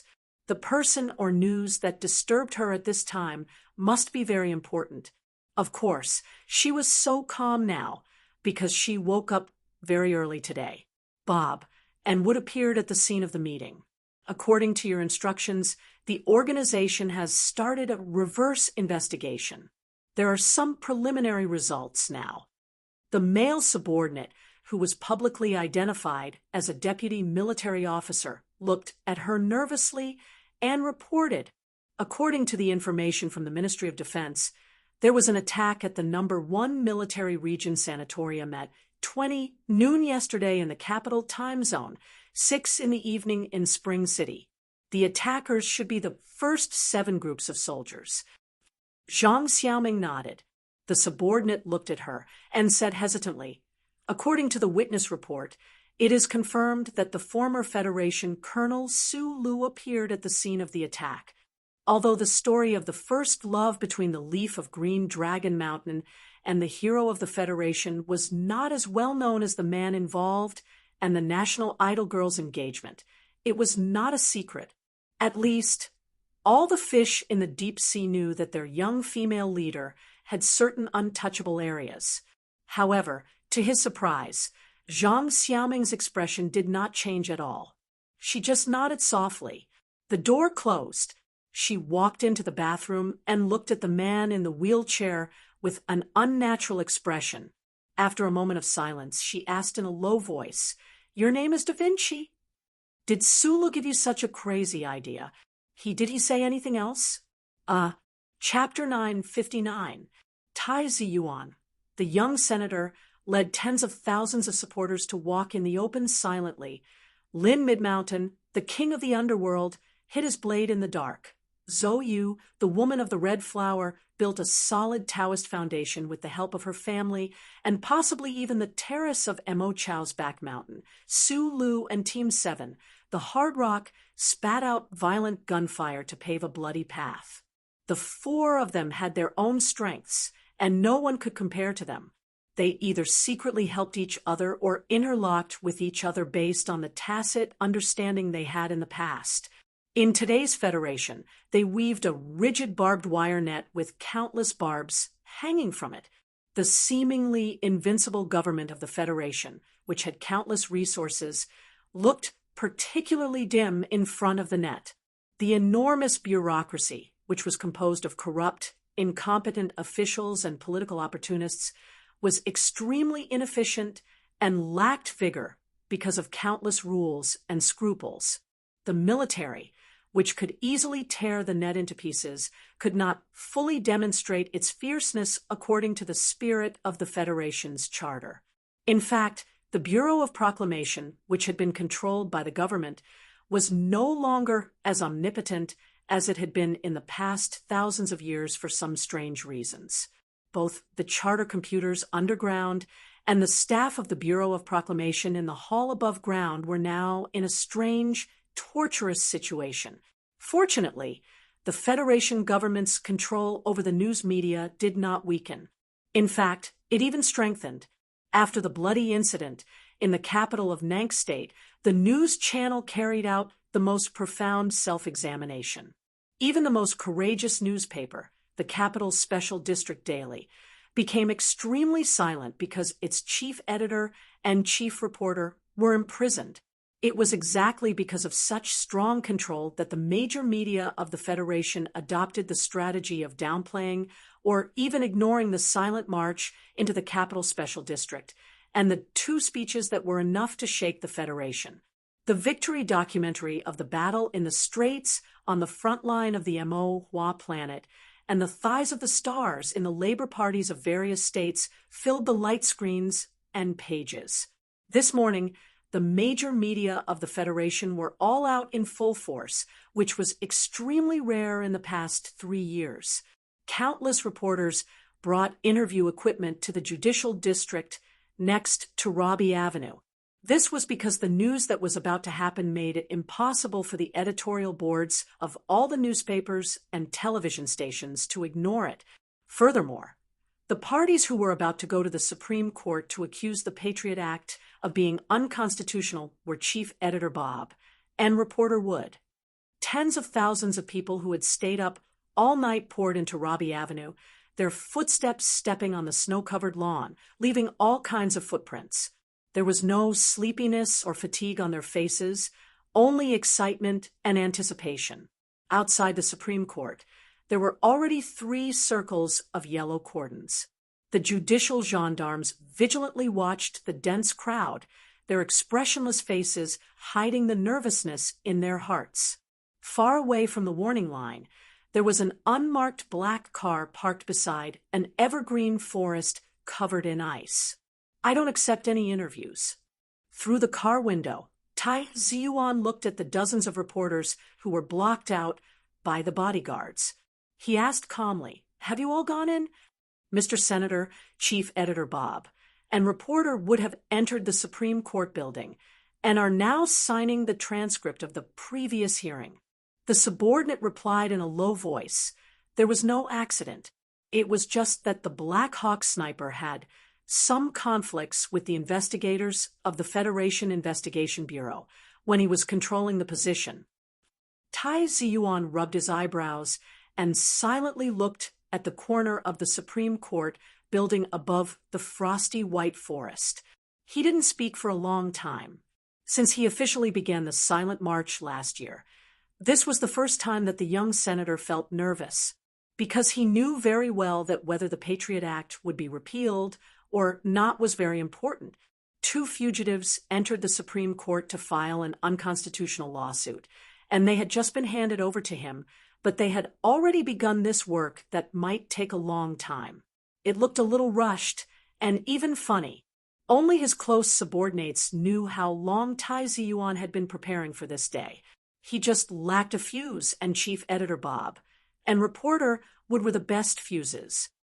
The former Minister of Justice is the lead lawyer, the Dean of the Faculty of Law of Capital University is the second lawyer, and the former prosecutor Xiao Wenjing can only do odd jobs. In my opinion, with such a luxurious lineup, it won't be too difficult to win any case. Tai Ziyuan took out a handkerchief and gently wiped the corners of his pale lips. He looked at the corner of the Supreme Court building and murmured as if he wanted to boost his confidence. The subordinate next to him didn't seem to hear his murmur and reported in a clear tone, "Last night, Mrs. Chow of Prime Minister then went to Pinecone Ridge to visit Chief Judge Jiang at your request." He looked up at Tai Ziyuan and continued, "Until 3 o'clock in the morning, Chief Judge Ji still insisted that Chief Editor Bob and reporter Wood's fugitive status had not been resolved, and they were not qualified to file an unconstitutional lawsuit."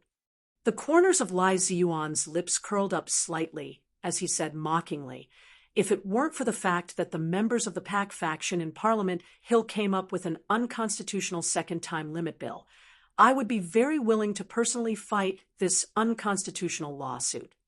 However, after confirming that the 3 manors in Bermuda have been permanently transferred to his wife, Chief Judge Ji has corrected his stubborn judicial concept. The subordinate continued to report, but his emotions were not as calm as his expression. He was in charge of bribery-related matters and knew very well that the 3 manors in Bermuda were not comparable to ordinary manors. He even believed that even Lin Banshan couldn't enjoy such a luxury in Bermuda. In his opinion, it was a pity to bribe such a hypocritical old judge who was about to die with such a large sum of money. However, he immediately remembered that the young senator in front of him had even donated the Crystal Mining Consortium without any hesitation, so he fell silent. There are a total of 5 justices in the Supreme Court's Constitutional Review Committee. After 2 years of work, we can only secure 2 votes. The other 2 justices obviously support the Patriot Act, so now it's 2-2. The subordinate's opinion was very clear. No matter how luxurious the lineup of lawyers Tai Ziyuan prepared was, the final decision of whether the Patriot Act would become a piece of scrap paper or continue to be shackled by the Federation was still the 5 justices. So in the end, it all depends on Chief Judge He Ying's opinion. Besides, even if he blinks, it's possible to directly change the opinion of the other 4 justices. It's a pity, or rather respectable, that Chief Judge He Ying can't be bribed. Tai Ziyuan said calmly, "If this old man can be bribed or influenced, I will directly ask lawyer He to do everything possible to bypass the principle of avoidance and appear in the Supreme Court today." Robbie Avenue suddenly became quiet. Tens of thousands of people stared at the building on the other side of the warning line calmly and attentively. Nobody spoke because they who participated in the silent march still believed in the spirit of the Federation's charter and the Supreme Court that represented the dignity of the law. The soft sound of rolling snow echoed. The black car door opened, and Jian Shuier, wearing a plain dress, sat down. She lowered her head and gently patted the snow next to her knees. "Did you see it?" Tai Ziyuan did not turn around. He was still looking in that direction and asked. "I saw it," Jian Shuier replied. Hearing this simple answer, Tai Ziyuan's slightly furrowed eyebrows slowly relaxed. A faint and calm smile appeared on his face. Jian Shuier looked at the smile on his face. A trace of doubt flashed through her beautiful and bright eyes. She raised her eyebrows slightly and asked with a smile, "It seems that you are very confident. The outcome of this case has been decided. We won." Tai Ziyuan turned around and looked at her beautiful face. He whispered, "Thank you." Jian Shuier raised her eyebrows even higher. She was like a willow leaf blown by the wind. She was not intimidating at all. Instead, she was confused and cute. "So, you asked me to come and see Chief Judge He? But why are you so sure that I can play a role. Do you still remember the case that caused a sensation in the Federation when you were a child? A teenage girl defeated the UNICEF and the Lees of Philadelphia in court. Why? Why did the Supreme Court directly award the inheritance of the ancient clock company to Zhong Huiyan 4 years ago, ignoring the hints of the Federation government? You should know that other than the routine questioning, it only took less than 3 minutes in total. Tai Ziyuan looked at her and said with a smile, "Chief Judge He has almost perfect morals and wisdom. He is wise and unrestrained. He can be said to be a model for all mankind. He has no shortcomings. Besides playing the piano and teaching his children, grandchildren, and great-grandchildren, the whole Federation doesn't know what hobbies he has." Jian Shui'er gradually felt a little strange.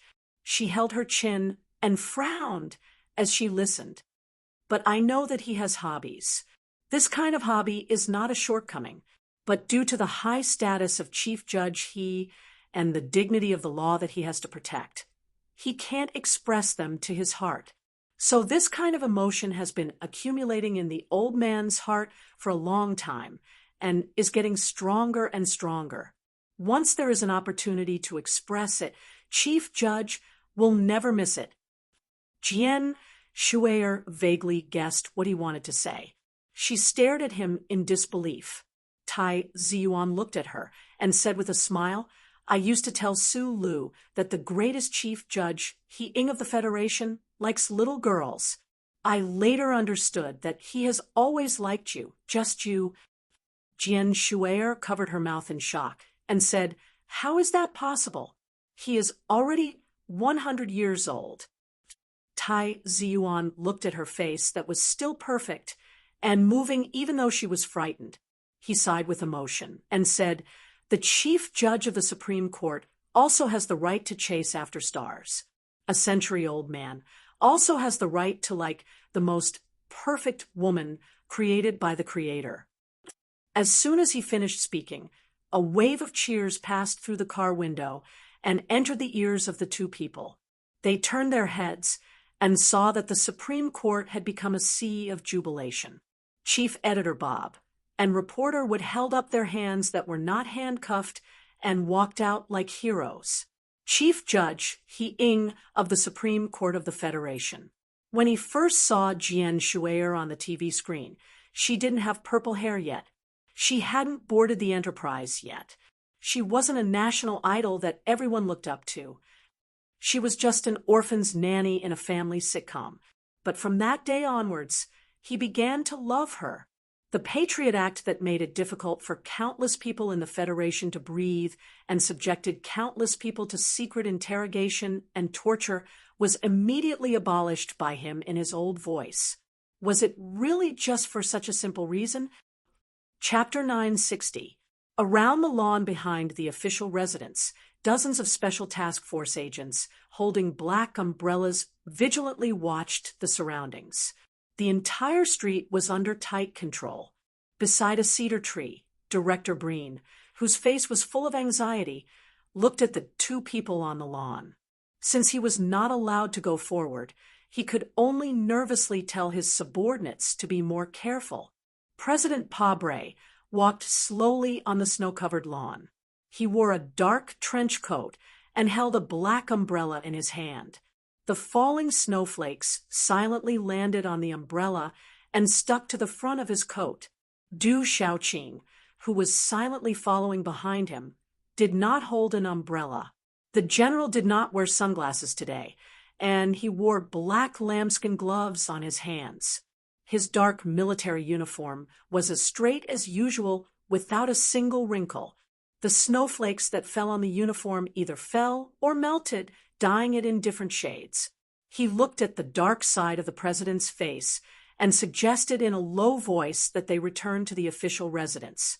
President Pabre shook his head and looked at the people on the other side of the lawn. He said, "Because of the appearance of those rebel soldiers, they are a little too nervous." Du Shaoqing maintained his silence. To define those soldiers as rebels, in my opinion, it is a little ridiculous, even shameless. President Pabre stopped walking and looked out from under the black umbrella, but he did not know where he was looking. He smiled bitterly and said, "The official residence has received the report from the Ministry of Defense, and I believe you should have also seen the official accusation made by Colonel Lee Foam.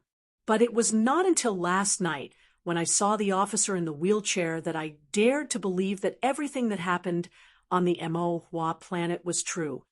He turned his head and looked at Du Xiaoqing quietly. He said, "Now it seems that you were right to advise me not to appoint Hu Lian as the enemy's commander-in-chief. The things that he and Director Bailey have done will make the Federation government pay a great price." President Pabre did not know about the purge on the front line of the new 17th Division and the murder of the first 7 groups of soldiers. Even after receiving the report, he was still unwilling to believe that the senior officials who were loyal to the government would do such a thing. Not only were they cold-blooded and ugly, they were also so stupid. President Pabre thought about the attack on the sanatorium in Spring City. He thought about the accusation made by the member of Group 7 at the meeting last night. He thought about the small-eyed man who had returned to the Federation and was hiding in the darkness. He let out a deep sigh with a strong sense of self-mockery. There were also the parents of the members of Group 7. Mr. President's expression became even colder. He had a vague feeling that some troublesome and even extremely dangerous factors were about to appear, and it was something that he could not control. The silent Du Xiaoqing finally opened his mouth to speak. He looked at Pabre and said, "Mr. President, if a lion leads a flock of docile and incompetent sheep to battle, although it is hard, it is not necessarily a failure. But if a lion leads a flock of greedy aardwolves to battle, perhaps it will collapse before defeating the enemy." President Pabre frowned slightly and fell into silence. "I still adhere to the views of that day. There are many people in the government and the military who are not worthy of trust and are not worthy of being relied on. Such people can only cause harm to our cause and will not be of any help." Du Xiaoqing's face was cold and indifferent.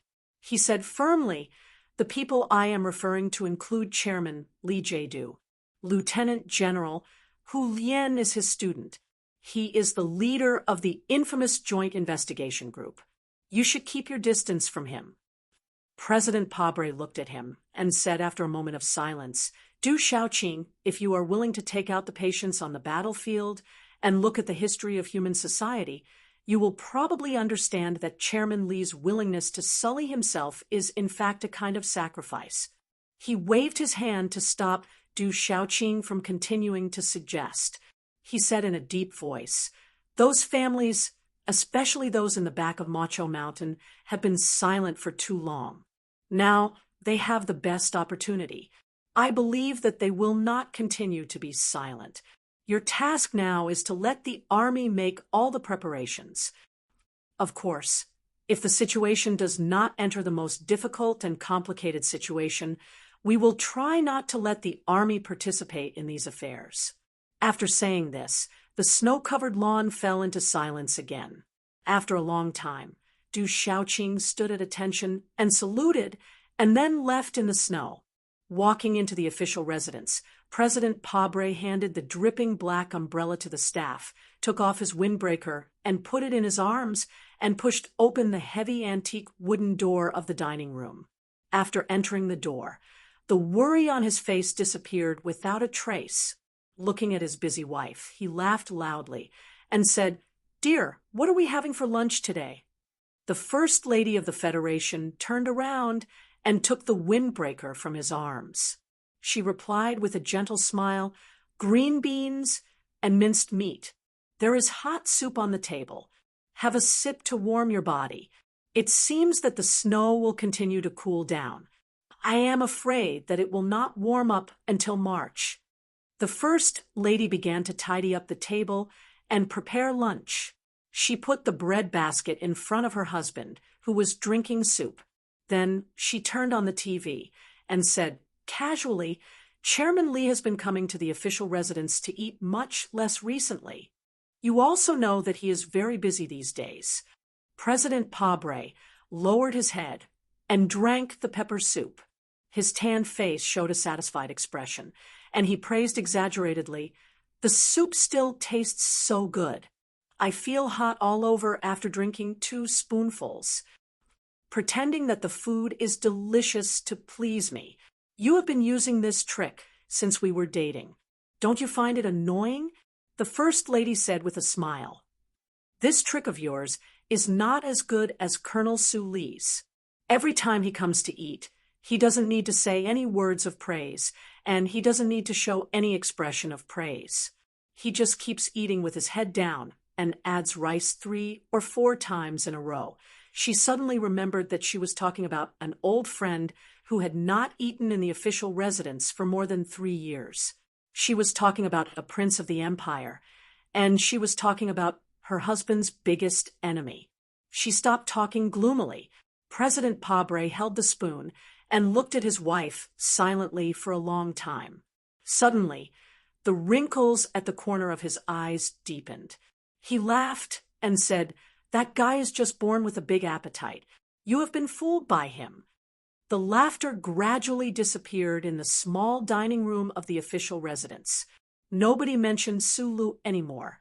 President Pabre tore the bread and dipped it in the thick soup, mixed it with green beans and meat, and slowly ate it while watching the TV screen calmly. As the president of the Federation, he rarely watched the news channel of the Federation in his private life.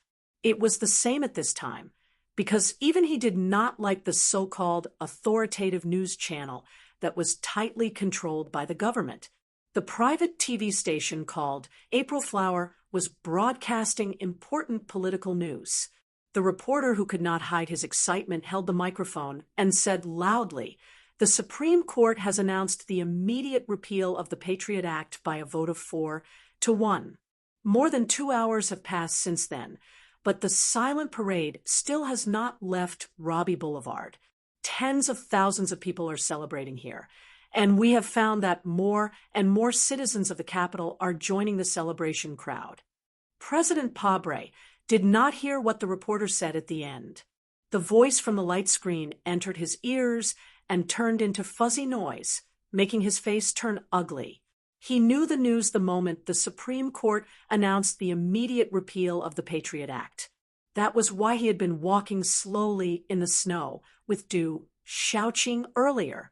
Just when the major forces of the Federation thought that the Federation government he led would suffer a huge setback because of the unconstitutional review and that the president would fly into a rage, he remained calm.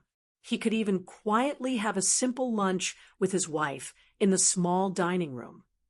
President Pabre thought that he could continue to be calm, but he did not expect to see the news at the dinner table full of family love and warmth.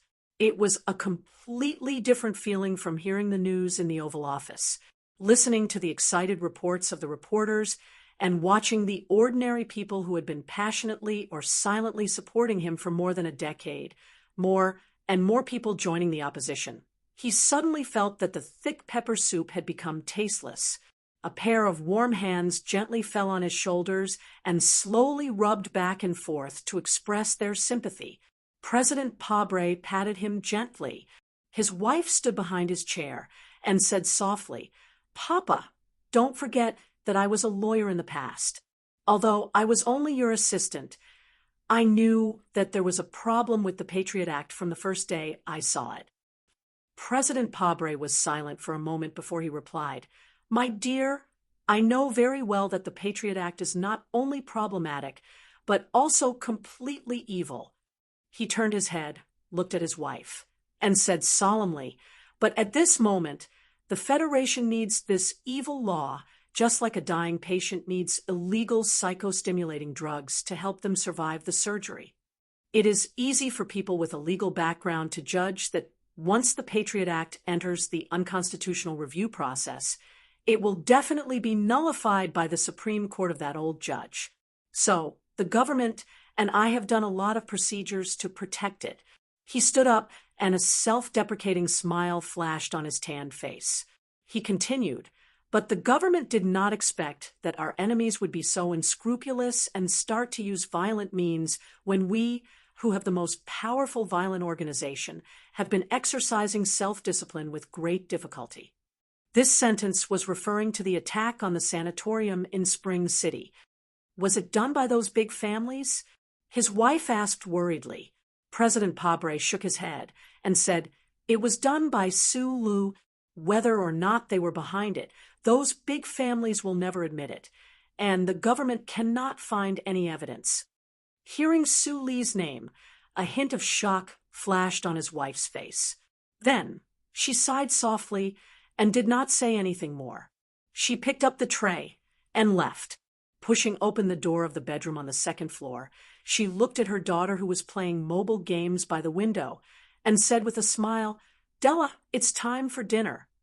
Miss Paddell looked up at her mother with a sweet smile, put down the phone, and walked over. The first daughter of the Federation had now grown into a beautiful young lady, but she still seemed unwilling to talk. Stroking her daughter's curly hair lovingly, the wife sighed and said, "It's been 3 years. Sulu is indeed a citizen of the Empire. My dear, when will you forgive your father and eat at the same table with him?" Chapter 961. The Supreme Court of the Federation announced the immediate repeal of the Patriot Act. For some people of the Federation, it was like the sun dispelling the haze, but for some people of the Federation, it was more like the night shrouding the earth again. The jubilant celebration did not happen in all the cities. In some places, angry Pabre loyalists took to the streets, waving their fists in protest.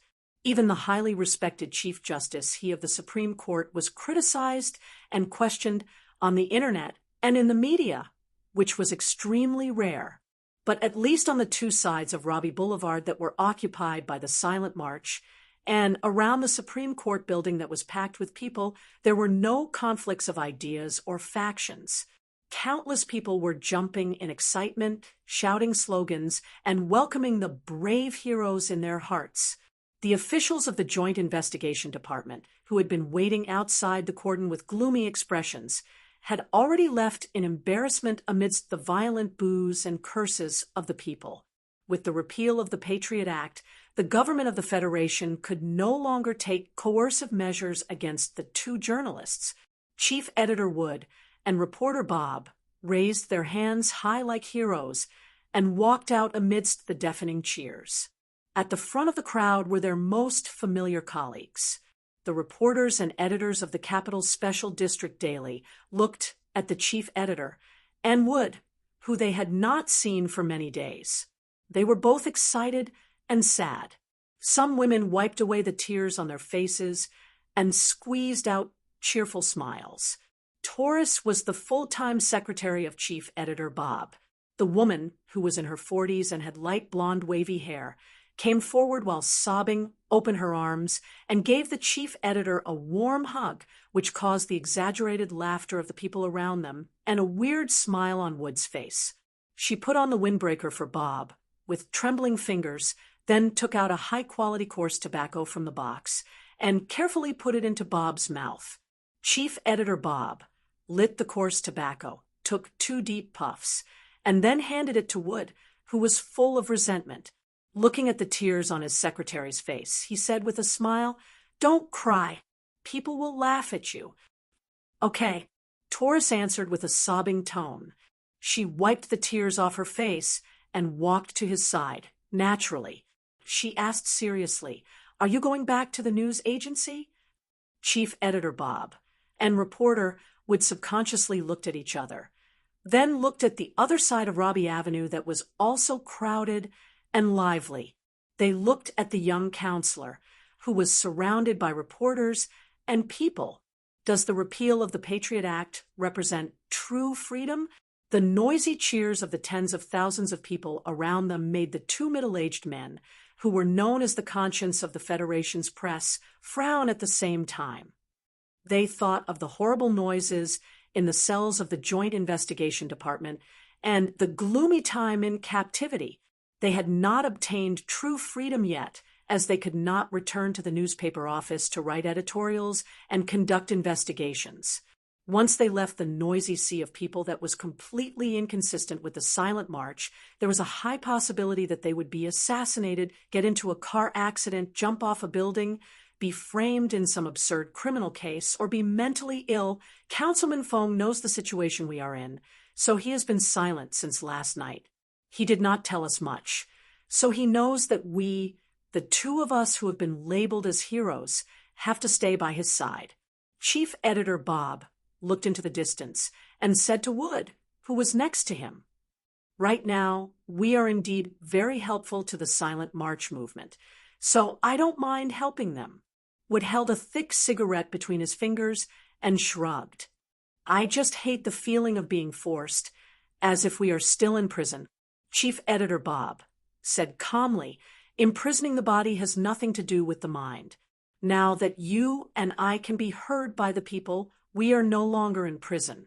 And I also want to know if Councilman Fong will be the second President Pabre." He turned his head to look at Wood, smiled, and patted him on the shoulder. He said, "You don't have to go back to the newspaper office. Pick up the pen, and you can still take revenge on society." In January of the 76th year of the constitutional calendar, the snow fell and rested. No one knew when the sparkling snowflakes would fall from the lead-gray clouds again. Only the cold wind continued to blow. In the cold wind, Tai Ziyuan's thin body looked particularly thin, and his face was getting paler and paler. The people around him couldn't help but worry that the young councilman would collapse after coughing again. The reporters who ran the political line all knew that Councilman Fong was not in good health, but no one in the press knew the real reason why his health was getting worse. But for them, pity was the emotion of the fanatical people, but it was definitely not the emotion they should have for the interview.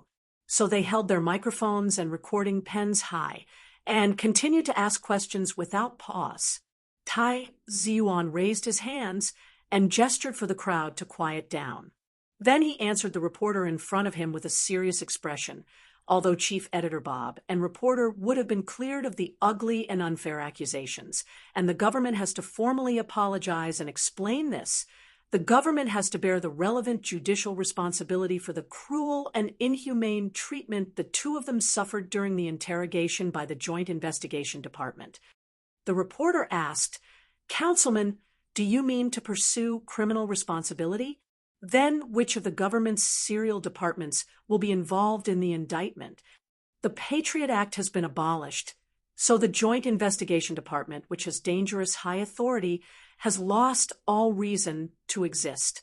It must be disbanded immediately. Tai Ziyuan's answer was simple and direct, and it was strong and powerful. A male reporter squeezed to the front of the crowd, raised the recording pen in his hand, and asked loudly, during the silent march last night, the first 7 groups officer, Da Vinci, appeared on the podium and claimed that he was persecuted by the government. But according to the military's investigation, this officer fled after killing his comrades on the front lines of Planet Mo. There are related videos, and many soldiers of the new 11th Division can prove that this person once colluded with the Empire's soldiers. This person, called Da Vinci, has been confirmed as a rebel, letting a rebel officer viciously attack the soldiers of the Federation who were still fighting on the front lines, shamelessly framing the Federation government in order to wash away his sins. Mr. Councilman, how do you plan to explain this matter? The reporters present knew very well that this male reporter was from the Tribune, which was close to Pabre's government, but they also wanted to know how Tai Ziyuan would answer. The Tribune reporter did not end his sharp questions there. He threw out another bombshell and asked, "According to the Bureau of Proclamation, a spy of the Empire has infiltrated the Federation. With the political situation in the Federation in turmoil, what does the Empire want to do? You and your demonstration team have seriously interfered with the daily operations of the government and caused great harm to the front lines. Is there any connection between the rebel officer named Da Vinci, the abolition of the Patriot Act, the Empire's people, and this silent march? In the context of this war, any factor that involved the Empire would become sensitive and dangerous. Hearing the reporter's question, the crowd suddenly fell silent. Countless eyes fell on Tai Ziyuan's face. Tai Ziyuan narrowed his eyes and stared at the reporter coldly. He found that the other party did not back down, but had a provocative look. He vaguely guessed that the government was looking for the right time to announce his former friendship with the Empire's Prince Sulu as the most powerful countermeasure. Da Vinci is a rebel. Tai Ziyuan stared at the other party coldly. His voice became sharper and more unyielding. Then is he a rebel who fought on the front lines for 4 years, or a rebel whose legs were blown off and will be disabled for life? Without waiting for the Tribune reporter to refute, Tai Ziyuan narrowed his eyes and said coldly, "I'm a retired officer of the glorious Federation. I've not only held a pen in my hand, like you, I've also held a gun. I'm not hiding in the safety of the Capitol ring, sitting on the sofa with a pen in my hand and killing imaginary soldiers of the Empire in order to love some people of the Federation." Tai Ziyuan stared at the reporter, who had an extremely ugly expression, and said word by word, "I've been on the front lines. I've resisted the invasion of the Empire with the guns and bullets in my hands. I've killed countless soldiers of the Empire who rushed in front of me. Those cruel and barbaric soldiers of the Empire are not just imaginary images that only exist in the minds of people like you. They are real people. Therefore, you should ask the people of the Empire what they want to do, not me. If you and your newspaper company try to connect me with the people of the Empire in the future and insult the dignity and honor of a retired officer of the Federation, I will not hesitate to shoot you just like I did to the people of the Empire." The Tribune reporter looked at the thin and weak young senator in shock. He was at a loss for what to do because of the sudden pressure from the other party. He subconsciously waved his arms and shouted to his colleagues around him, "He's threatening me. Did you see that? A senator is using threats to fight against the freedom of the press." He thought that the words such as the freedom of the press and threats would easily provoke the emotions of the reporters around him, but he only received indifferent and mocking gazes. It was because he did not understand that since he and his newspaper company dared to insinuate Tai Ziyuan in the name of righteousness that was too sensitive to be touched, then Tai Ziyuan could naturally use the name of righteousness to counterattack in the most forceful and even violent way. As for your claim that the political situation of the Federation is chaotic, and that the Empire will take advantage of the situation, and accuse the people who participated in the silent march, which will affect the battle at the front lines, I would like to give the following official answer. In the cold wind, the young senator looked at the microphone and recording pen in front of him and said solemnly, "If you believe Major Da Vinci's accusation, then you should understand that what the Federation government and certain high-ranking military officers are doing on planet Emohua is not ostracizing, suppressing, or purging. They are shooting behind the backs of the brave and fearless soldiers who are bathed in blood. This is pure murder." Here, I would like to ask all of the citizens of the Federation to consider, who is the real threat to the Federation right now between this government and the Empire? The crowd fell into a deathly silence. Highly recommended a super urban, pretentious book, The School Beauty's Bodyguard. Book number 1931432. Fishman II's newest supernatural work after So Pure, So Flirtatious.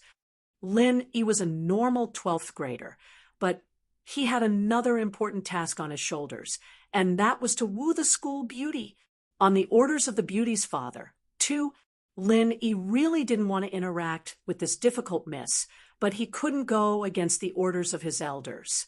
He had no choice but to transfer to Songshan's first school, to be the Mrs. Follower, and thus the most awesome follower in history appeared, the Mrs. Bodyguard, Watch this follower get rich, steal the miss, and start his life of picking up girls.